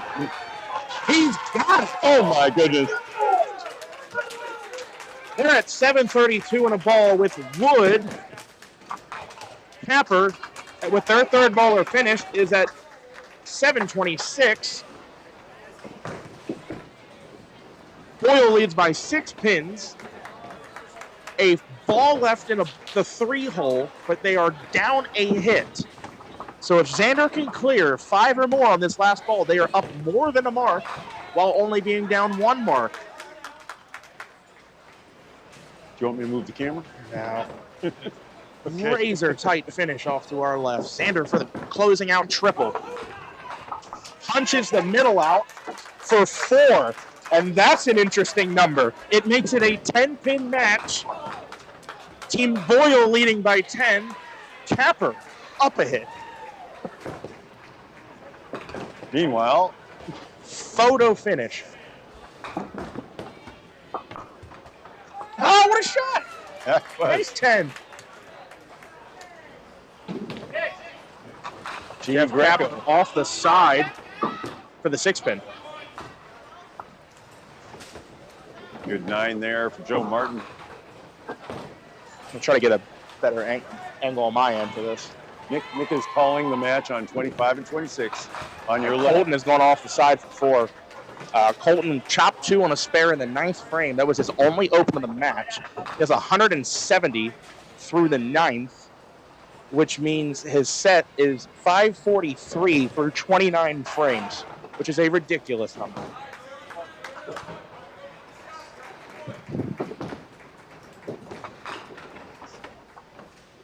Jeff Capper looking at the single 6-pin. Those are Hall of Fame numbers. Jeff does not have it. Let's see if Colton can bring in this 6-pinner and really make him feel some hurt. That's a clutch shot right there. What a clean shot on the 1, 3, 5, 6, 9, 10. Took all 6 pins straight back. Colton at 180 and a ball. 553 and a ball.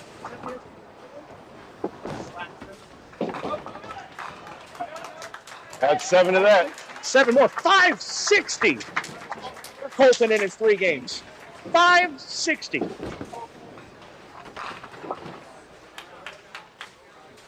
That makes it a 17-pin lead for Team Boyle.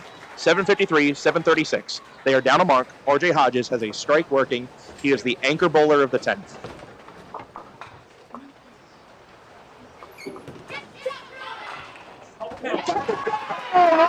Got the double. Well, not dead yet. Treading water.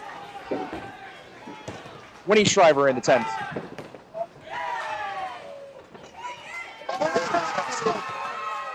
Back at you. 763 and 2 balls. 756 and 2 balls in a count. I'm losing my mind, Steve. That's Nick Boyle calling the match. 770 might lose this match. Team RJ Hodges can throw another strike and take the lead. Oh my God. Lane 26, left side of your screen at home. Heavy, 4-7. That puts them on 764 through boxes scored. They lead by 1 pin. Assuming RJ spares, Winnie must strike on this ball. Does Winnie have it?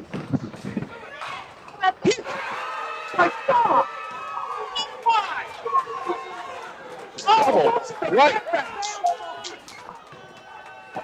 Almost spares. RJ spares, it is not going to matter. They finish at 774. Winnie Shriver needs 2 pins. What an insane game. Oh, Ray takes it off the sheet. Off the sheet to win at 783, 774. That is wild. Unbelievable. Team Boyle. Fed match game if there ever was one. Tapper with 774 and they lose. Meanwhile, a blowout. That's insane. Team McPherson holds. I know that's all off to your left side of your screen at lead. home, folks, but that is ridiculous. You can see the totals there. It's 778 to 607.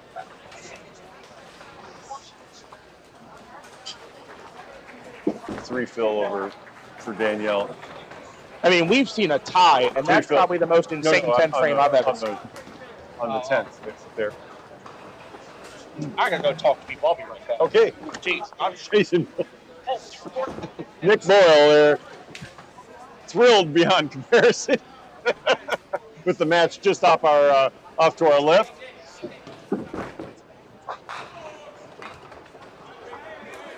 We are covering Team McPherson bowling out the string. They're going to be advancing. They could well face that Team Boyle. Yep. We're down to the final 4 after this.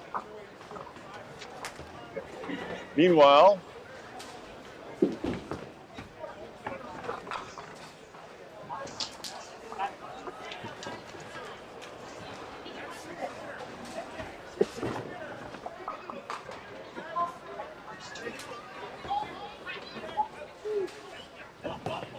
looks like the team from Rhode Island is holding on to a 18-pin lead going into the 10th on our far right.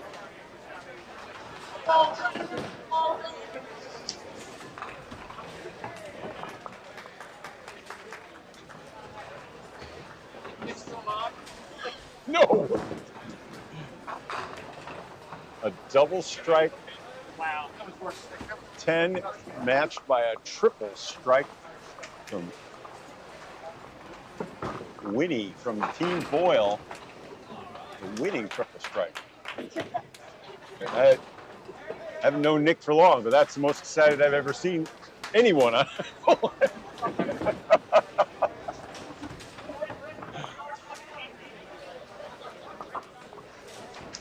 right, down 2 boxes remain for Devon Spare Parts. Match is now officially clinched by Team McPherson.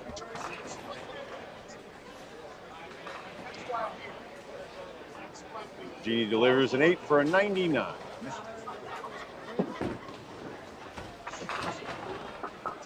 Travis Kelly, 117 bowler. Big string from Joe Martin. A 122 bowler, had that 131, leading Team McPherson in this match on camera. He'll be the high bowler.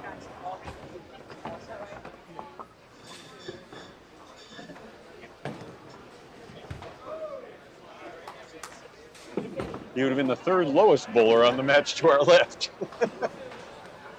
Give you a comparison why Nick Boyle is off now talking to the competitors. Over there.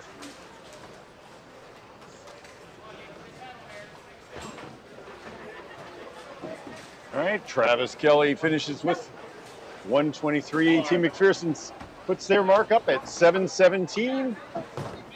Well out of reach.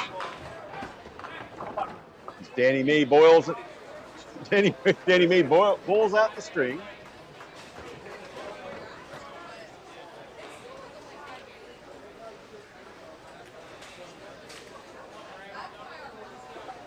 He started with a strike. He had another strike in the sixth. 2 spares. He'll have a 116. With a couple of 7s in there along the way. Final score, Team McPherson 717, Divas and Spare Parts 650 for Duck Pins Forever and the Candlepin Bowling Network. I'm Bob Lee. We'll be back in about 10 or 15 minutes, or about 5 or 10 minutes, for the semifinals here at the Alumni Challenge in Linthicum, Maryland.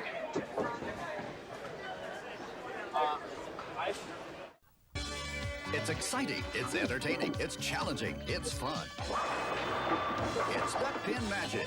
Duck Pin Bowling is lots of fun for the whole family. There's no need to be an expert. Duck Pin Bowling is easy to learn, but it's the challenge that'll keep you coming back. Even little hands can control the ball in Duck Pin Bowling. Join a league or we'll help you start one. And with Duck Pin Bowling, there's more bowling for your buck. Discover Duck Pin Bowling and you'll discover Duck Pin Magic at any of these locations. Go, Jack! Roll that ball! Smash those pins! It's so much fun! It's so much fun! Let's do it again! Fairlanes has 516 duck pin lanes for you, your family, and friends. Look us up. Come on into Fairlanes, the fun lanes. It's your turn now for Fairlanes fun! So bring it on in, bring it on in! Let's show them how it's done! At Fairlanes, Fairlanes! Fairlanes, the fun lane! It's exciting, it's entertaining, it's challenging, it's fun. It's Duck Pin Magic. Duck Pin Bowling is lots of fun for the whole family. There's no need to be an expert. Duck Pin Bowling is easy to learn, but it's the challenge that'll keep you coming back. Even little hands can control the ball in Duck Pin Bowling. Join a league or we'll help you start one. And with Duck Pin Bowling, there's more bowling for your buck. Discover Duck Pin Bowling and you'll discover Duck Pin Magic at any of these locations.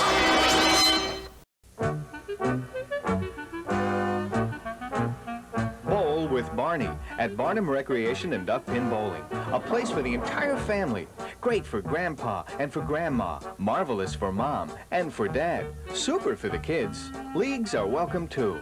After bowling, enjoy the newly decorated lounge. Live entertainment on the weekends. A place for the entire family. Barnum Recreation and Duck Pin Bowling. And tell them Barney sent you. Duck pin bowling, reach for the sky. The ball's in your lane. Make the ducks fly, fly. The ball rolling out, give it a try. Little ball, big ball, reach for the sky. 3 balls to play, make the ducks fly. Keep hitting them like that and you'll be eligible for NDBC awards, like these. The Congress recognizes many accomplishments. Sanctioned bowlers at all skill levels earn these awards on a regular basis, and this national trophy travels throughout duck pin territory with the names of the #1 ranked male and female bowler for each year. Looking for something fun to do? How about bowling? Bowl at Thunderhead Bowl for the best in duck pin and 10-pin bowling at 2 locations, both Westminster and Tawnytown. You can enjoy the league opportunities, which are always available for all ages at Thunderhead Bowl. And both locations are open 7 days a week with a snack bar and restaurant specials to ease the hunger as you have fun. The Pro Shop has a complete line of bowling equipment and accessories designed to improve your game. If you'd like information on open bowling, adult and youth leagues, contact Thunderhead Bowl, the family fun place. It's exciting, it's entertaining, it's challenging, it's fun.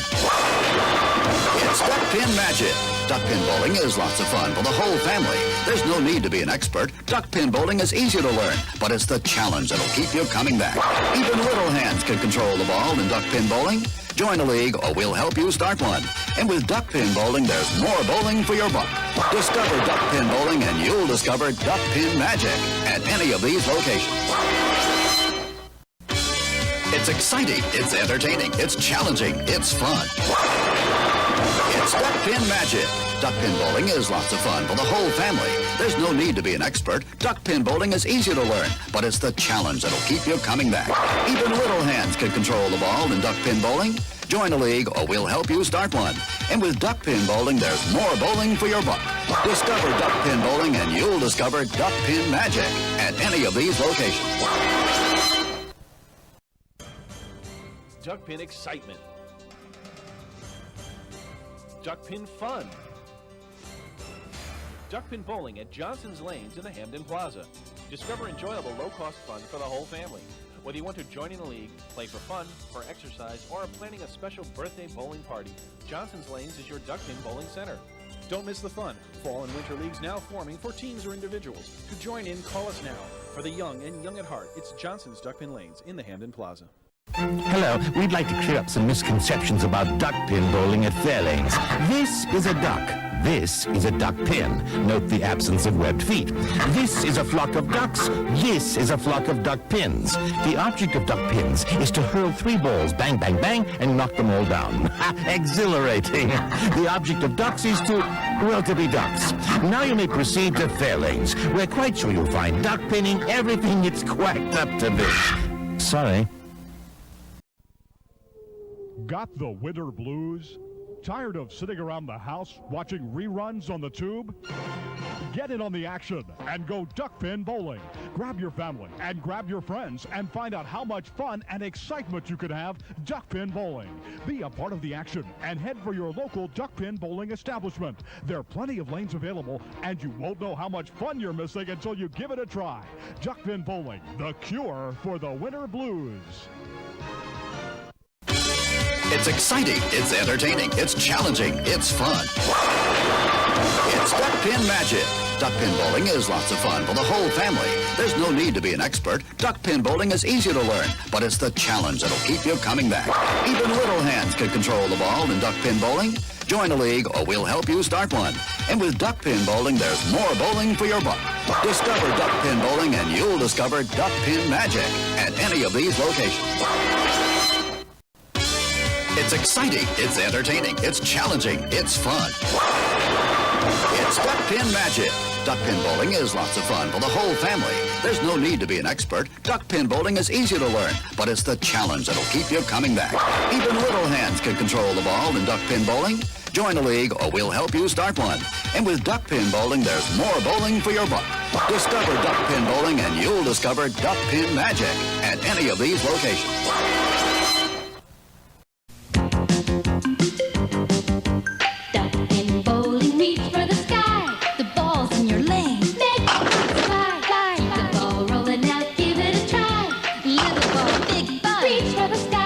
This weekend, reach for the sky and make the Ducks fly for only 50 cents a game at these Duck Pin Fun Unlimited centers. Reach for the sky. Duck pin bowling, reach for the sky. My, oh my. Make your own duck pin magic happen this season at Fairlanes. We have the times, the leagues, and the people to give you the best duck pin bowling experience possible. Fall-winter leagues are now forming at all Fairlanes bowling centers. Come in and reserve your spot for the most magical year ever. Get in on the fun, the excitement, and the action of duck pin bowling. There's no trick to it. Just visit any Fairlanes center and pick the league that's best for you. You'll enjoy the experience. We guarantee it. Hello, we'd like to clear up some misconceptions about duck pin bowling at Fairlanes. This is a duck. This is a duck pin. Note the absence of webbed feet. This is a flock of ducks. This is a flock of duck pins. The object of duck pins is to hurl 3 balls, bang, bang, bang, and knock them all down. Exhilarating. The object of ducks is to, well, to be ducks. Now you may proceed to Fairlanes. We're quite sure you'll find duck pinning everything it's quacked up to be. Sorry. It's exciting, it's entertaining, it's challenging, it's fun. It's Duck Pin Magic. Duck pin bowling is lots of fun for the whole family. There's no need to be an expert. Duck pin bowling is easy to learn, but it's the challenge that'll keep you coming back. Even little hands can control the ball in duck pin bowling. Join a league or we'll help you start one. And with duck pin bowling, there's more bowling for your buck. Discover duck pin bowling and you'll discover duck pin magic at any of these locations. Got the winter blues? Tired of sitting around the house watching reruns on the tube? Get in on the action and go duck pin bowling. Grab your family and grab your friends and find out how much fun and excitement you can have duck pin bowling. Be a part of the action and head for your local duck pin bowling establishment. There are plenty of lanes available and you won't know how much fun you're missing until you give it a try. Duck pin bowling, the cure for the winter blues. Duck pin bowling, reach for the sky. The ball's in your lane, make the ducks fly. Fly. The ball rolling out, give it a try. Little ball, big fun, reach for the sky. 3 balls to play, make the ducks fly. Keep hitting them like that and you'll be eligible for NDBC awards, like these. The Congress recognizes many accomplishments. Sanctioned bowlers at all skill levels earn these.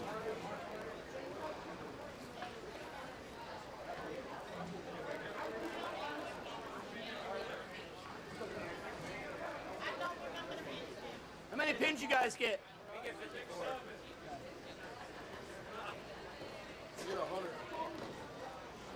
Give us 100.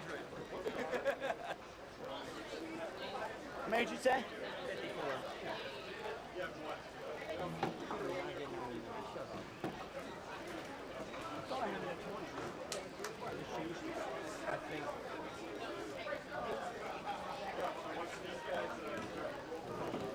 54.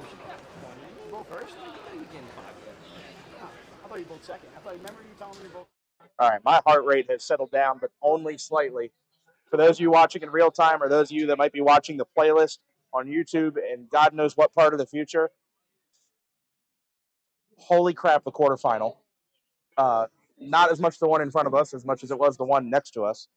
But now we have a semifinal. Let's go. We're going to put names in as they go. Yes. Semifinal action. Boyle, Helferstay.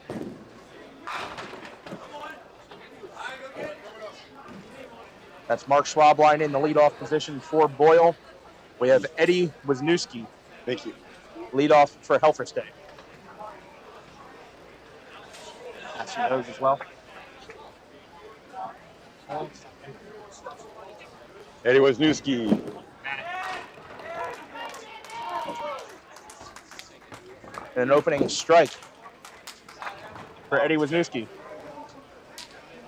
Bottom is JR. Who's fourth?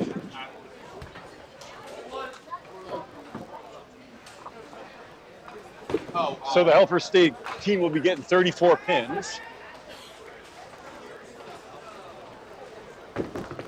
Oh, right. Helfer State, yes. There's an Eddie Wisniewski and there's an Eddie Helfer State in the 4 slot for that squad.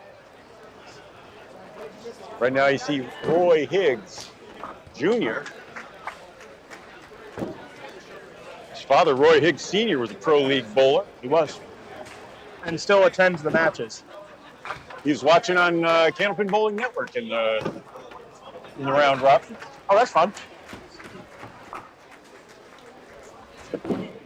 All right, we're now getting settled in for this semifinal match. Greg leaving a pocket 5-7. It is on the microphones, Nick Lloyd and the founder of Candlepin Bowling Network, Bob Lee, joined to my right. Hey, Nick. By the man on the controls, David Hughes, doing scoreboard replays and monitoring the stream for us. Welcome to this semifinal of Feb Match 2026. Let's try to keep the momentum going. We've had some great action today. All right, this is Greg Boyle. Matt Zock on the right lane. Creeps up on the foul line. 5-step approach, yeah, nice.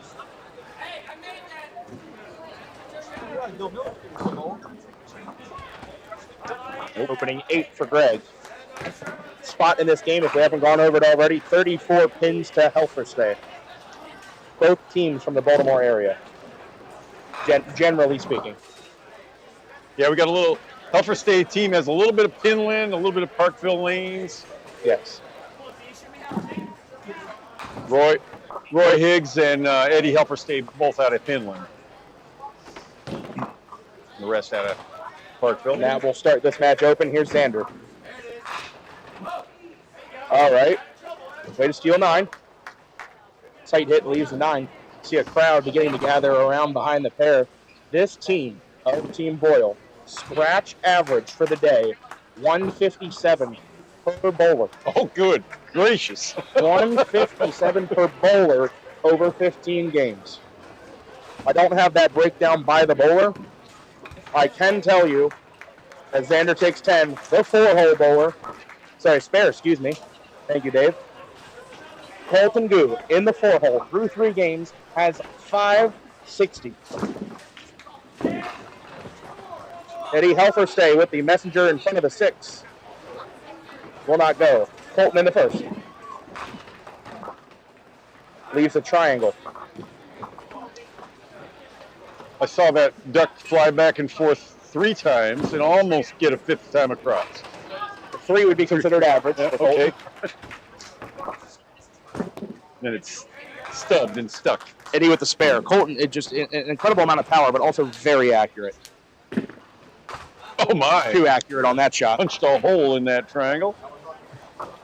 Yep, I'll get hate comments for that one.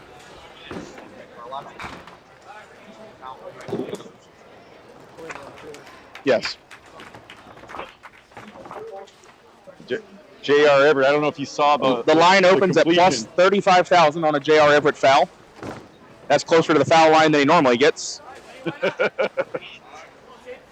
And he leaves the zigzag with the 7-pin. Foul lights are on or no? No. Okay. We'll call it. They'll call it. The bowlers will call it. 1-2-4-9 for Winnie. His opening effort in the semifinal. Yeah, that was the zigzag plus 7. It was fun. Open frame for Winnie. What a run for Haley Brown. Okay, J.R. Everett, that at the end of the last match, he needed to get a strike, a 19 box to knock Rhode Island out of the competition. And he got it? And he got it. Wow. Facing a double strike. I was told they were getting spotted 2 pins and they won by 2 pins. Yep. Second frame, Mark Schwabline through the middle. Ouch. Miss JR needing 3 on the strike field to win. Yep. Goes through the 2 pin and then throws his ball like right in that hole.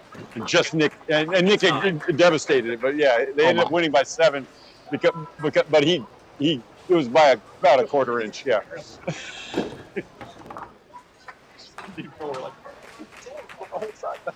All right.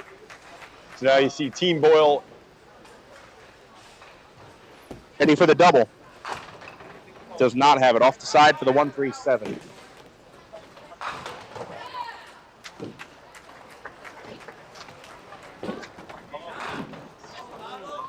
Good look. Open frame. Format here, or 1 box at a time for the bowlers, and they switch sides every time they go through. So they're gonna Which should be like a traditional 5-man team duck pin league format. Wall? Yes. Nice. Look at that dance. I get by with a little help from my friends. And that friend's name is the sidewall. Whoa. Mark with 10. He falls behind early to Eddie Wisniewski.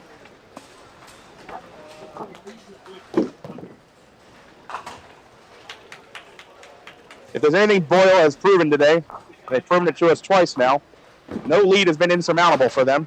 So even though Team Helfersay starting with the early advantage in this match, it is extremely far from over. Second frame, Greg Boyle. 2-4.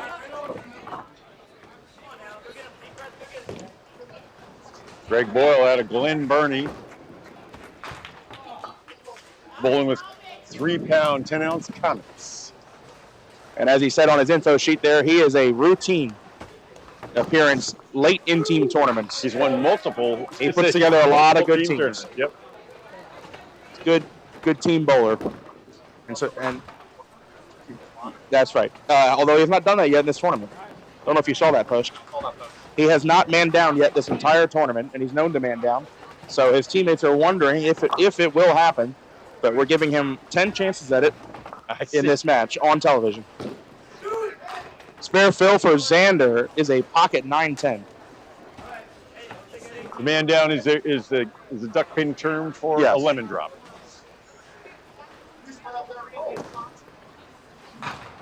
And Matt off the side. It's Matt Zock. 41-year-old out of Baltimore. He bowls at Parksville.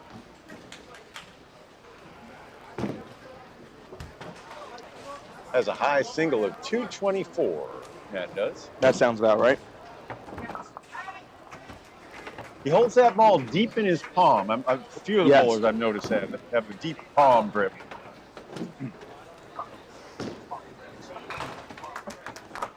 Nice bid there from Xander.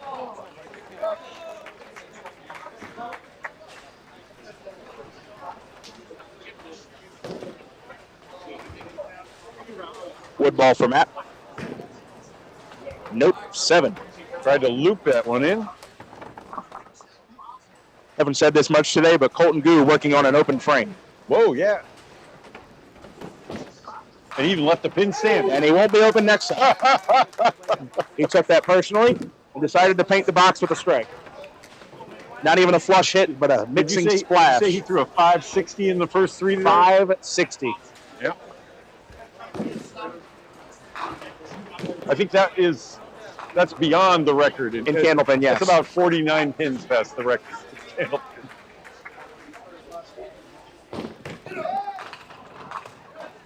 I mean, of course, like many bowlers that have watched Candlepin just from a distance, not a bowler herself, I've watched multiple times the broadcast of Paul Berger's 500, and that is just a treat to watch. Is just how so many split conversions. I noticed when I've watched that a few times recently, and 8 split conversions in that. When he's got the single, his opponent Dave Richards, who wasn't going to win anyway, Dave couldn't buy a strike. Didn't have a strike the whole match, but there were many balls that could have struck. But yeah, just it's super cool to see because it's really the equivalent of a duck pin bowler shooting a 600. Probably, yeah. It is an extremely rare occurrence. Not unheard of, but that's correct. Just like in Candlepin, I'm sure there's many centers that have never had a 500. Would that be correct? There are many Hall of Fame bowlers without a 500, or even some without a 200. Some bowling centers, right? The greatest lefty of all time, Craig Holbrook, still in the game in the 60s, still looking for his first 200 game, had a foot foul on a strike fill in a game that he ended up with a 199 on. Oh, man. JR, yes. He loves to tell that story. I'm not out of school to tell that one. Yeah. Now all the duck pin bowlers get to find out about that too. What a shame. Sorry, Craig. I watch him too on Channel 5 and other stuff. 40 pin lead for Helfer Stay through the second frame. Hits are 3-2 in favor of Boyle. Still plenty of time to go in this one. Eddie off to a good start with 2 marks. He's the only bowler to mark in both the first 2 frames. Here's his spare fill in the third. Eddie, by the way, is double jointed. Yes. You can tell by that backswing. He was my first year bowling in the Pro League. He was on my team. Nice. Mark Schwabline. Yes, oh, sweet ball. Take that 9 pin out from the top rope. Look at that mixing pin elevate, smack the top of the 9. Kind of drop down on top of it. 4 marks hanging on the board for Team Boyle now. Yeah. A little slow out the blocks this game, but it's not going to take them long to get going. They're 4 out of their last 5. Open frame for Eddie. Spare fill for Greg Boyle. Liked it. Wow. No love on the heavy hit, 9-10. They'll take the 18. Eddie with the 8 box.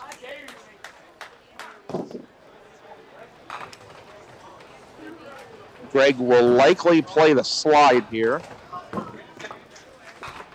Greg's not one that's normally going to shoot that off the wall.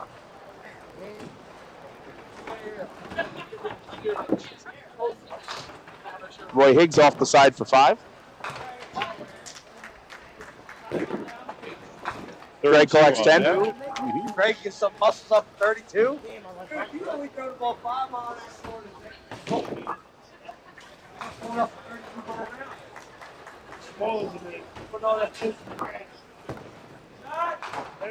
Roy off target. 36 on that pitch. Roy's going to start out with 3 opens.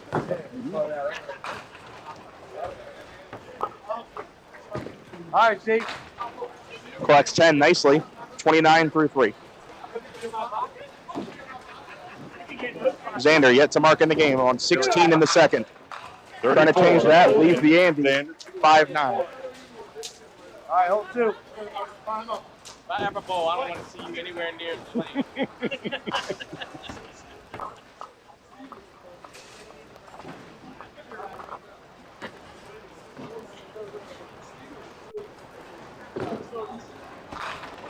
Matt, 30 miles an hour. I was reading the score wrong. Matt was the one with 16 in the second.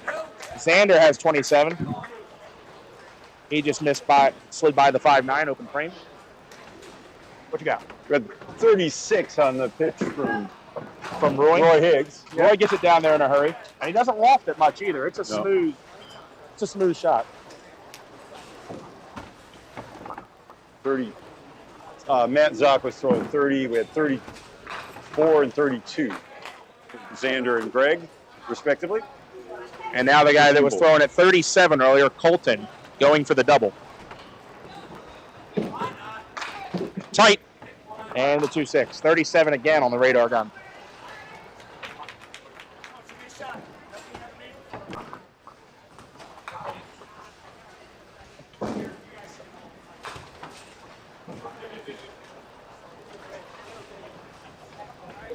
By comparison. 26 by comparison for Eddie Helfersay.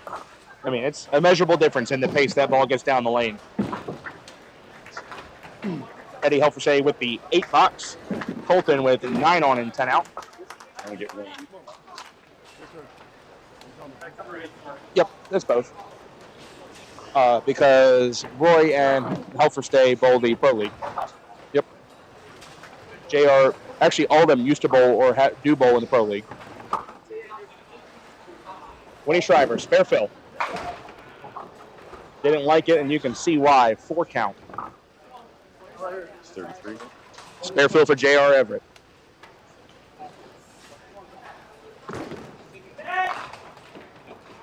And 31. Pocket, 9-10. Yep. Too much pin action there. 31, 33. That's a great idea. Yeah. This is a pitch, or, you know, like how fast? How fast and pitch, or, you know, like how fast? How fast and some centers have readouts, but the readouts are measured at the when you count. Go for microphone. Okay. Go ahead and dock it.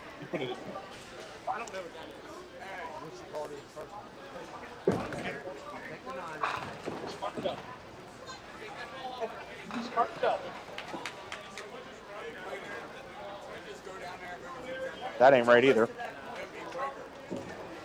Oh, it needs the 9 move to the 10.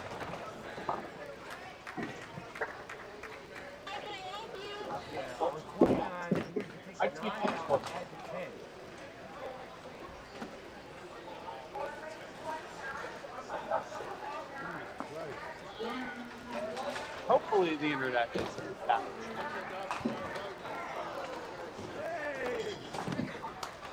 There it is, just in time. Internet is back, and so is the 6-pinner. Good timing on the internet. Thank you. Worth the wait, Winnie. You can't ice that guy. Look at him pumped up about it, too. 222 to 193. 29 pin lead for Team Helfersday. The hits are 2-1 in favor of Boyle. Mark for the double. Yes. That face will be on a Facebook reel. Will it? Did you see that? I don't know if we're going to see it on the picture-in-picture. You don't? He's gone. But he just posed and looked back at everybody. Big double for Mark Schwabline in the third fourth.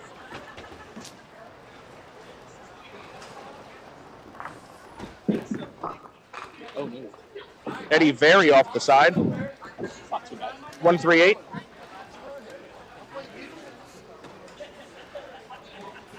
It's Greg Boyle in the fourth. He likes it, and he's got it. There's the energy coming out of Team Boyle, finding the consecutive strikes. Look at Greg's celebration on that hit. Loving that. 46 plus. Eddie. Oh, wow, don't stand back up.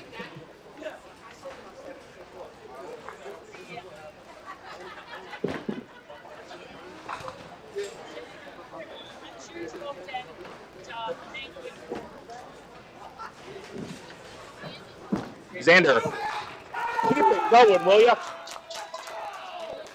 Another beautiful pitch from Team Boyle. In the 1-2, the rack had no chance. 4 marks in a row for Team Boyle. Can Colton make it 5 and their 4th consecutive strike perhaps?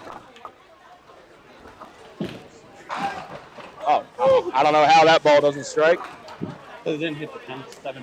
Thank you, Dave. Anytime. It's deep insight there.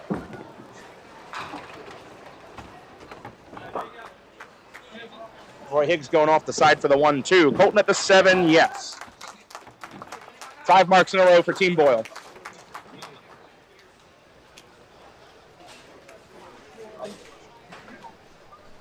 Again, coming into this match, their first 3 matches today, averaging 157 per bowler.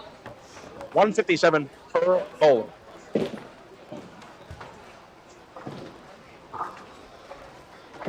Winnie to close out the frame. You bet. Oh, wow. Thought that messenger was going to connect for sure. Leaves a solid 5.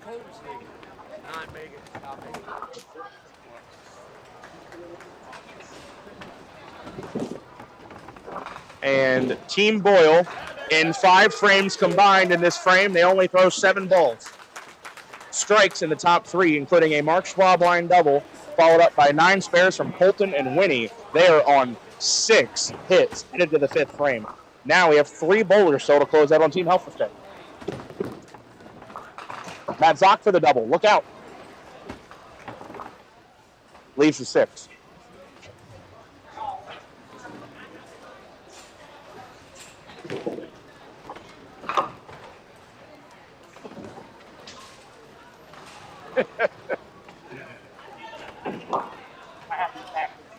Okay. There's a confusion. Shut. Bat for the 20. No. I thought he had it. I think he thought he had it. That ball turning away at the last second to slide by the left edge of the 6.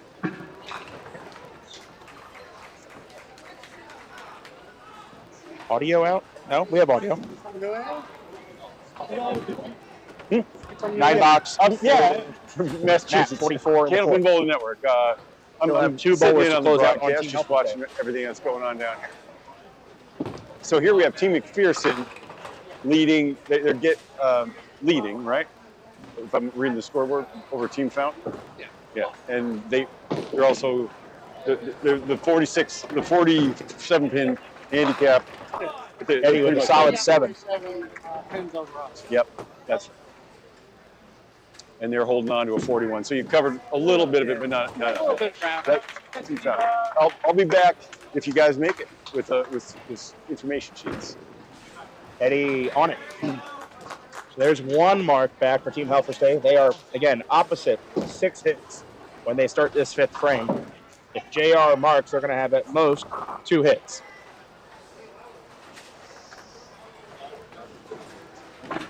So as they near the half in the other semifinal, Team McPherson is leading by 41. They're getting 47 pins. They're holding on to that lead. About dead even on scratch. JR pushing through it. More than likely looks like Team Boyle is going to be down not quite 20 pins, and they're going to be up 5 hits. 5.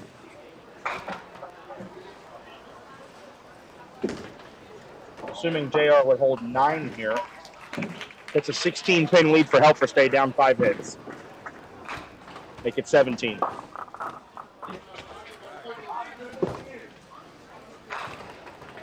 $277, 15. 277, 262. It is all gone. That was a tough 4th box. Not if you're on Team Boyle. Yep. Eddie in the 5th. Got to start chewing back a little bit. Leaves a triangle. Could already be a big ball early on in the match. Double fill for Mark Schwabline. Got a chance. Wow. Messenger, wow. In front of the 7, hits the wall, goes in front of it again. Big 29 box in his 3rd.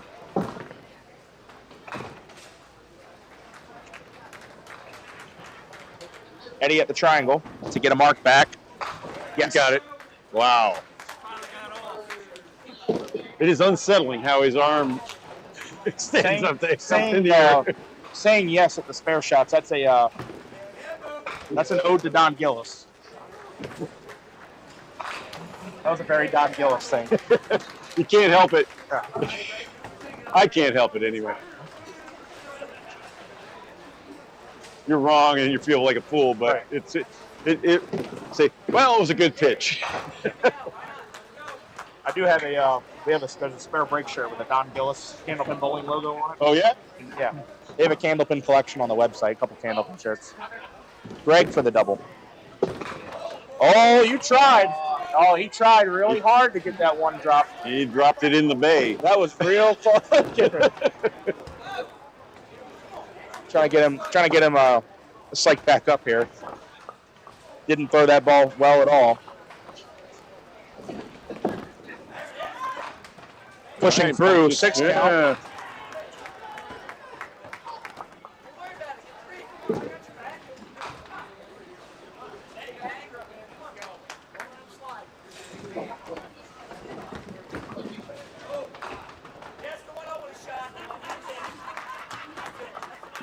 We do have. I hope they heard that at home. 7 out. We have our first 6-7. Oh yes, of the match. I was going to say we had our first official lead change, but yeah. 6 on, 7 out. It is our first official lead change. That's much more important than the silliness I was looking at. Matt, nice. Wants to take that lead back. Reads the rule book. David, you are correct. Could have easily had a triple. Should have been 2 20 boxes. Wow. Xander for the double. Pushing through. Gross.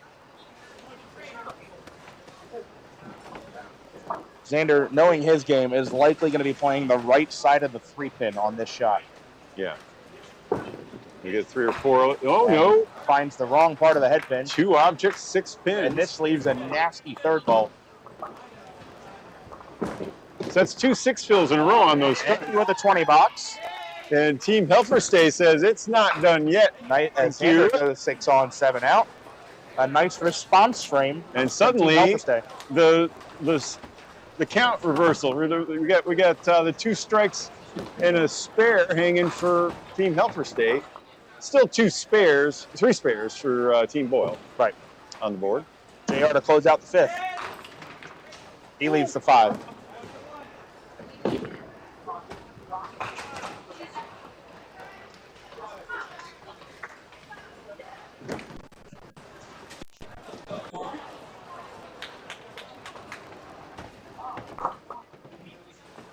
Colton in the 5th. Letting it spin, might go off the lip here. It does not, leaves the 3-6. Yeah. JR has the mark, 4 out of 5 in the 5th frame for Helferstay. We'll mention Colton's score through 34 frames, 6-16.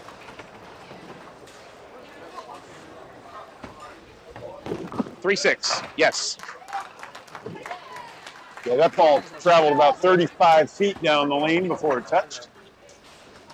Nice lofter. Lobbers Anonymous. Mm-hmm. Blowout. Yeah, the nice thing about that loft, it's a line drive. It's not a big up in the air, you know. Winnie pushing through. I tell you what, we have not had yet, Dave. We have not had a Dave Jones attempt on camera. We actually haven't. Well, there's a lot of bowling today.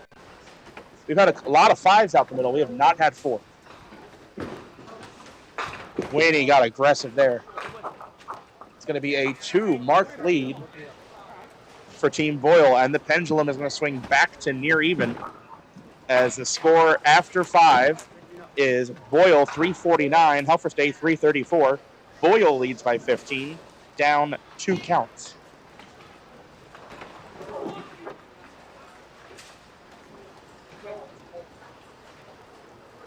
Spare fill for Mark Schwabwein. Pushing through. Yep, that's 3 of the last 4 bowlers pushing through.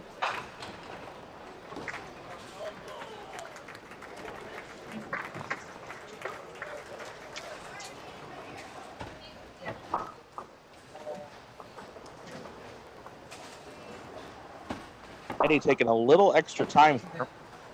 Spare fill. 65 plus at the half for Eddie.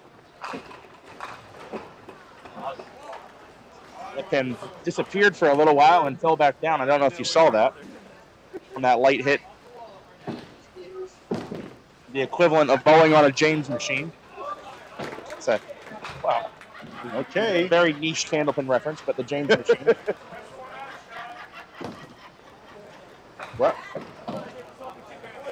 a couple ways to make this. The quickest is to shoot the 3-pin off the right wall into the 10. Then that'll take out the 9, hopefully. Like that. You can also try to go 3-pin off the left wall and back to the 9. When I make the top. Well, this isn't Mount Airy.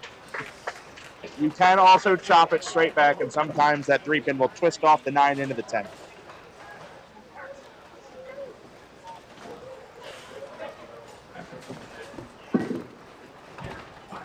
Jeez.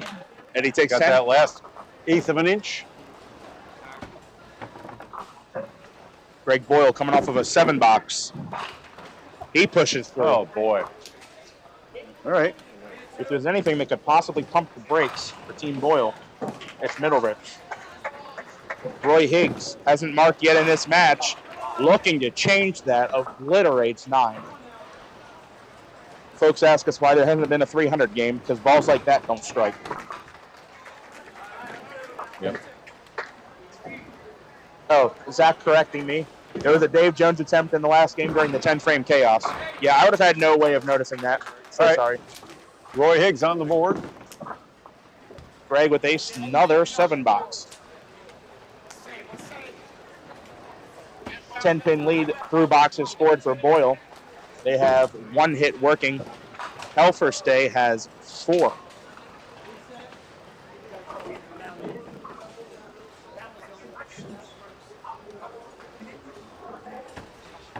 Xander. 5 off the wall. Second strike in a row on lane 30 for Xander.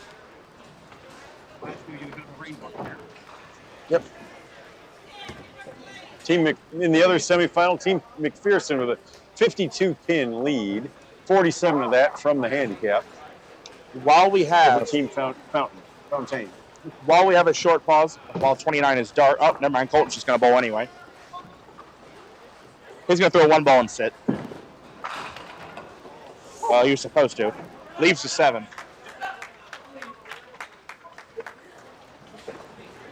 That's the ball for ball etiquette. Yep. While we do have this little bit of a delay in the action, as Colton shoots his single, if you folks at home could comment where you're watching from, especially any unique locations. We like hearing about the why and how and the where you watch. So thanks for watching, no matter what. If you're on Facebook, send a picture on the stream too. I love that. Yes, do that. Love to hear from the New England crowd, the Candlepin. Yes, including the Northerns. If there's Candlepin bowlers watching, make some noise in the chat. We'd like to hear from you. We had at least 5 Candlepinners down here to compete in this 84-team. Does that include John Blanche? Yes. Who's now moved to Tennessee. Yes. still throwing a blazing pitch.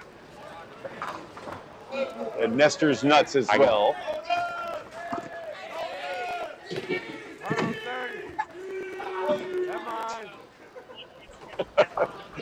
And Nick goes down to do the work. Hold on, let me fix this one.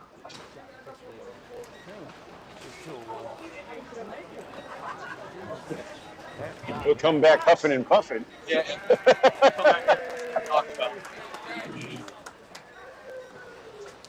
Meanwhile, we have Matt Zock for Team Helferstay. Now setting up on lane 29. How'd I do? You did very well. We expect you to be huffing and Yes, puffing. I am. For the double, how about the 7-10? Goalposts.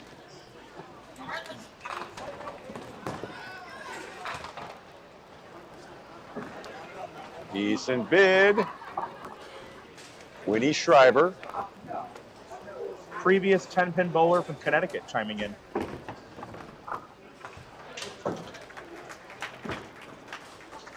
Matt Zock with the open frame. 9 on the strike, 63 half. Winnie holds the wood for the 75 through 6, which is a bit of a disappointing score for him based on how he's been scoring today. And Zock, 2 objects for 9.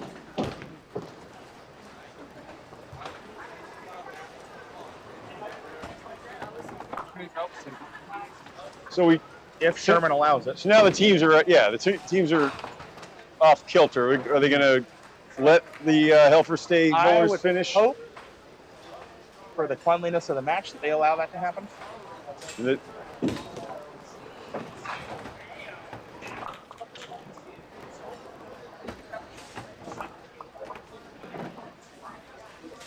Something's going on lane 29. That's the mechanic running the table to get the tubes open so that it can fix 10 pins up. Okay. Got Ben back there today, the second in command at Southwest. Also a fantastic mechanic. And the operations today, you haven't barely noticed any long pauses in the action or breakdowns. It's been pretty good. Hard to keep things running this well when you're working on 40 of them. Eddie Helferstay on the head pin, leaves 5-8.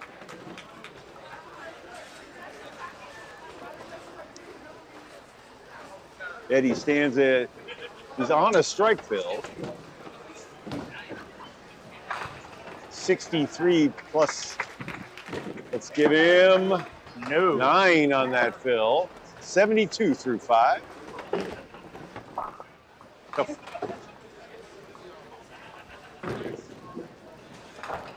And that'll take 10.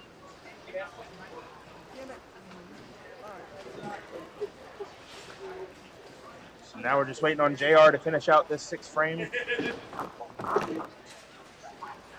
Will likely be a lead for Helferstay after his count and frame is put in. That's right. I was just looking for that, whether we're going to have another lead change. 2 on 10 out would be tied. I have a bell at home we could ring every time there's a lead change. I like that. JR That's off 6. the side for 6.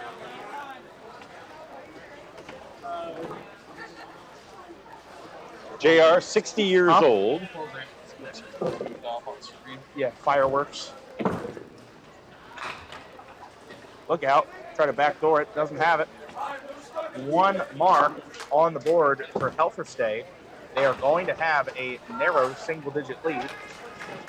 Team Boyle looking at 2 marks. So close to a level game here with 4 frames to go. So what you find out what you're made of. Yeah, Score 9. is Helferstay 4-13, Boyle 4-10. Boyle down 3, up a hit. Here's Eddie Wisniewski.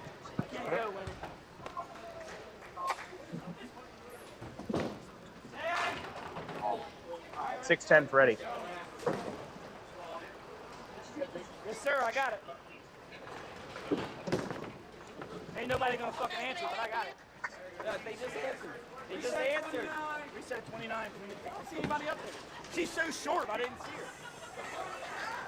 her. Finally, the reset on 29. There it goes. Hopefully, yes.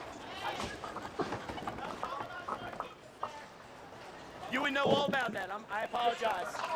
I do apologize. I'm sorry.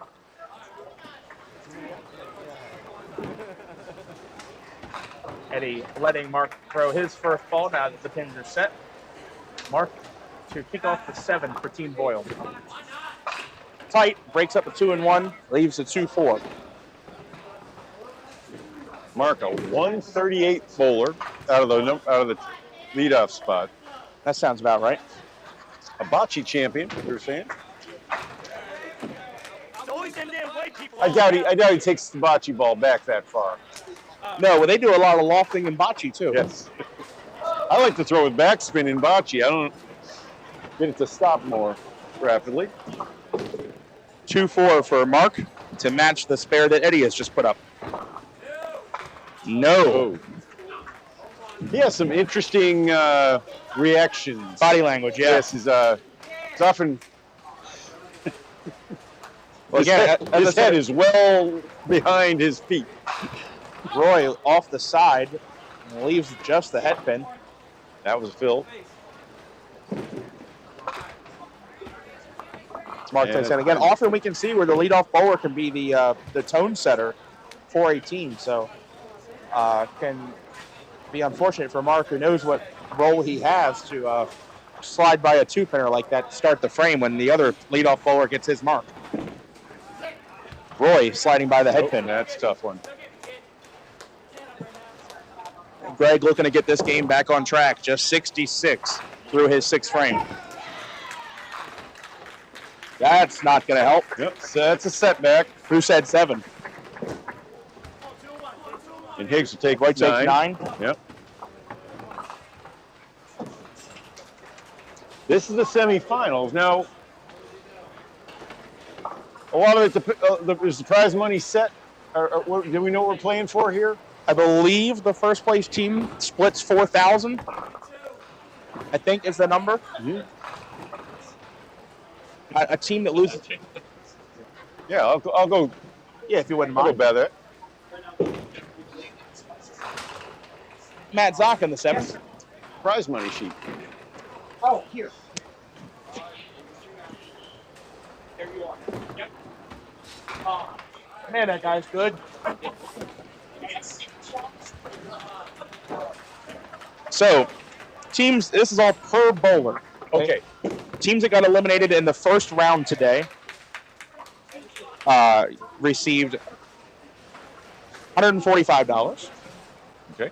David's mouthing that to me because that's what he got. Teams eliminated in the round of 16, $200 per bowler, as Matt gets his 2-pinner. Teams eliminated in the quarterfinals, $250 per bowler. Now to where we are now, if they lose in the semifinal round, $400 per bowler. If they lose in the championship match, $555 per bowler. And if they win, exactly $851 per bowler. Why Jason didn't just take that as a treasurer fee, secretary fee, I don't know. Strike for Eddie. Xander leaving the 2-2, went for it on his strike, just counts 7.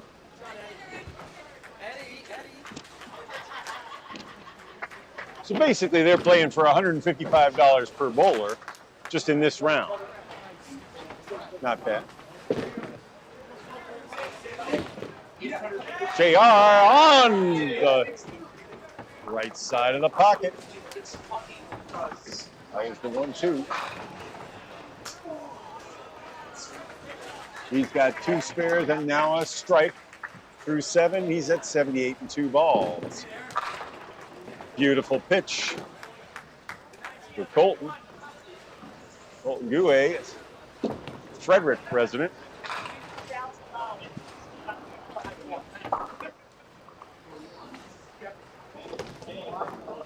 His black and blue ball. Colton got the 5. So his Comet is a 3-7. His black and blue balls are 3-6 Colton's. Yes. And the other black and blue ball is about 3 pounds after last weekend's pop witness. They're black and blue. Yeah. Lane 31 took a nice deli slice off of a Colton's bowling ball. Winnie to close out the 7th. Solid 4. Team Helferstay with a strong 7th frame, putting up 4 marks.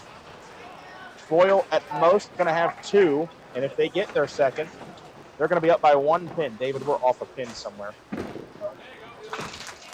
We're off more than a pin. We're off 9 pins somewhere.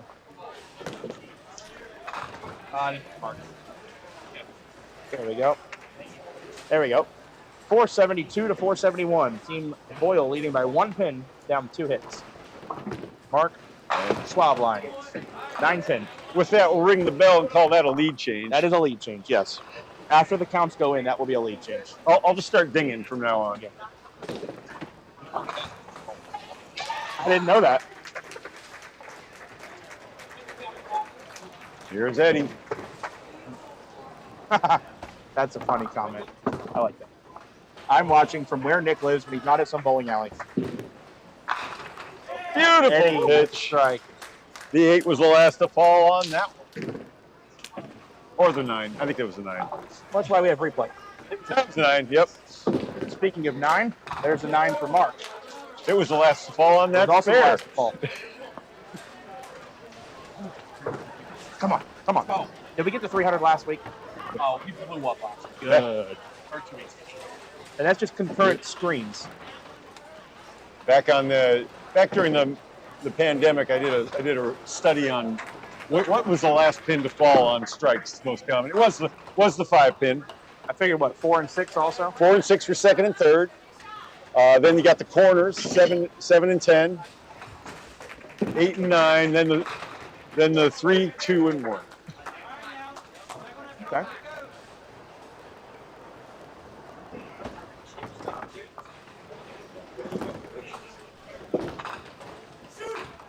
Look at that. That little almost baby played split. Almost was able to squeeze the 7 off the wall into the 8. Those will fall with the wood turning sideways in candlepin. Greg with a 9, 82 through his 8. Sorry, 84, excuse me. Roy with 82. They need him to come to life in these last 9-pin lead and 2 and 1 hit for Team Helferstay. Hits currently 4-3. Sander with a beautiful ball in the pocket to leave the 10.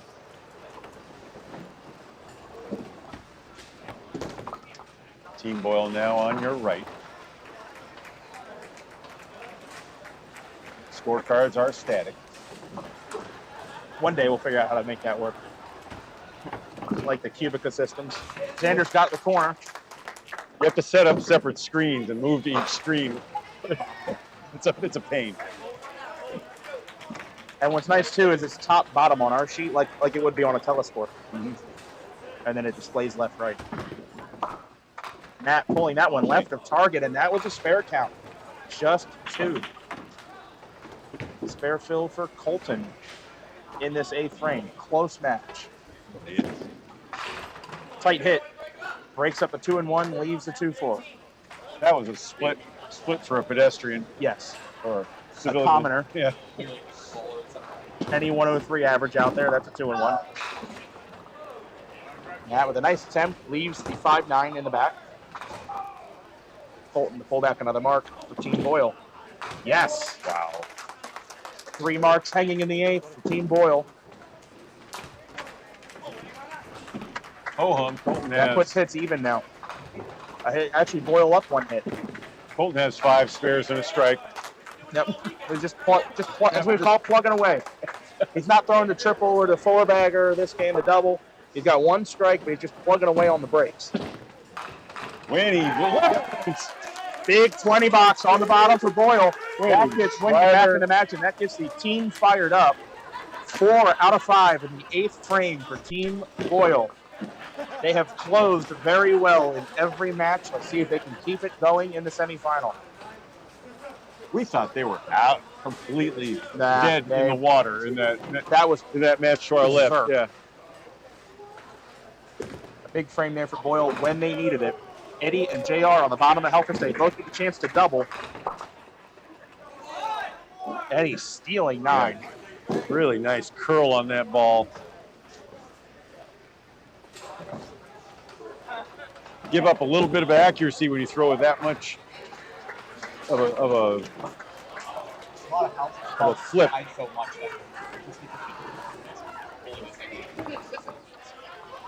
Eddie at the single 7. He's all over it.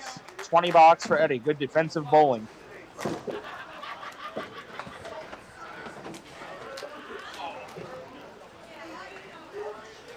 Third ball contest in the other semifinal.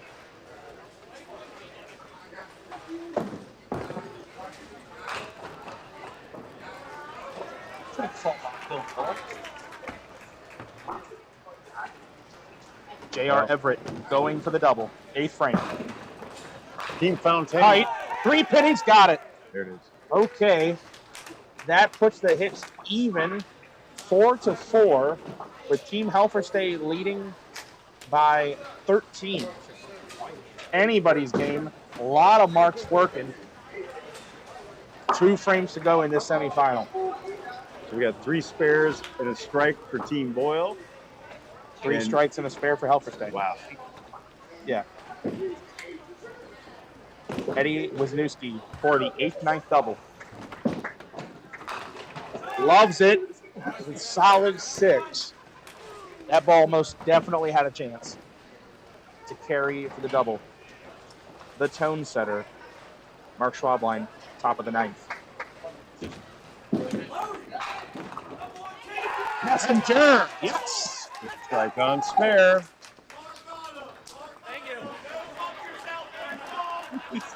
Yeah. And got left. Big 20 box to start the 9th for Mark Schwabline. Can Eddie make the 6 to take a 20 box of his own? Yeah. Hold on to it. Right. Yep. Takes it in the ear. He almost rushed the line, but I saw him pause. He threw it good enough. And got the delivery right down there. Greg Boyle in the 9th. Cuts a duck.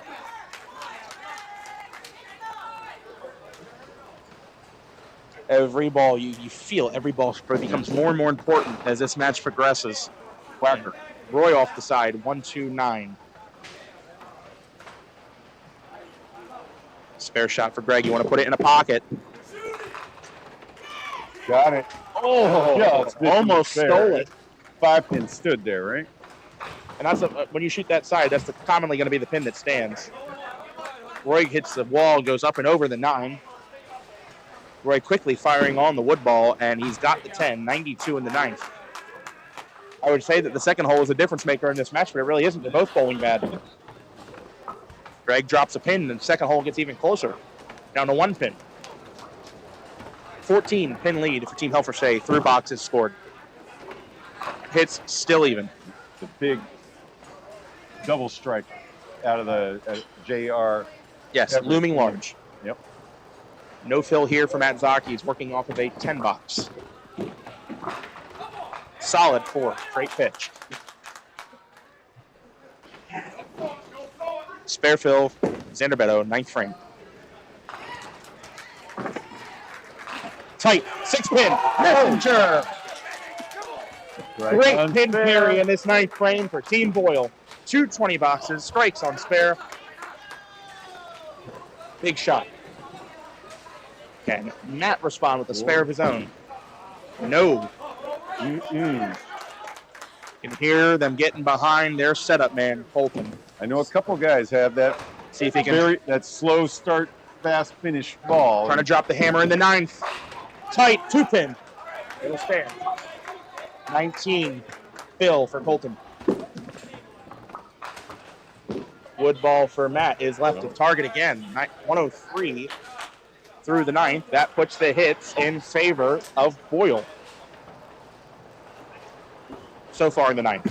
Colton got the 2. Yep. Let's ring the bell on that one, too. Could be a lead change. Yep. Eddie Helfer State now in the setup position for Team Helfer State. He's working on a spare.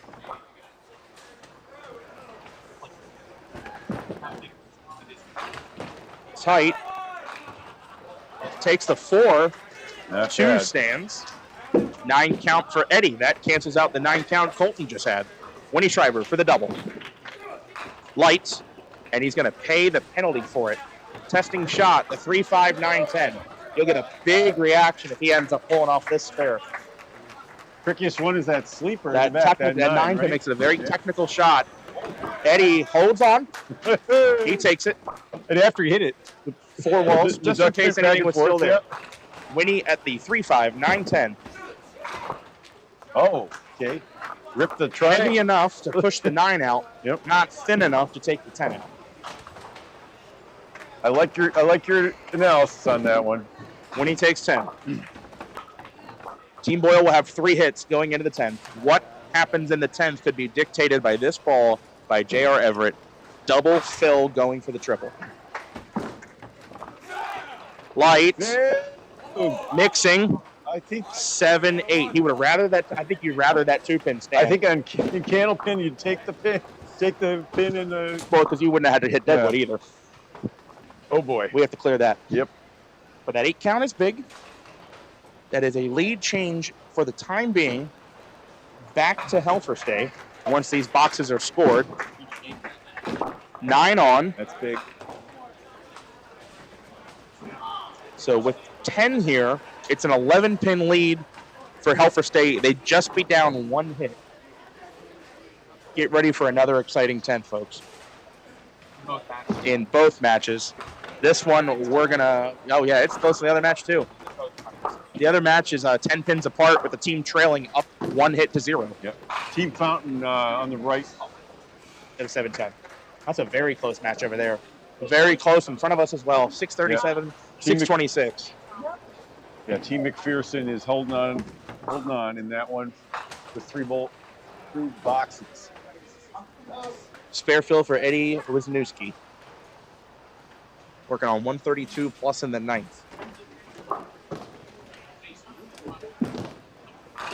Got it out there.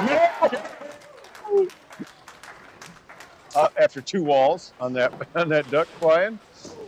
Big time pin carry there for Eddie. 20 bucks. 1, 2, 3. Yep. Watch the response from Mark Schwabline here. Going for the double. Likes it. Solid 5. Hey. Coming down to the wire here in this semifinal. We've had 4 or 5 lead changes in these last back and forth. 3 boxes. Who is going to come out on top? Single 5 for Mark. No. Does not have it. And I think he understands how costly that could become. Eddie Wisniewski from Team Helferstay. Eddie can really put a hurt on him with another strike here. Taking a little extra time. Here we go. Right. It's a chop. He's got 5 down so far. It is a spare leave.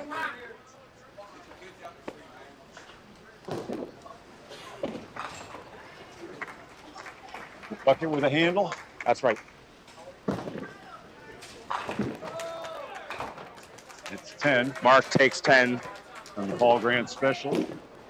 153 for Mark Schwabline.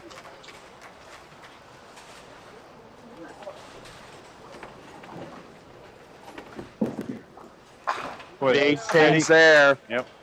9 out for a Safer falls. 161 for Eddie Wisniewski. 21 pin lead for Team Helferstay. Down 2 hits. Whoa. Did not see that coming. Has struggled all game. Had not marked since the 4th. Drops the hammer in the 10th. Roy Higgs to respond. Off the side, 136. Bob, I'm sure you can imagine this yourself, but if he throws another one, they're going to lose their minds. Well, yeah. They held on to that. They were getting pins, and they held on to them the whole way through. very, very light, and he leaves the Greek church. Roy at the spare. Yes.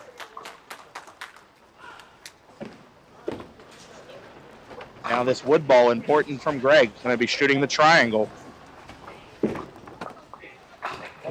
Great 9. Delivered everything but the 6-pin on that, Phil. Greg will finish with 112.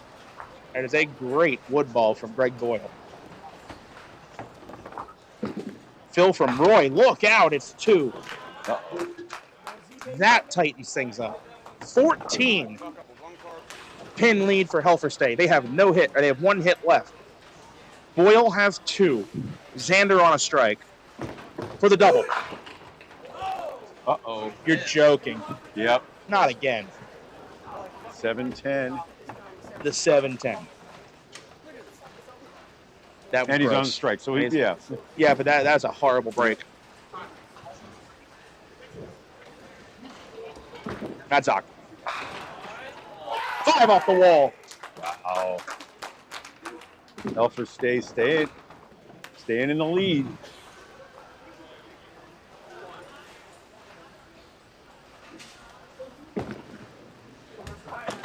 Xander with 132. Just an unfortunate break at the worst possible time.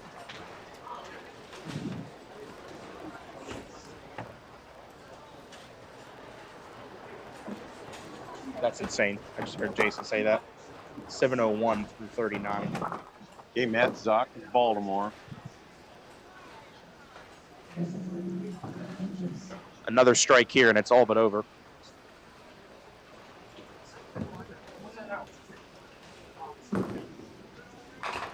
Okay. Dave Jones. Our one and only attempt of the day. Matt Zock for the Dave Jones Signature Edition t-shirt. Would be a heck of a time to pull a shot like this off. Pin count, very important here, no matter what.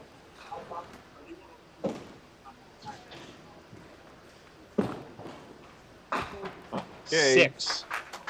Spare fill for Colton. And boy, do they need him to deliver here. Inverted 2-pinner, 2-5.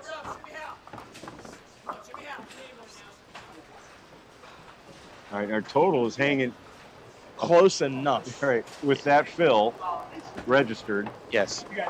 Eddie leads by 4, and this plus ball. this ball.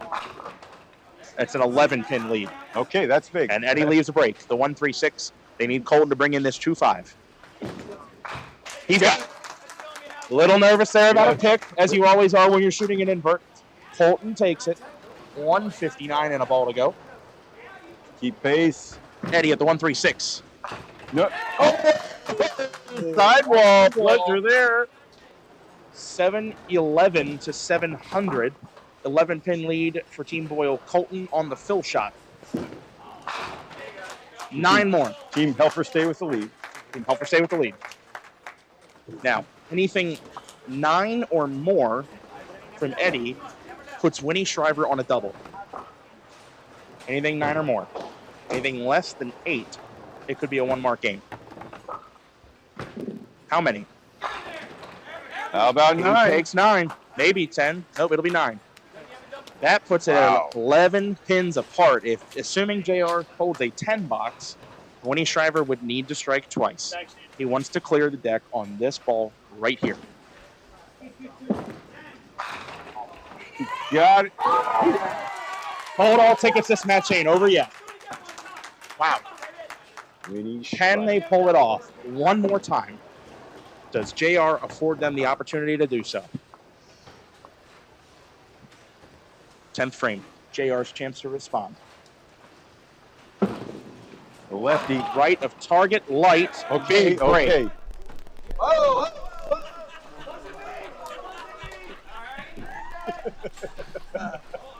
It's back, it's back. It's back, it's okay. It's good, leave it. This is... Winnie practically feels like he has to strike again. Does he have it? Oh! Okay. JR's got to make it to win. Needs to make it on either ball. Right on it. And that is going to do it. What a match. Both teams giving it everything they had in the 10th. Winnie's going to take it for 7:29. Team Helfer State already at 7:30. What a fantastic finish to this match. Back and forth, multiple lead changes in the second half. It comes down to the anchors. Team Helfer State goes down the line in the 10th frame to win it. Fill shot from JR to tack on 10 more. Final score, 7:40, 7:29. Helfer State bowls for the Fed Match Championship. Woo. All right. Amazing run from Team Boyle. I probably won't have time. That's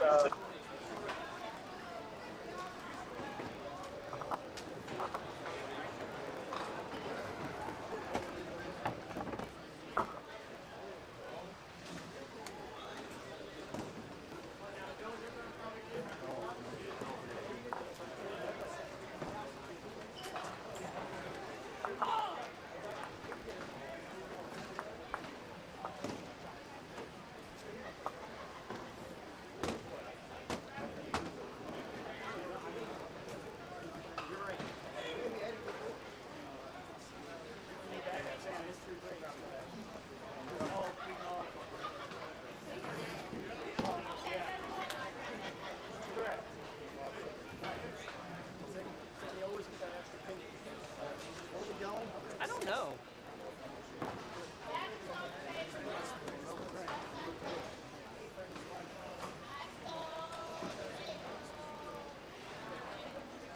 I don't know where we're going.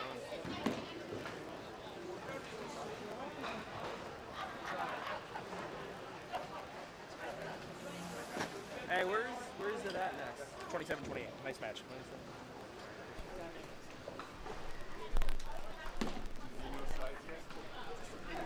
I don't think so. Yeah, don't knock it over. Yeah. Just following Eddie. Raise your walking your balls over too.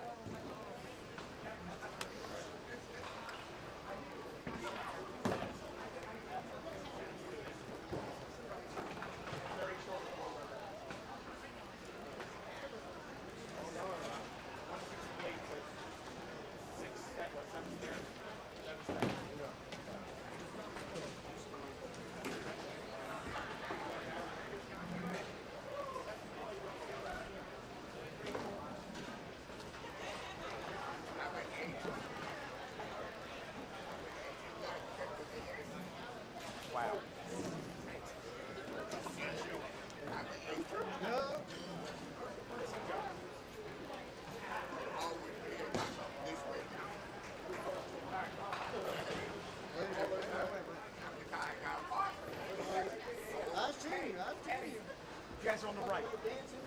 You're on the right. Yeah. And to switch the arrows? yeah, you do. After you hit next game, you do RA. Yep. I'll get you a sheet in a minute. Okay. Good luck. Thank you, brother. Yep. JR, good luck. Yep. JR, race better.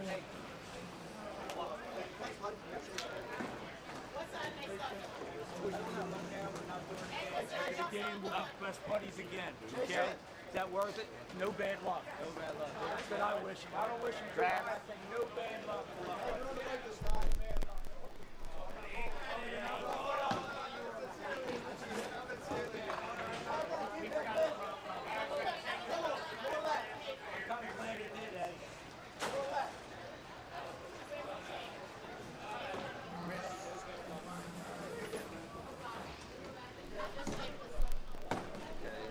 said we're on the right. Where's Jason? I got short-term memory loss.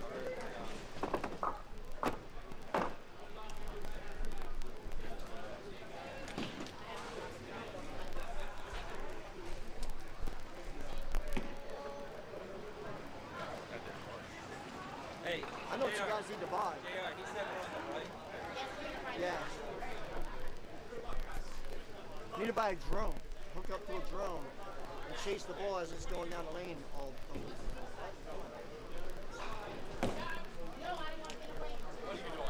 That's all I know.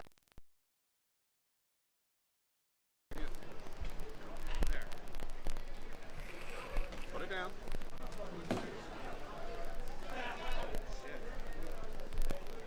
Oh, it broke.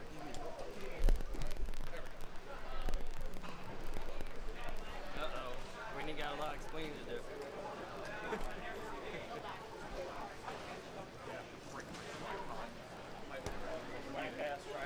Whack-ass tripod.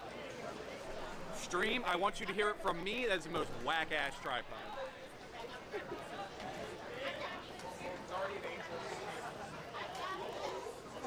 Hey, am I good to hit next This game? ain't my first final. Am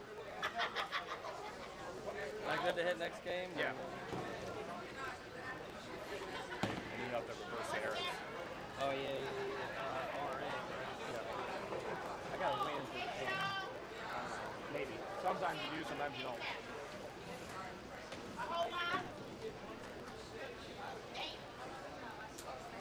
You gotta read it. 146 on the left. Mine's 54. 146 on the left, right? No idea. I got some. Hey, are you guys on the right? Yeah. Yep. I'm right here. I'm trying to tell you.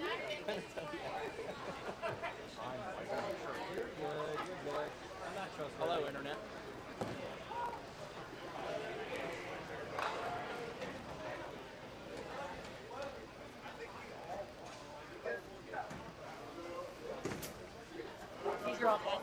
Yes. All right. Yeah, just put what you give them to these guys because they can use them later. They're all those bowler sheets. Do you keep a collection of them, or you just throw them out? Yeah, we have 1,000 of them back home. At the Worlds, it becomes unmanageable. It's like Yeah, and you can enter them into a computer. Right, are we going? All right. Welcome back to Lintica, Maryland. I'm Bob Leaf, Gentleman Bowling Network, here with Nick Boyle. These are the finals. We got $851 per bowler on the lane for 5 bowlers. What does that amount to? About $4,255. Yeah. And not a penny more. And exactly $555 a bowler for second place. And on our right, we see Eddie Wisniewski picking up a spare to start things off for Team Helferstay. And they're going to be up against the McPherson team. That's Richard Birkenbach. Team Helferstay bowls out of Parkville and Southside. Oh, thank you, Joe. That is an awesome compliment. Oh, wow. Oh, Roy Higgs. Roy Higgs commits lots of ball-on-pin violence when the ball makes it to the end of the lane. All right, so I can't tell you it will always be flush in the pocket, but I can tell you it will always be thrown hard. All right, as we set this match up, the big difference to start, the handicaps. Sure. Team Helferstay is giving 92 pins to Team McPherson out of Hagerstown. Which is measurable. Yeah, so they basically have to win each box frame by 10. about a mark. Yeah. Roy is right on. It's rare to see it In the final, yeah. You normally see the 54 to like 80 range or something like that. The tournament is an 80% handicap Yeah, it's based setup. off of a 725 team average. So if you're given if you're 50 pins better on the average, You get a 10 pin you get to advantage. keep 10. Yeah, so and that's significant. Right. Enough to knock out the teams that are very low, unless they're a beginning team that's just coming into their own. You know, like some of the beginners. I'm sorry, what? Zach. Can we take a look at that again, please? Because I That saw was it Matt was Zach. 7. It was 7, and then it was 8, and then we looked away, and then it was 10. That's his favorite. In Maryland, we call that a strike.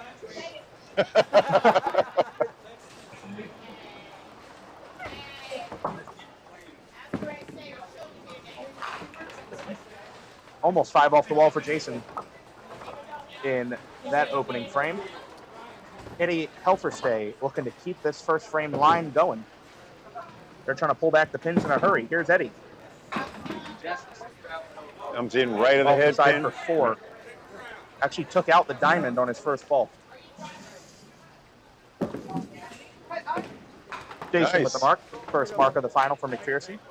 Yeah, he drops the ball down before the foul line, but seems to give it enough spin that it isn't turning right on the drop. At this level, I see most of the guys are getting the ball out before contact. Out or not out, the thing is you got to have rotation. If you're not rotating the ball, that you're not going to generate the mix. Eddie. All right, Brian. All right. Yeah, the rotation is what's going to generate the movement. And I mean, no different in your game. Exhibit A, Tommy Holster. Yeah. Yeah, the flick. Yep. Right? So our greatest of all time. Am I allowed to say Jeff? Yes. Okay, thank you. Jeff Piles. Every time. Flicked it. He's on the side of it, but my God, was he accurate. But it was even when he was close enough to perfect, because he had all that stuff on the ball, he just moved pins. J.R. Everett. Cannonball.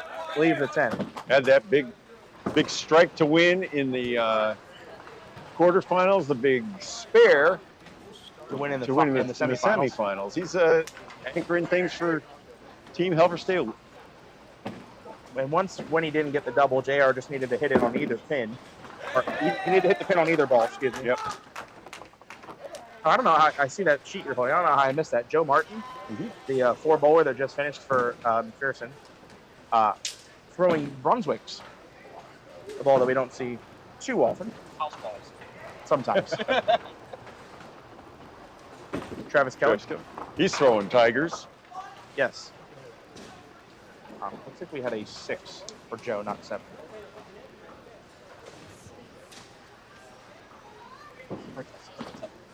That's right. 6 pinner. Draws in. Yes. Nice. So the opening frame goes 4 marks Helferstay, 2 marks McPherson. Who said 7? 5s. That's the Bermuda Triangle. Yeah. So 189-102 is our opening score. It is an 87 pin lead for Team McPherson. They are down 2 hits. We would expect that separation to deteriorate as the match goes on. The question is, how close does it get? Or does Helferstay pull it all back and some? Spare fill for Eddie, second frame.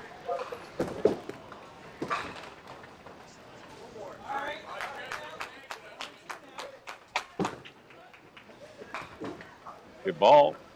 No hope. Well, a little bit of a hope. We'll say a little bit of hope here in Duckpin. That's right.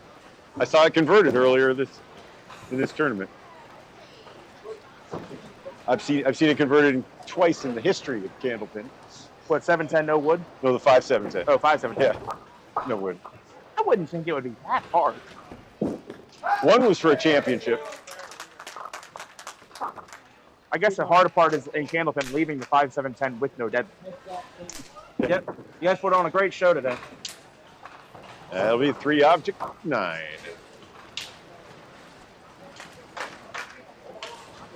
Okay, the team switch sides each time through. So we have Roy Higgs Jr. now on the right-hand side. Is opening 12 box for Roy. Travis McPherson, economist, Travis carrying an 87 average. Well, I didn't look at the averages earlier. I had to assume one of the bowlers was under 100. Yep. If you have 146 handicap, hard to get there without a bowler under 100 average. So under the bowler sheet, under the championships and highlights, This Travis is said, it. I love that. Championship highlights. This is is the highlight of his career. You're watching it. He's in the finals. Yeah, I in mean, the biggest, that's fair the enough. biggest And event he in filled that out duck early pin on in the day. bowling. Yep. Yeah, the again, this is not the same as a Pro Tour, but it is similar. That you don't get a star here, but like the prestige of being able to say, "I have won Feb match." Yeah, that carries something. Nice delivery there from Zach. That was going for the opening double, Matt. Just leaving you 10. Yeah, this is a scratch back. Yeah, Although we like our duck pins. we do.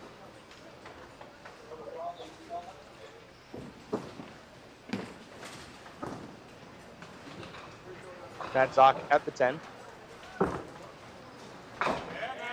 Got it. Matt's delivery, 31 miles an hour on that.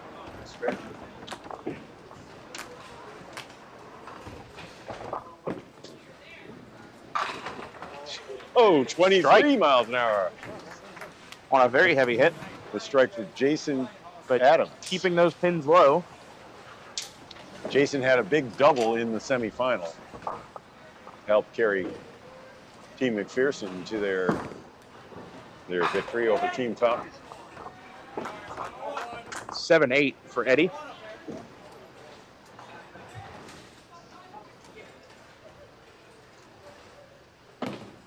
Joe Martin coming off an opening 6. Joe throwing 28 miles an hour on the Bushnell gun.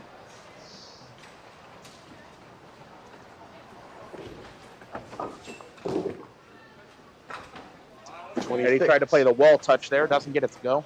26 miles an hour for Eddie on that last pitch. Advantage on the marks currently goes to Helferstein as Joe Martin spares. And that brings the marks to even. Thanks, JR. Boy, does he curl that one. Yeah, he gets on the side of the ball a lot.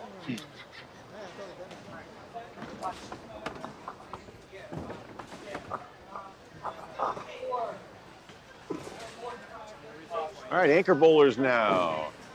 Travis Kelly, Hagerstown resident. His championship highlight, winning the King of the Hill at Southside. He carries a 117 average. J.R. Everett has 4 singles in 2 first half championships.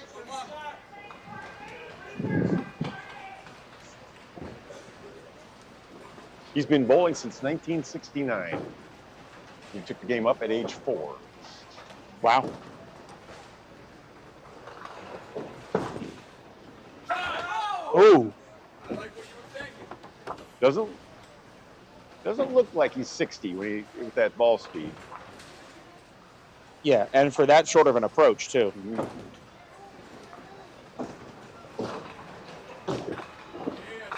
Throwing 31.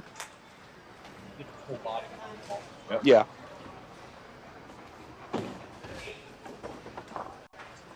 They were the class of the A division of 3-9-10 in Towson.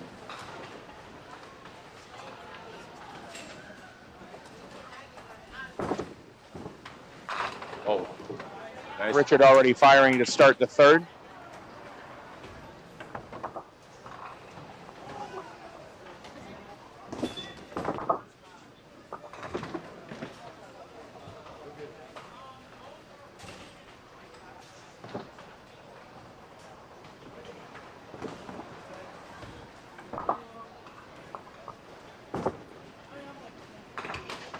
Nice.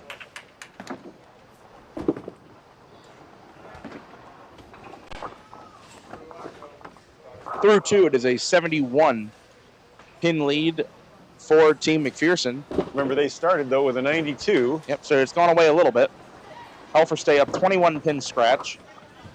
Hits are even 2-2. Plenty of time left in this game.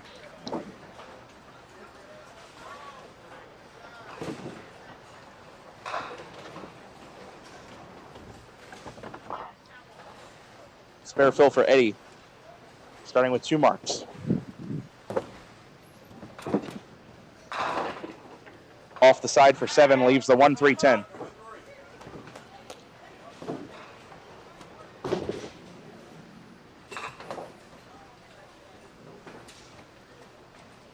Travis McPherson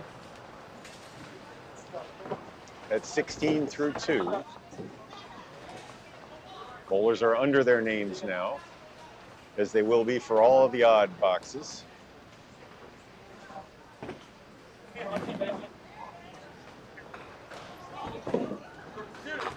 Too heavy. Found his spot. Yep.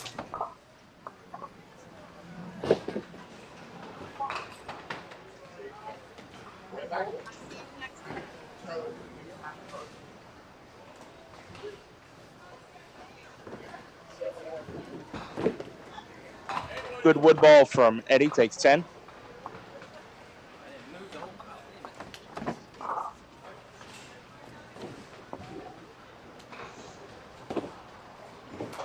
Eddie lives in Edgemere, Maryland. 9 out for Travis. No marks yet in the match. 25 through the 3rd. Roy Higgs in the 3rd.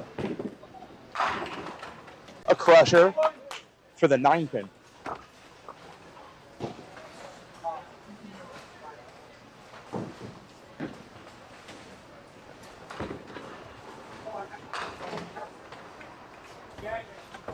Off the side for Jason on his double attempt. Leaves a 6-9.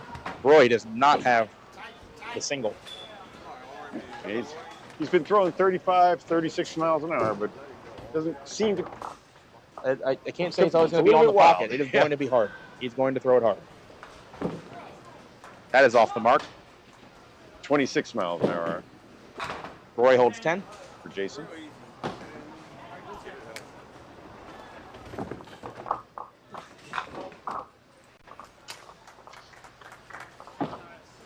All right.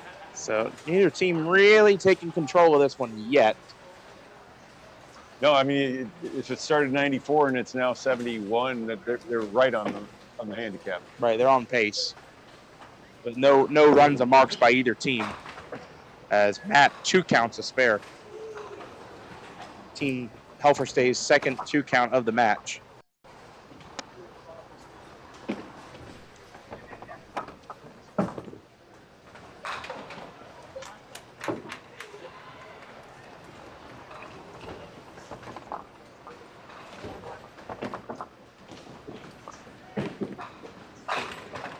Going for it and leaving the 5.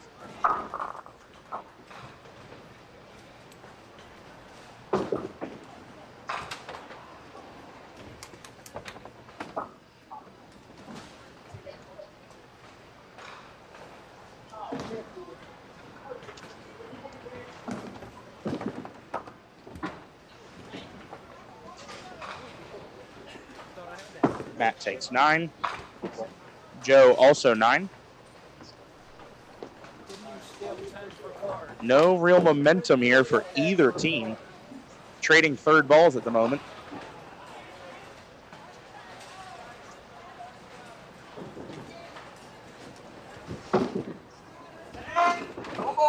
Eddie leaving the 2-1.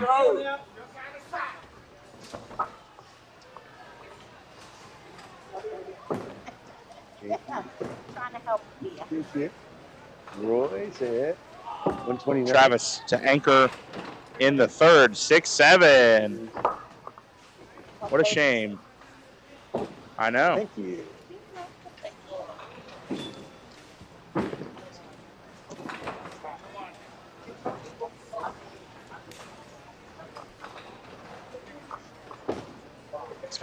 Expect a shot off the wall here for the 6-7.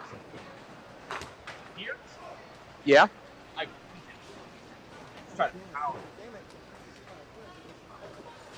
Off the wall or no? Either. Oh, okay. I did convert the 6-7-10. Clobbered the 6 out of the 50. I wish.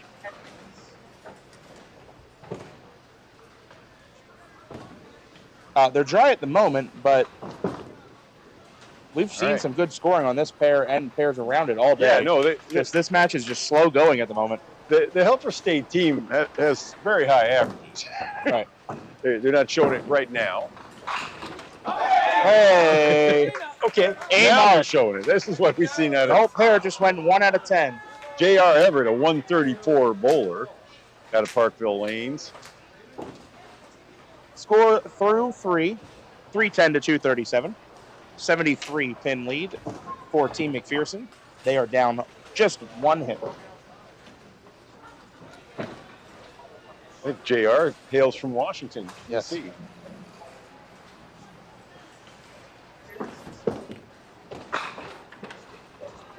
Eddie leaving the 5. That's how Helfer State trying to get something going here.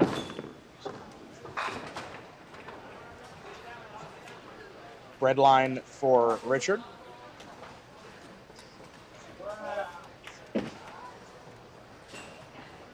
Richard carrying a 114 handicap. Wisniewski a 132. Single 5 for Eddie. That looks good. 2 marks in a row for Team Helfer State.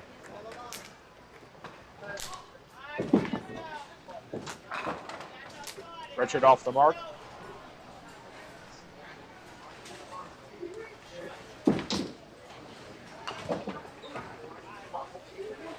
All right, good 10 there. And Roy. Oh, Roy. Yes, sir. A missile from Roy Higgs. Watch that one again. Bang. Can't Blink. tell what the last pin to fall was on that. Blink, and they're gone. I think the back row fell together.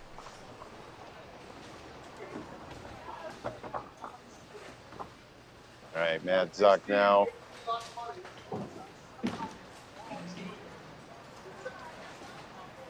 Five-step approach, crosses over. Solid and 5.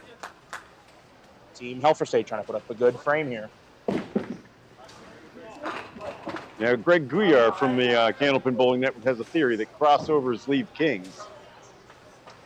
Okay. I think both sides do. And again, I don't if the 5 is the discriminate. last to fall, either yeah, it's also often the last one standing. Matt's got it. That's 4 marks in a row for Helfer State. They have a hill to climb, so marks are what you need to do it.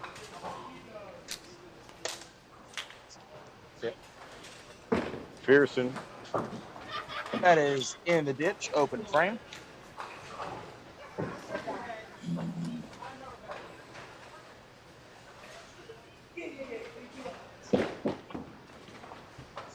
That'll be a 9.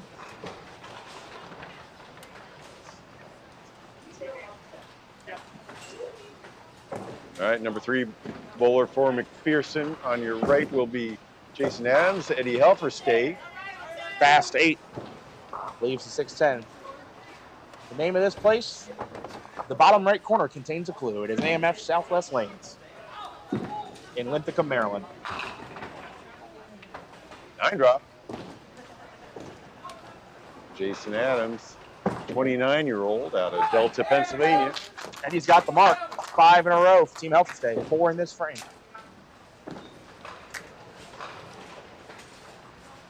No marks currently on the board.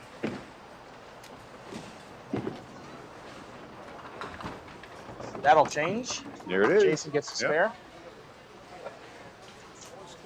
4 marks for Helfer State. Yeah.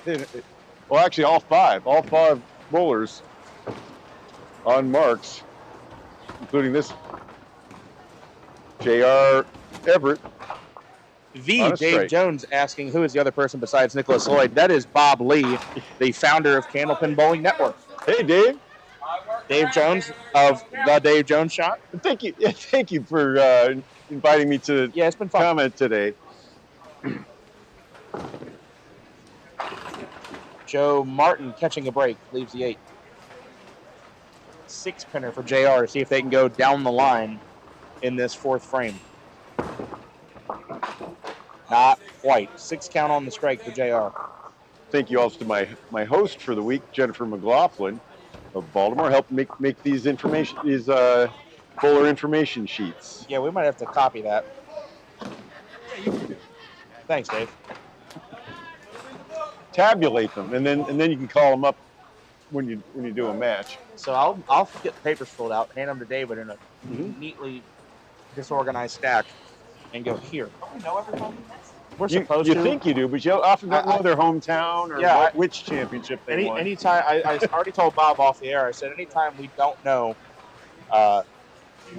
we go, so Dave, what can you tell me about da, da, da, da, da. And he goes, I don't know. And then I go, okay, I don't know either.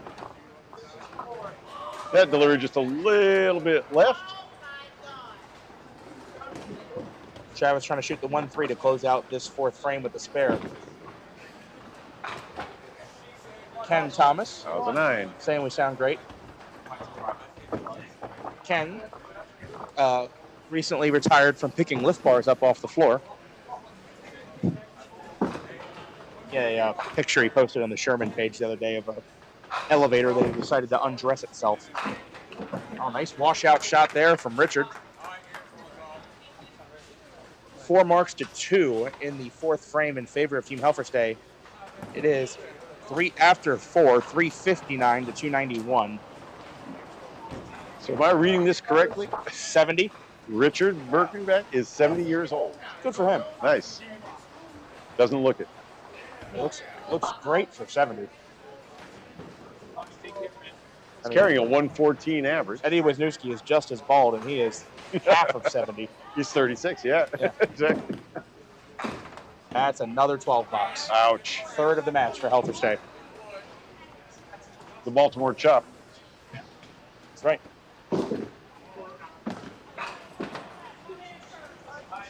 So how does the story go for how duckpin became so popular in Baltimore? Whether it started in Worcester or not, we can leave that. I'll try to give you documentation. I guess we just really liked it. Mm-hmm.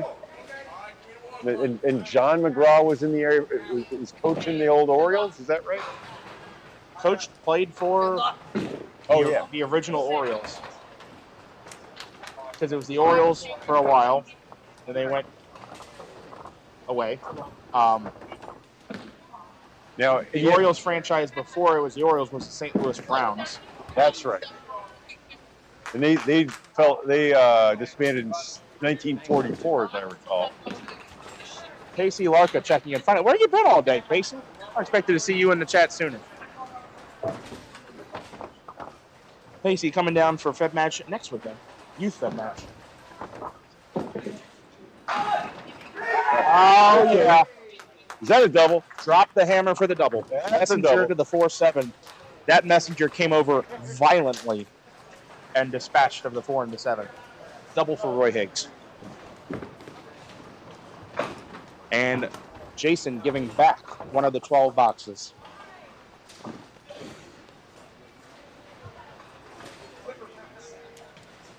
All right, so now as the match still stands with McPherson holding on to their handicap lead. Starting to narrow. Because we're halfway through, but not even. We're not even halfway through the mark frenzy that Helferstay put up. So Roy decided to extend it with a double. That's right. Here's a spare fill for Matt Zock. 51 plus in the 4th.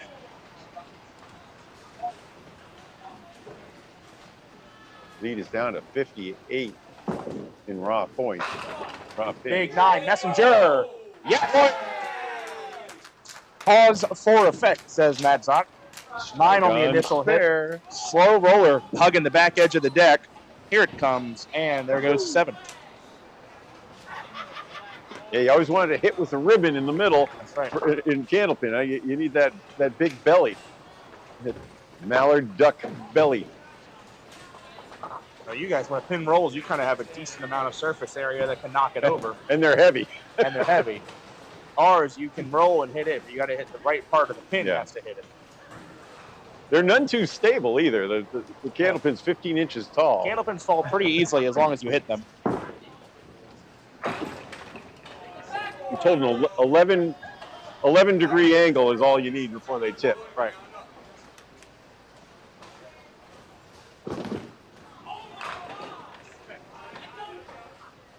Okay, 7 out of the head pin.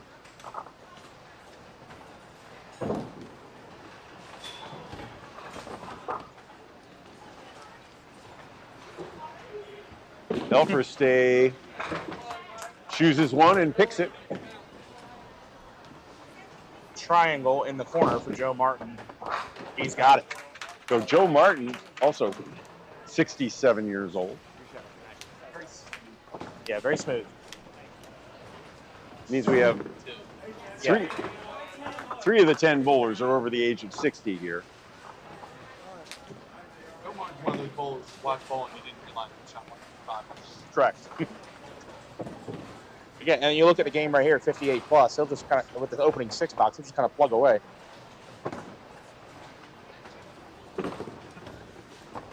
Okay, Travis. 6 for Travis. The 1368. Nick, are you doing a marathon broadcast for the tour at Highland? Oh boy, we are. All 32 games of coverage. Nice. Starting Friday night.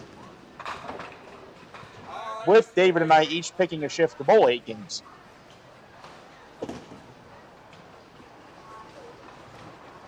All right, Travis takes aim at the 1, 3, 6, and 8. Just picks the 6. JR can give his team a 2-hit lead going into the 6 if he spares. Look out. Oh, almost took it on the back door. It'll be a 1-mark lead.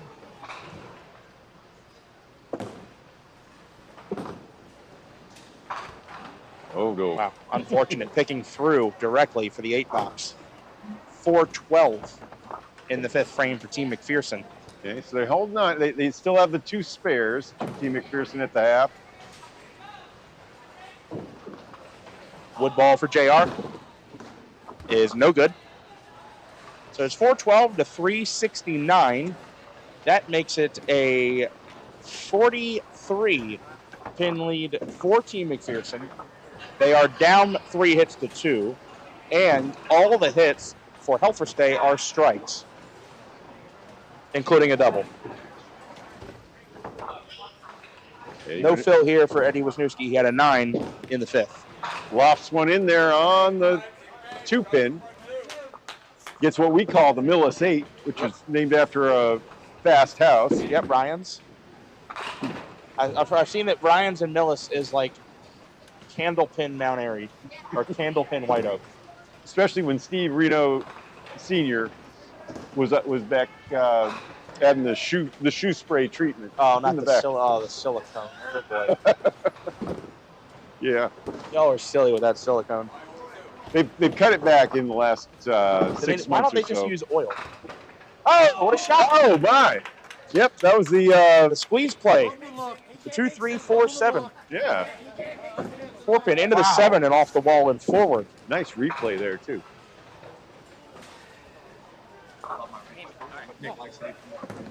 I like the. I do miss some in the singles matches. I miss the full screen replays. Whenever I get my zoomed in on the pins slow motion replay, full screen, then I'll be in heaven. I know, Dave. I know. Roy for the triple. How about it? Looking for the break, and he gets it. That's a big help. The 2-pin was standing tall there for a second. Leaving just a single 10 gives Roy 61 through the 4th. Beating his man comfortably, 3-2-1. Medic. Roy, yes. Okay. The 29 and the 20 and the spare for Roy Higgs. He's found a slot. His arm, he was a little wild back in the beginning of this. When he's on, he's on. Yep. When he's off, he's off. What will not change is the fact that he's going to throw the ball hard.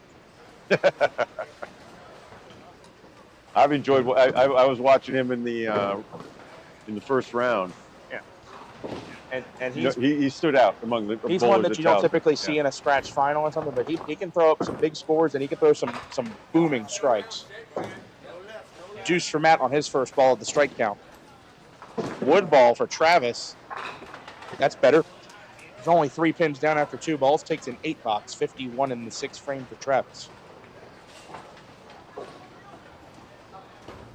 Lee McPherson. Question is, how aggressive does Matt get on this shot? He plays very safe. 7 count. 78 half.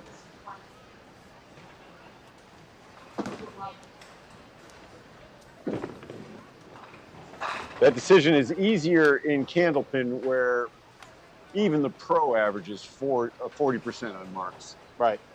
So you really want pins on your fill more than you want a slightly increased percentage. And I was wondering whether he was going to go for it on the wood shot or not. He did, and he made it. So good decision making, I think, there from Matt Zock to take the 7 on and 10 out, especially when you consider that your opponent slices off the 1-6 and does not mark opposite you. So Matt going to be ahead of his man by 11 or 12 pins. It'll be 11. And the lead has shrunk down to 22. Eddie, what a beautiful pitch to leave the 7. Helferstay.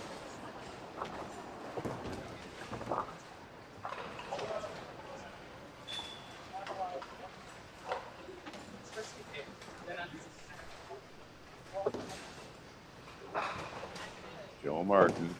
Spare fill. Classic 3-step delivery, and that's the Millis 8.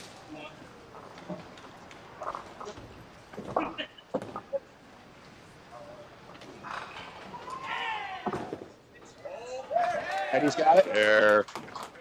Where that lead is almost gone now. Once we see these fills through.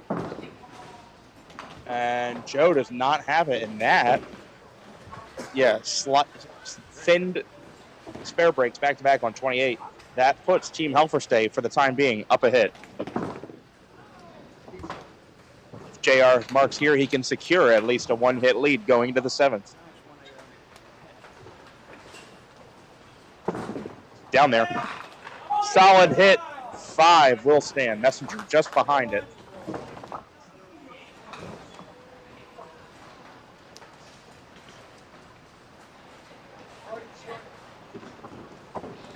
Travis Kelly, a 4-step approach, 4 baby steps. Solid 8. Yep. JR to secure a 1-hit lead. Yes. Everett takes a very small first step, medium second, and a large 3rd step. Yes, large slide. And throws from the left-hand side. Travis to answer. No. 2-hit lead before Team Helferstay. Spare fill for Richard is a strike. Oh, wow. Strike on spare. Travis takes 10. Huh? You're Tom Miller complaining about that strike thrown up there by Richard. That's right. 3-pin last call. So Richard 81 plus through 7. Travis Kelly 63 in the 6th.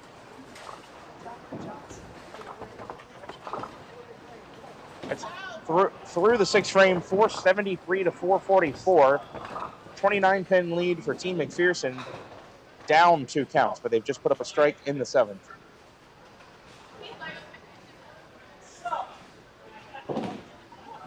See what Eddie does here in the 7th. 15 over his box.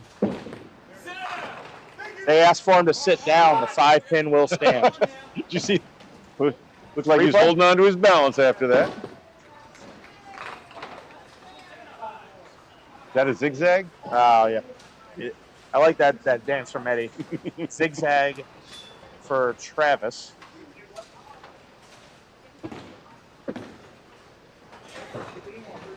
Eddie instrumental in there in Team Helferstay's victory over Team Boyle. All over it. You heard the yeah Eddies when that ball was out of his hands and at the arrows. Look at this. Oh, come on. Spin. Wow. Where'd it go? Fell off the deck. All right. It was behind it, spinning, and guess there's a lot of room back there.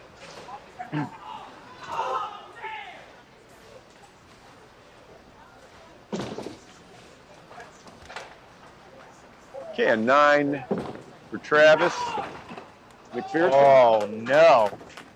Bomb for the 7-8 for Roy. He'll take that 9 count. 99 through the 6th.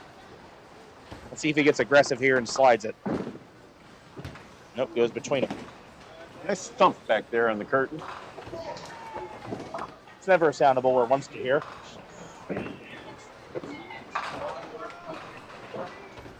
Well, we had a lot of bowlers here this morning. Right. We had 32 teams that showed up for the today. Right. 28. 28 teams showed up this morning, and all the lanes on the right side of the house at least were full. Now it's calmed down. You've calmed down, Nick. A little bit. A little bit. Adrenaline wore off some. I was losing it about 2 hours ago. The run by Team Boyle I'm surprised they are not in this championship match. Oh, Elfer stayed. Red line from Exop.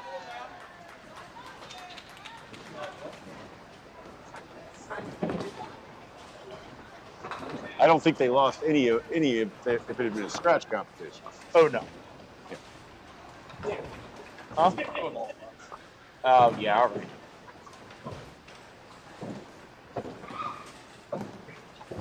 Five-step approach. And picks the head pin. And on Matt's 5-step approach, the first 2 steps pretty much just timing steps. The arm doesn't really get moving until the 3rd.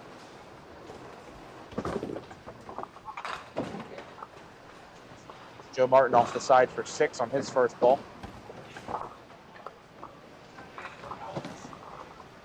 Martin actually the high average bowler for Team McPherson, 122. Interesting that he's not bowling anchor.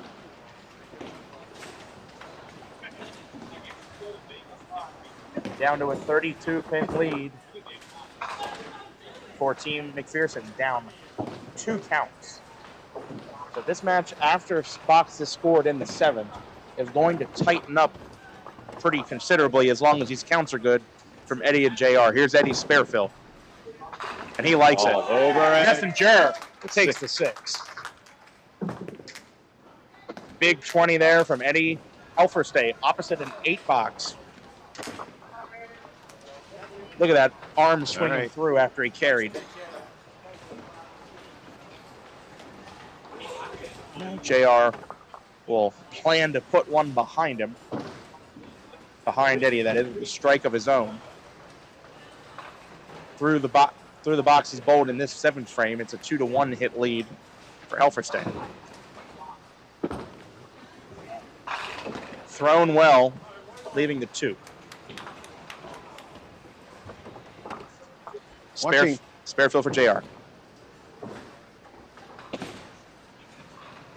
JR on the. That's a break and a half right there, Bob. There were 3 or 4 pins on the left side. That ball turned that hard and that light in this house is not supposed to carry, but it did. Remember this frame. Really remember this frame. Yep, that. Interesting on Travis's delivery. Just on the technical point.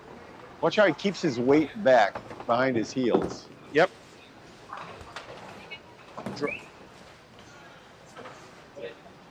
Should stabilize his body, but it doesn't move the ball forward.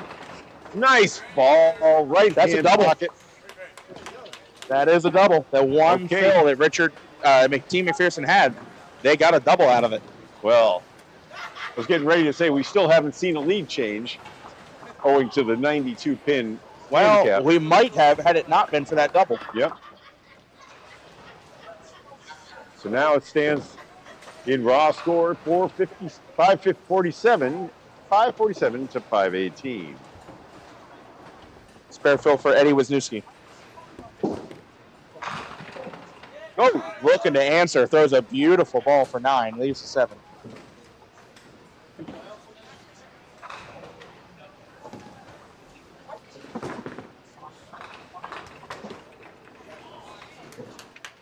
Good working ball off the head pin. Travis McPherson, the eponymous.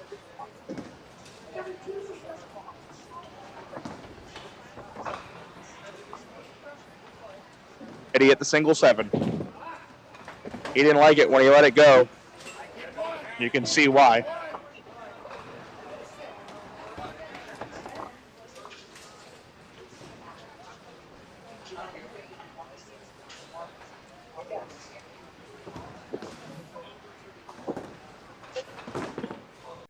Travis, off it. There.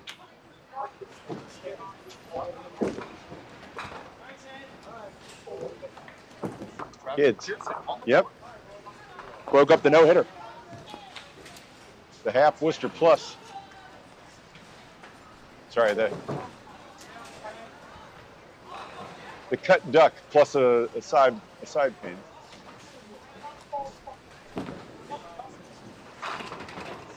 Good ball for Jason to leave the 7 pin. So McPherson trying to respond after Team Halfordstate was getting closer and closer. Roy also the 7.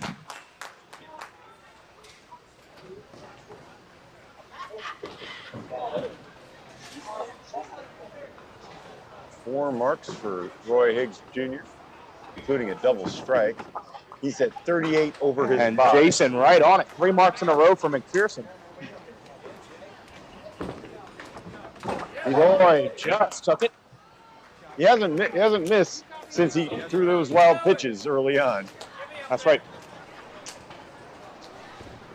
He converted on that 10. It's been Roy Higgs has been missed a single in the 3rd, doubled 4th, 5th, 9 spare in the 6th, split in the 7th, single in the 8th.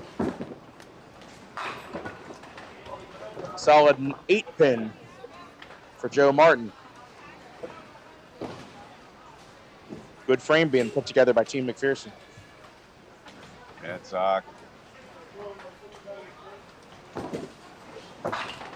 oh, Matt okay. Pushing through.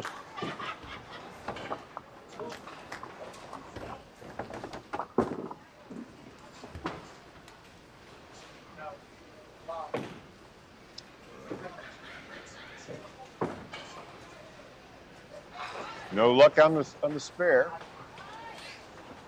Zach's going to need something special here. Oh, he went for the wall shot. He did. Took 2 of the 5. Joe Martin holds 10.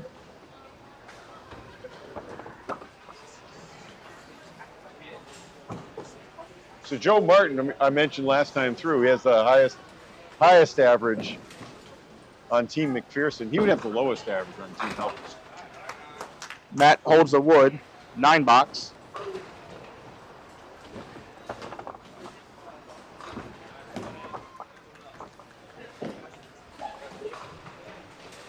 Now the difference.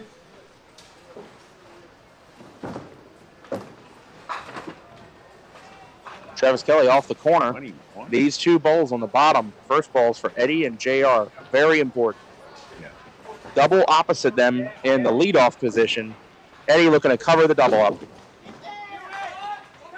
9, 10 stands. Short pin. Didn't fell down, but I think he's fortunate to get the break there. That could have been a 9-10. Open frame for Travis, and wood becomes an issue. Just 4 pins down after 2 balls. to use the term wood for a 3rd ball here. 20 box attempt for Eddie at the 10. Got a bite, and it does. Wow. Spare on strike.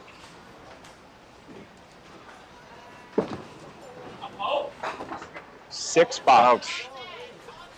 J.R. Everett with good count here will take the lead for Team Halfordstate. So the marks are still... The marks will be even if J.R. doubles. Yep. If he spares, they're down 1. If he opens, they're down 2. JR is going to pull the balls back and regroup here.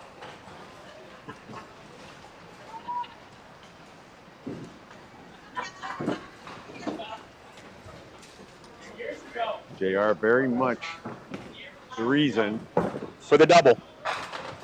Off the side, 1-3-6. Ball's been in his hand with the match on the line twice in the last 2 rounds.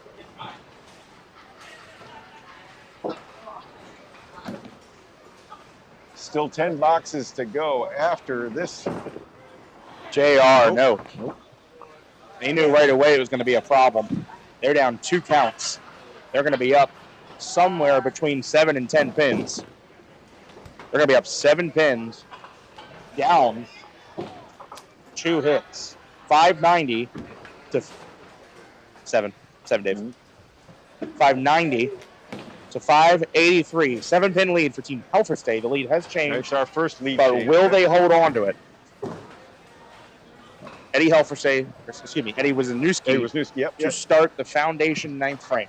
Looking to read the rule book. Whoa. Off the side for the 1-2. Nice miss there. Big ball in the match. Richard for the triple. Dropped it down on the... I think he's very fortunate to get 8 on that hit. I think he does drop the ball a bit on his normal delivery. That ball come down a little early. Had that ball run a little more. It's 2. Caught a piece of the head pin. Gets the 8 count.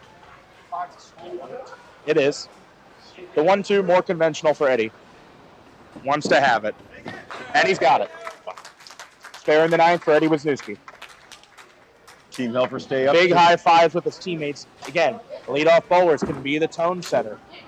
No. Open frame for Richard. But 9 on the fill, but so it's right now 600 on the scoreboard. That's going to change with that, but Roy Higgs, spare fill. And as I would have expected, seeing the mark in front of him, understanding the situation, Roy delivers a beautiful pitch. He has been lights out since the last time. What you said, the last time he missed was in the 3rd. Lights out in the 2-hole. You always put your best bowler second. We love the 2-hole.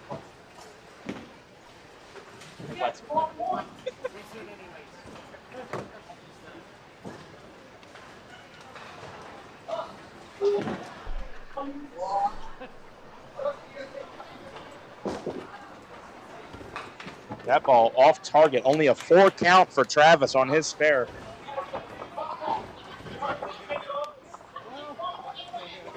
Team Helferstad bowling well so far in this 9th frame. Results going in their favor. That's a 7 box.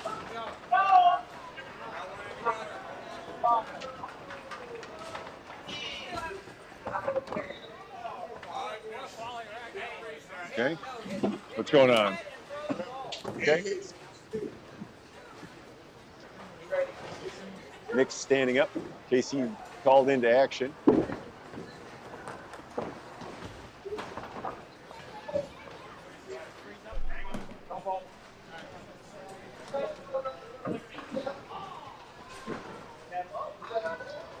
Our announcer going into work.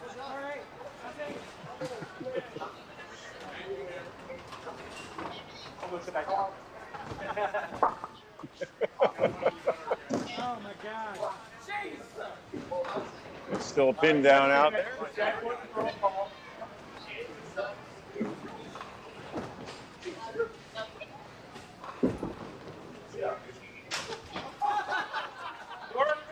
Yeah, that's it. Yeah, when I say Roy throws the ball hard no matter what, that includes the deadwood clear. All right, back to the action because this is still very important. We have 8 frames total left for each team to determine the winner of Feb match, and it is a razor-tight margin. Adzak in the 9th. Off the side, 1-3-6. The only spare fill left on the board for Team McPherson is right here. It is also the 136.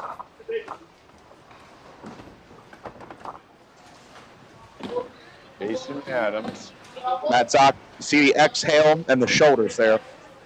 Understanding that this ball is important. Does he have it? No. Does not bite in. Leaves the head pin.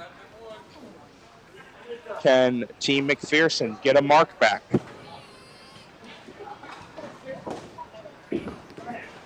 Look out, light. They got it. Off the side wall. That was a thin one. That was a thin one. You take that break and move on. Wood ball for Matt. It's good. So the score now, 638 to 630. Team McPherson leading by 8 pins. They have 1 hit on the board. Team Helferstay has 3. That would, in my opinion, put the advantage to Team Helferstay. Joe Martin in the 9th, looking to read the rule book. With average fills. Off the side, not an easy one. 1-2-9.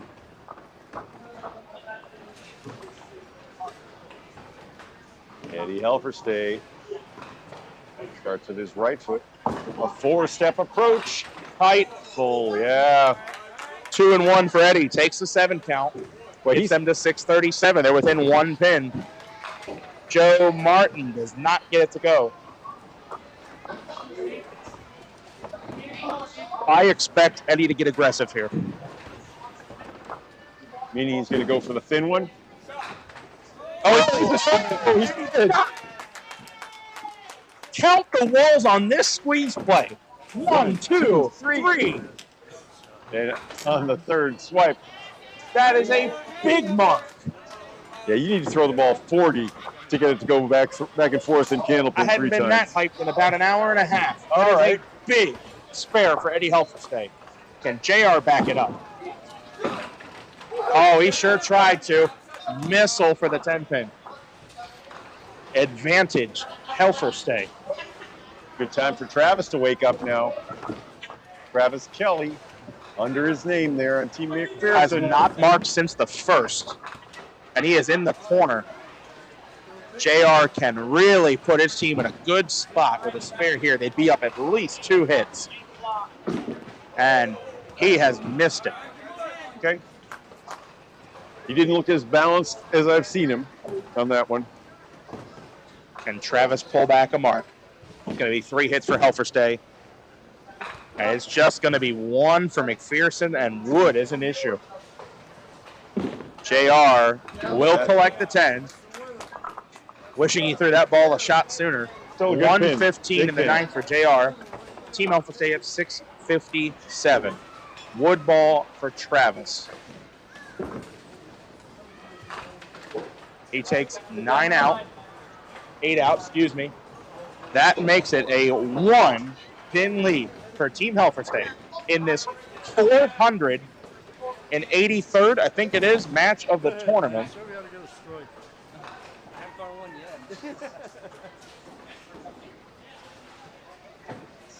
In this 489th match of the tournament, we are down to the final frame. It is 1 pin apart. 657, 656. Helferstay up 1 pin, and they're up 3 hits to 1. Ball was in their court. They've got to win this one. Spare fill. Spare, yep. How many? 7. 7, and it's a tough one. The 2-7-8. Getting to dislike that lead. Richard likes it. Got it. Oh, trips the 6-10 from behind. Get a double body language on that one. Watch 1 and 2. Nice on that replay. 2-7-8 for Eddie. How aggressive do you get here? Missed left. Not enough space. Come on. All right. You're going to let Eddie throw the wood ball here. And then Richard will have 2 balls to count. Here's Eddie's wood ball at the 2-8. Leaves them both standing. Eddie shoots 129. For the double. Through the middle. Oh, no. David, there was a chance there. That ball looked okay out of his hand. If he holds 1 here, they would be tied. Good he play holds there. 3. Richard comes through with 18 in the 10th to shoot a nice 146. They lead by 2. Roy Higgs going for the double, goes off the side and leaves the 1-6. Team Helferstate trails by 2 pins. They are up 1 count. I would still say it is advantage Helferstate, but anything can happen here. Travis in the 10th. He crossed over onto the head pin. Pocket 7-8. Roy's got to capitalize right here. Touch it over. He's got it. Wow. 20 box for Roy. 2 20 boxes in a row. 158 in the ball. Hit that one fairly full, but he got a good, I'm surprised that ball was getting over there. Yep. Good reaction on the... Good deflection. Yep. Shot it at an angle a little bit. The ball went left to right. Got it to get there. Woo. Travis will go open. Big advantage here for Helferstate. What's the count? He will steal 7. 165 for Roy Higgs in the championship match. He marks out the last 3 frames. That ball is in the gutter, 9 box. It is 699, 683. Team Helferstate now has the lead outright, up 16 pins, 1-1 on the hits. Not over yet for either team. Matt Zock in the 10th. He was open in the 9th. Tight, and he hey, that sucked. That could be the one that seals it, depending on what Jason does here in the 10th. You got to think he's got to at least match it. The last count. And it's 2. 8 pins. That could be all but over now.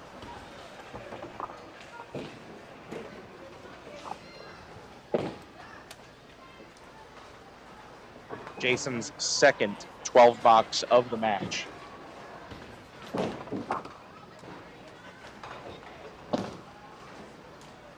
Just about mathematically sealed if Matt can throw another one right here.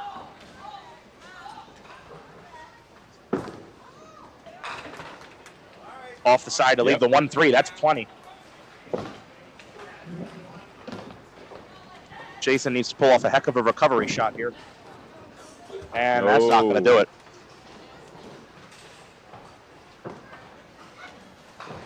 With Wood, Jason's in the 120s. With count, Matt already in the 130s. Matt Zock will throw up 19 in the 10th to shoot 133. 7-18 for Helferstate. Zock right That's on the his ball average.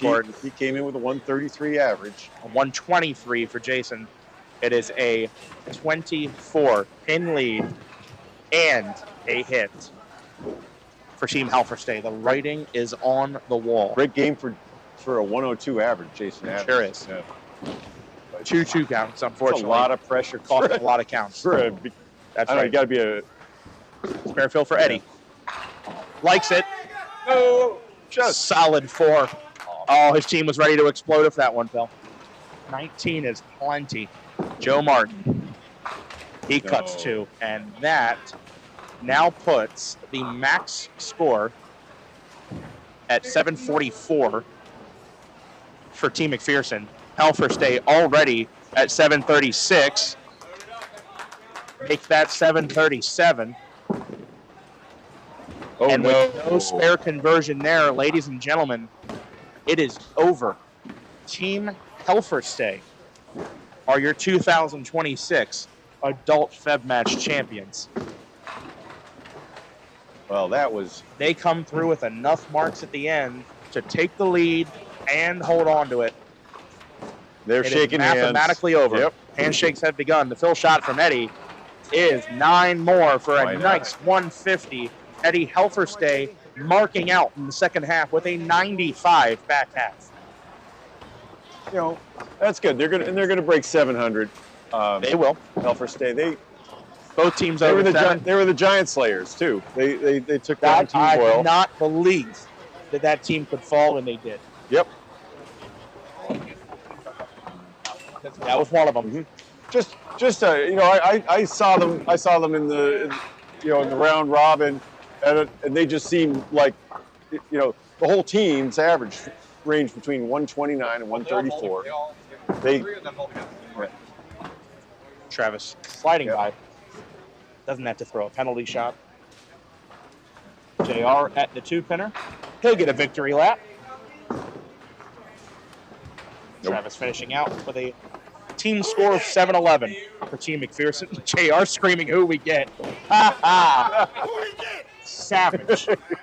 Eddie hasn't realized that he's the one that was gotten. Now they're gonna have to go to another sports champions.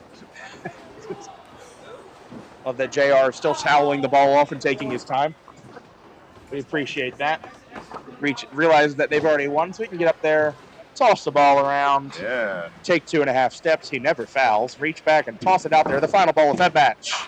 Why not hit the head pin again? Why not make it 9 more for a final score of 765 to 711? Team Helferstay, congratulations. You're the 2026 Adult Feb Match champions. Now, who do we get for the winner's interview? We risk putting JR on the bottom. Yes. I say JR. He's the captain. Here. All right, now hold on. Before front facing real quick, before we do the interview, do a front facing here for me. Yeah. All right. Ladies and gentlemen, can we have a hand for come on in. Come on in, Bob. For the folks, though, can we have a round of applause? First ever Duck Pin broadcast. Guy that founded Candlepin Bowling Network. Great job, Bob. We should do this again sometime. I really enjoyed it. I'm going to be down in Baltimore a lot, I think. Okay, good. No pressure. Say hi to JR for me. Yes. We're going to do a winner's interview. We're going to do a winner's interview with JR. They're trying to get a team picture first. What that was a oh, got a speech, Jason? Oh, thanks everybody who's watching. I hope you enjoyed it. There was a lot of exciting bowling today, and we'll do it all again next year. The light above your head is appropriate. You do God's work on this weekend, Jason. Really, to manage and coordinate a tournament of 84 teams of 5 in 7 divisions across 4 different bowling centers, that's a lot. Guy does it year after year, near flawlessly. They're doing their championship photos, but that was a Feb match of a Feb match. Those matches earlier, those finishes by Team Boyle, just berserk. Colton went on a scoring rampage today. 728 for 4, 30 pins short of the world record. His whole team averaged 153 for the day. They put up some big numbers. Multiple close matches, multiple exciting finishes, including in that final match. Team Helferstay able to pull ahead and hold on to that lead to win it by 54 pins. Now, JR, I've plugged enough time here. I need you to come over and say hi. Yeah, if you could. I don't think he knows I'm waiting on him.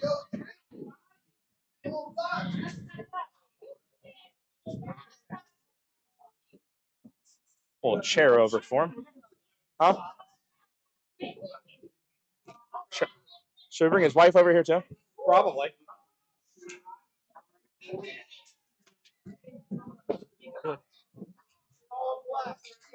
Do I have to start for the interview? Okay. All right. You can clip that on your collar or you can hold it. Up to you. I'll hold it. We are here with J.R. Everett, anchor bowler of this year's Feb match winning team. J.R., first and foremost, it's over. You don't got to bowl another game. A lot of bowling. You're talking 11 games of match play. Don't know if were you in a roll off last night? No roll off, but you go through 5 games today. How does it feel to be on top out of 84 teams? Wow.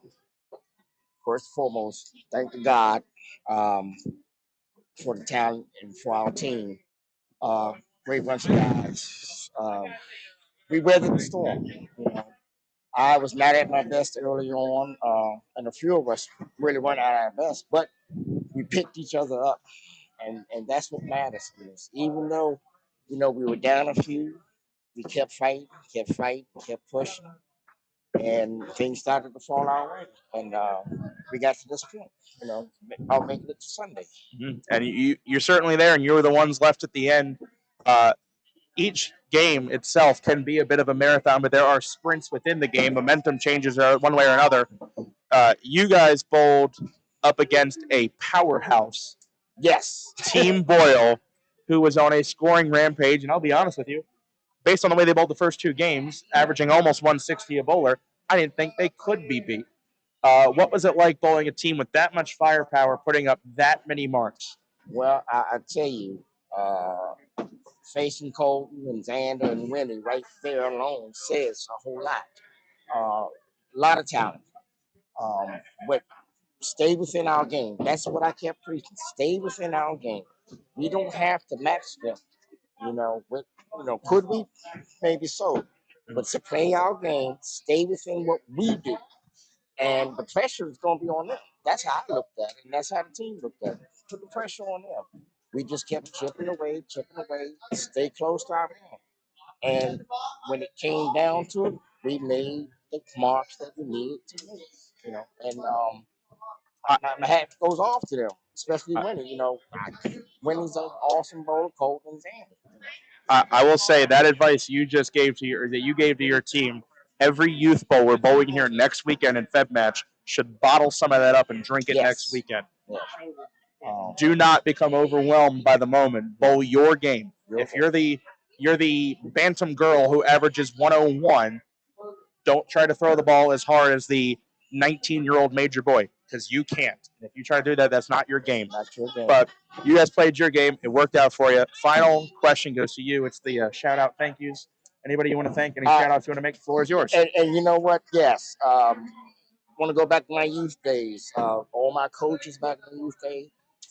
Anna Smothers, Lenore's, Big A, and some of the youth bowlers. Mary Ann Smothers, Daryl Joyner, all the folks down in PG County, and to my team here, Team Halfster, Roy, Matt Zock, Eddie Wazinski, Eddie Halfster, my wife even putting up with me coming out here Saturday mornings and all the other tournaments, and to Duck Pin Forever for even broadcasting this, and to the second place team.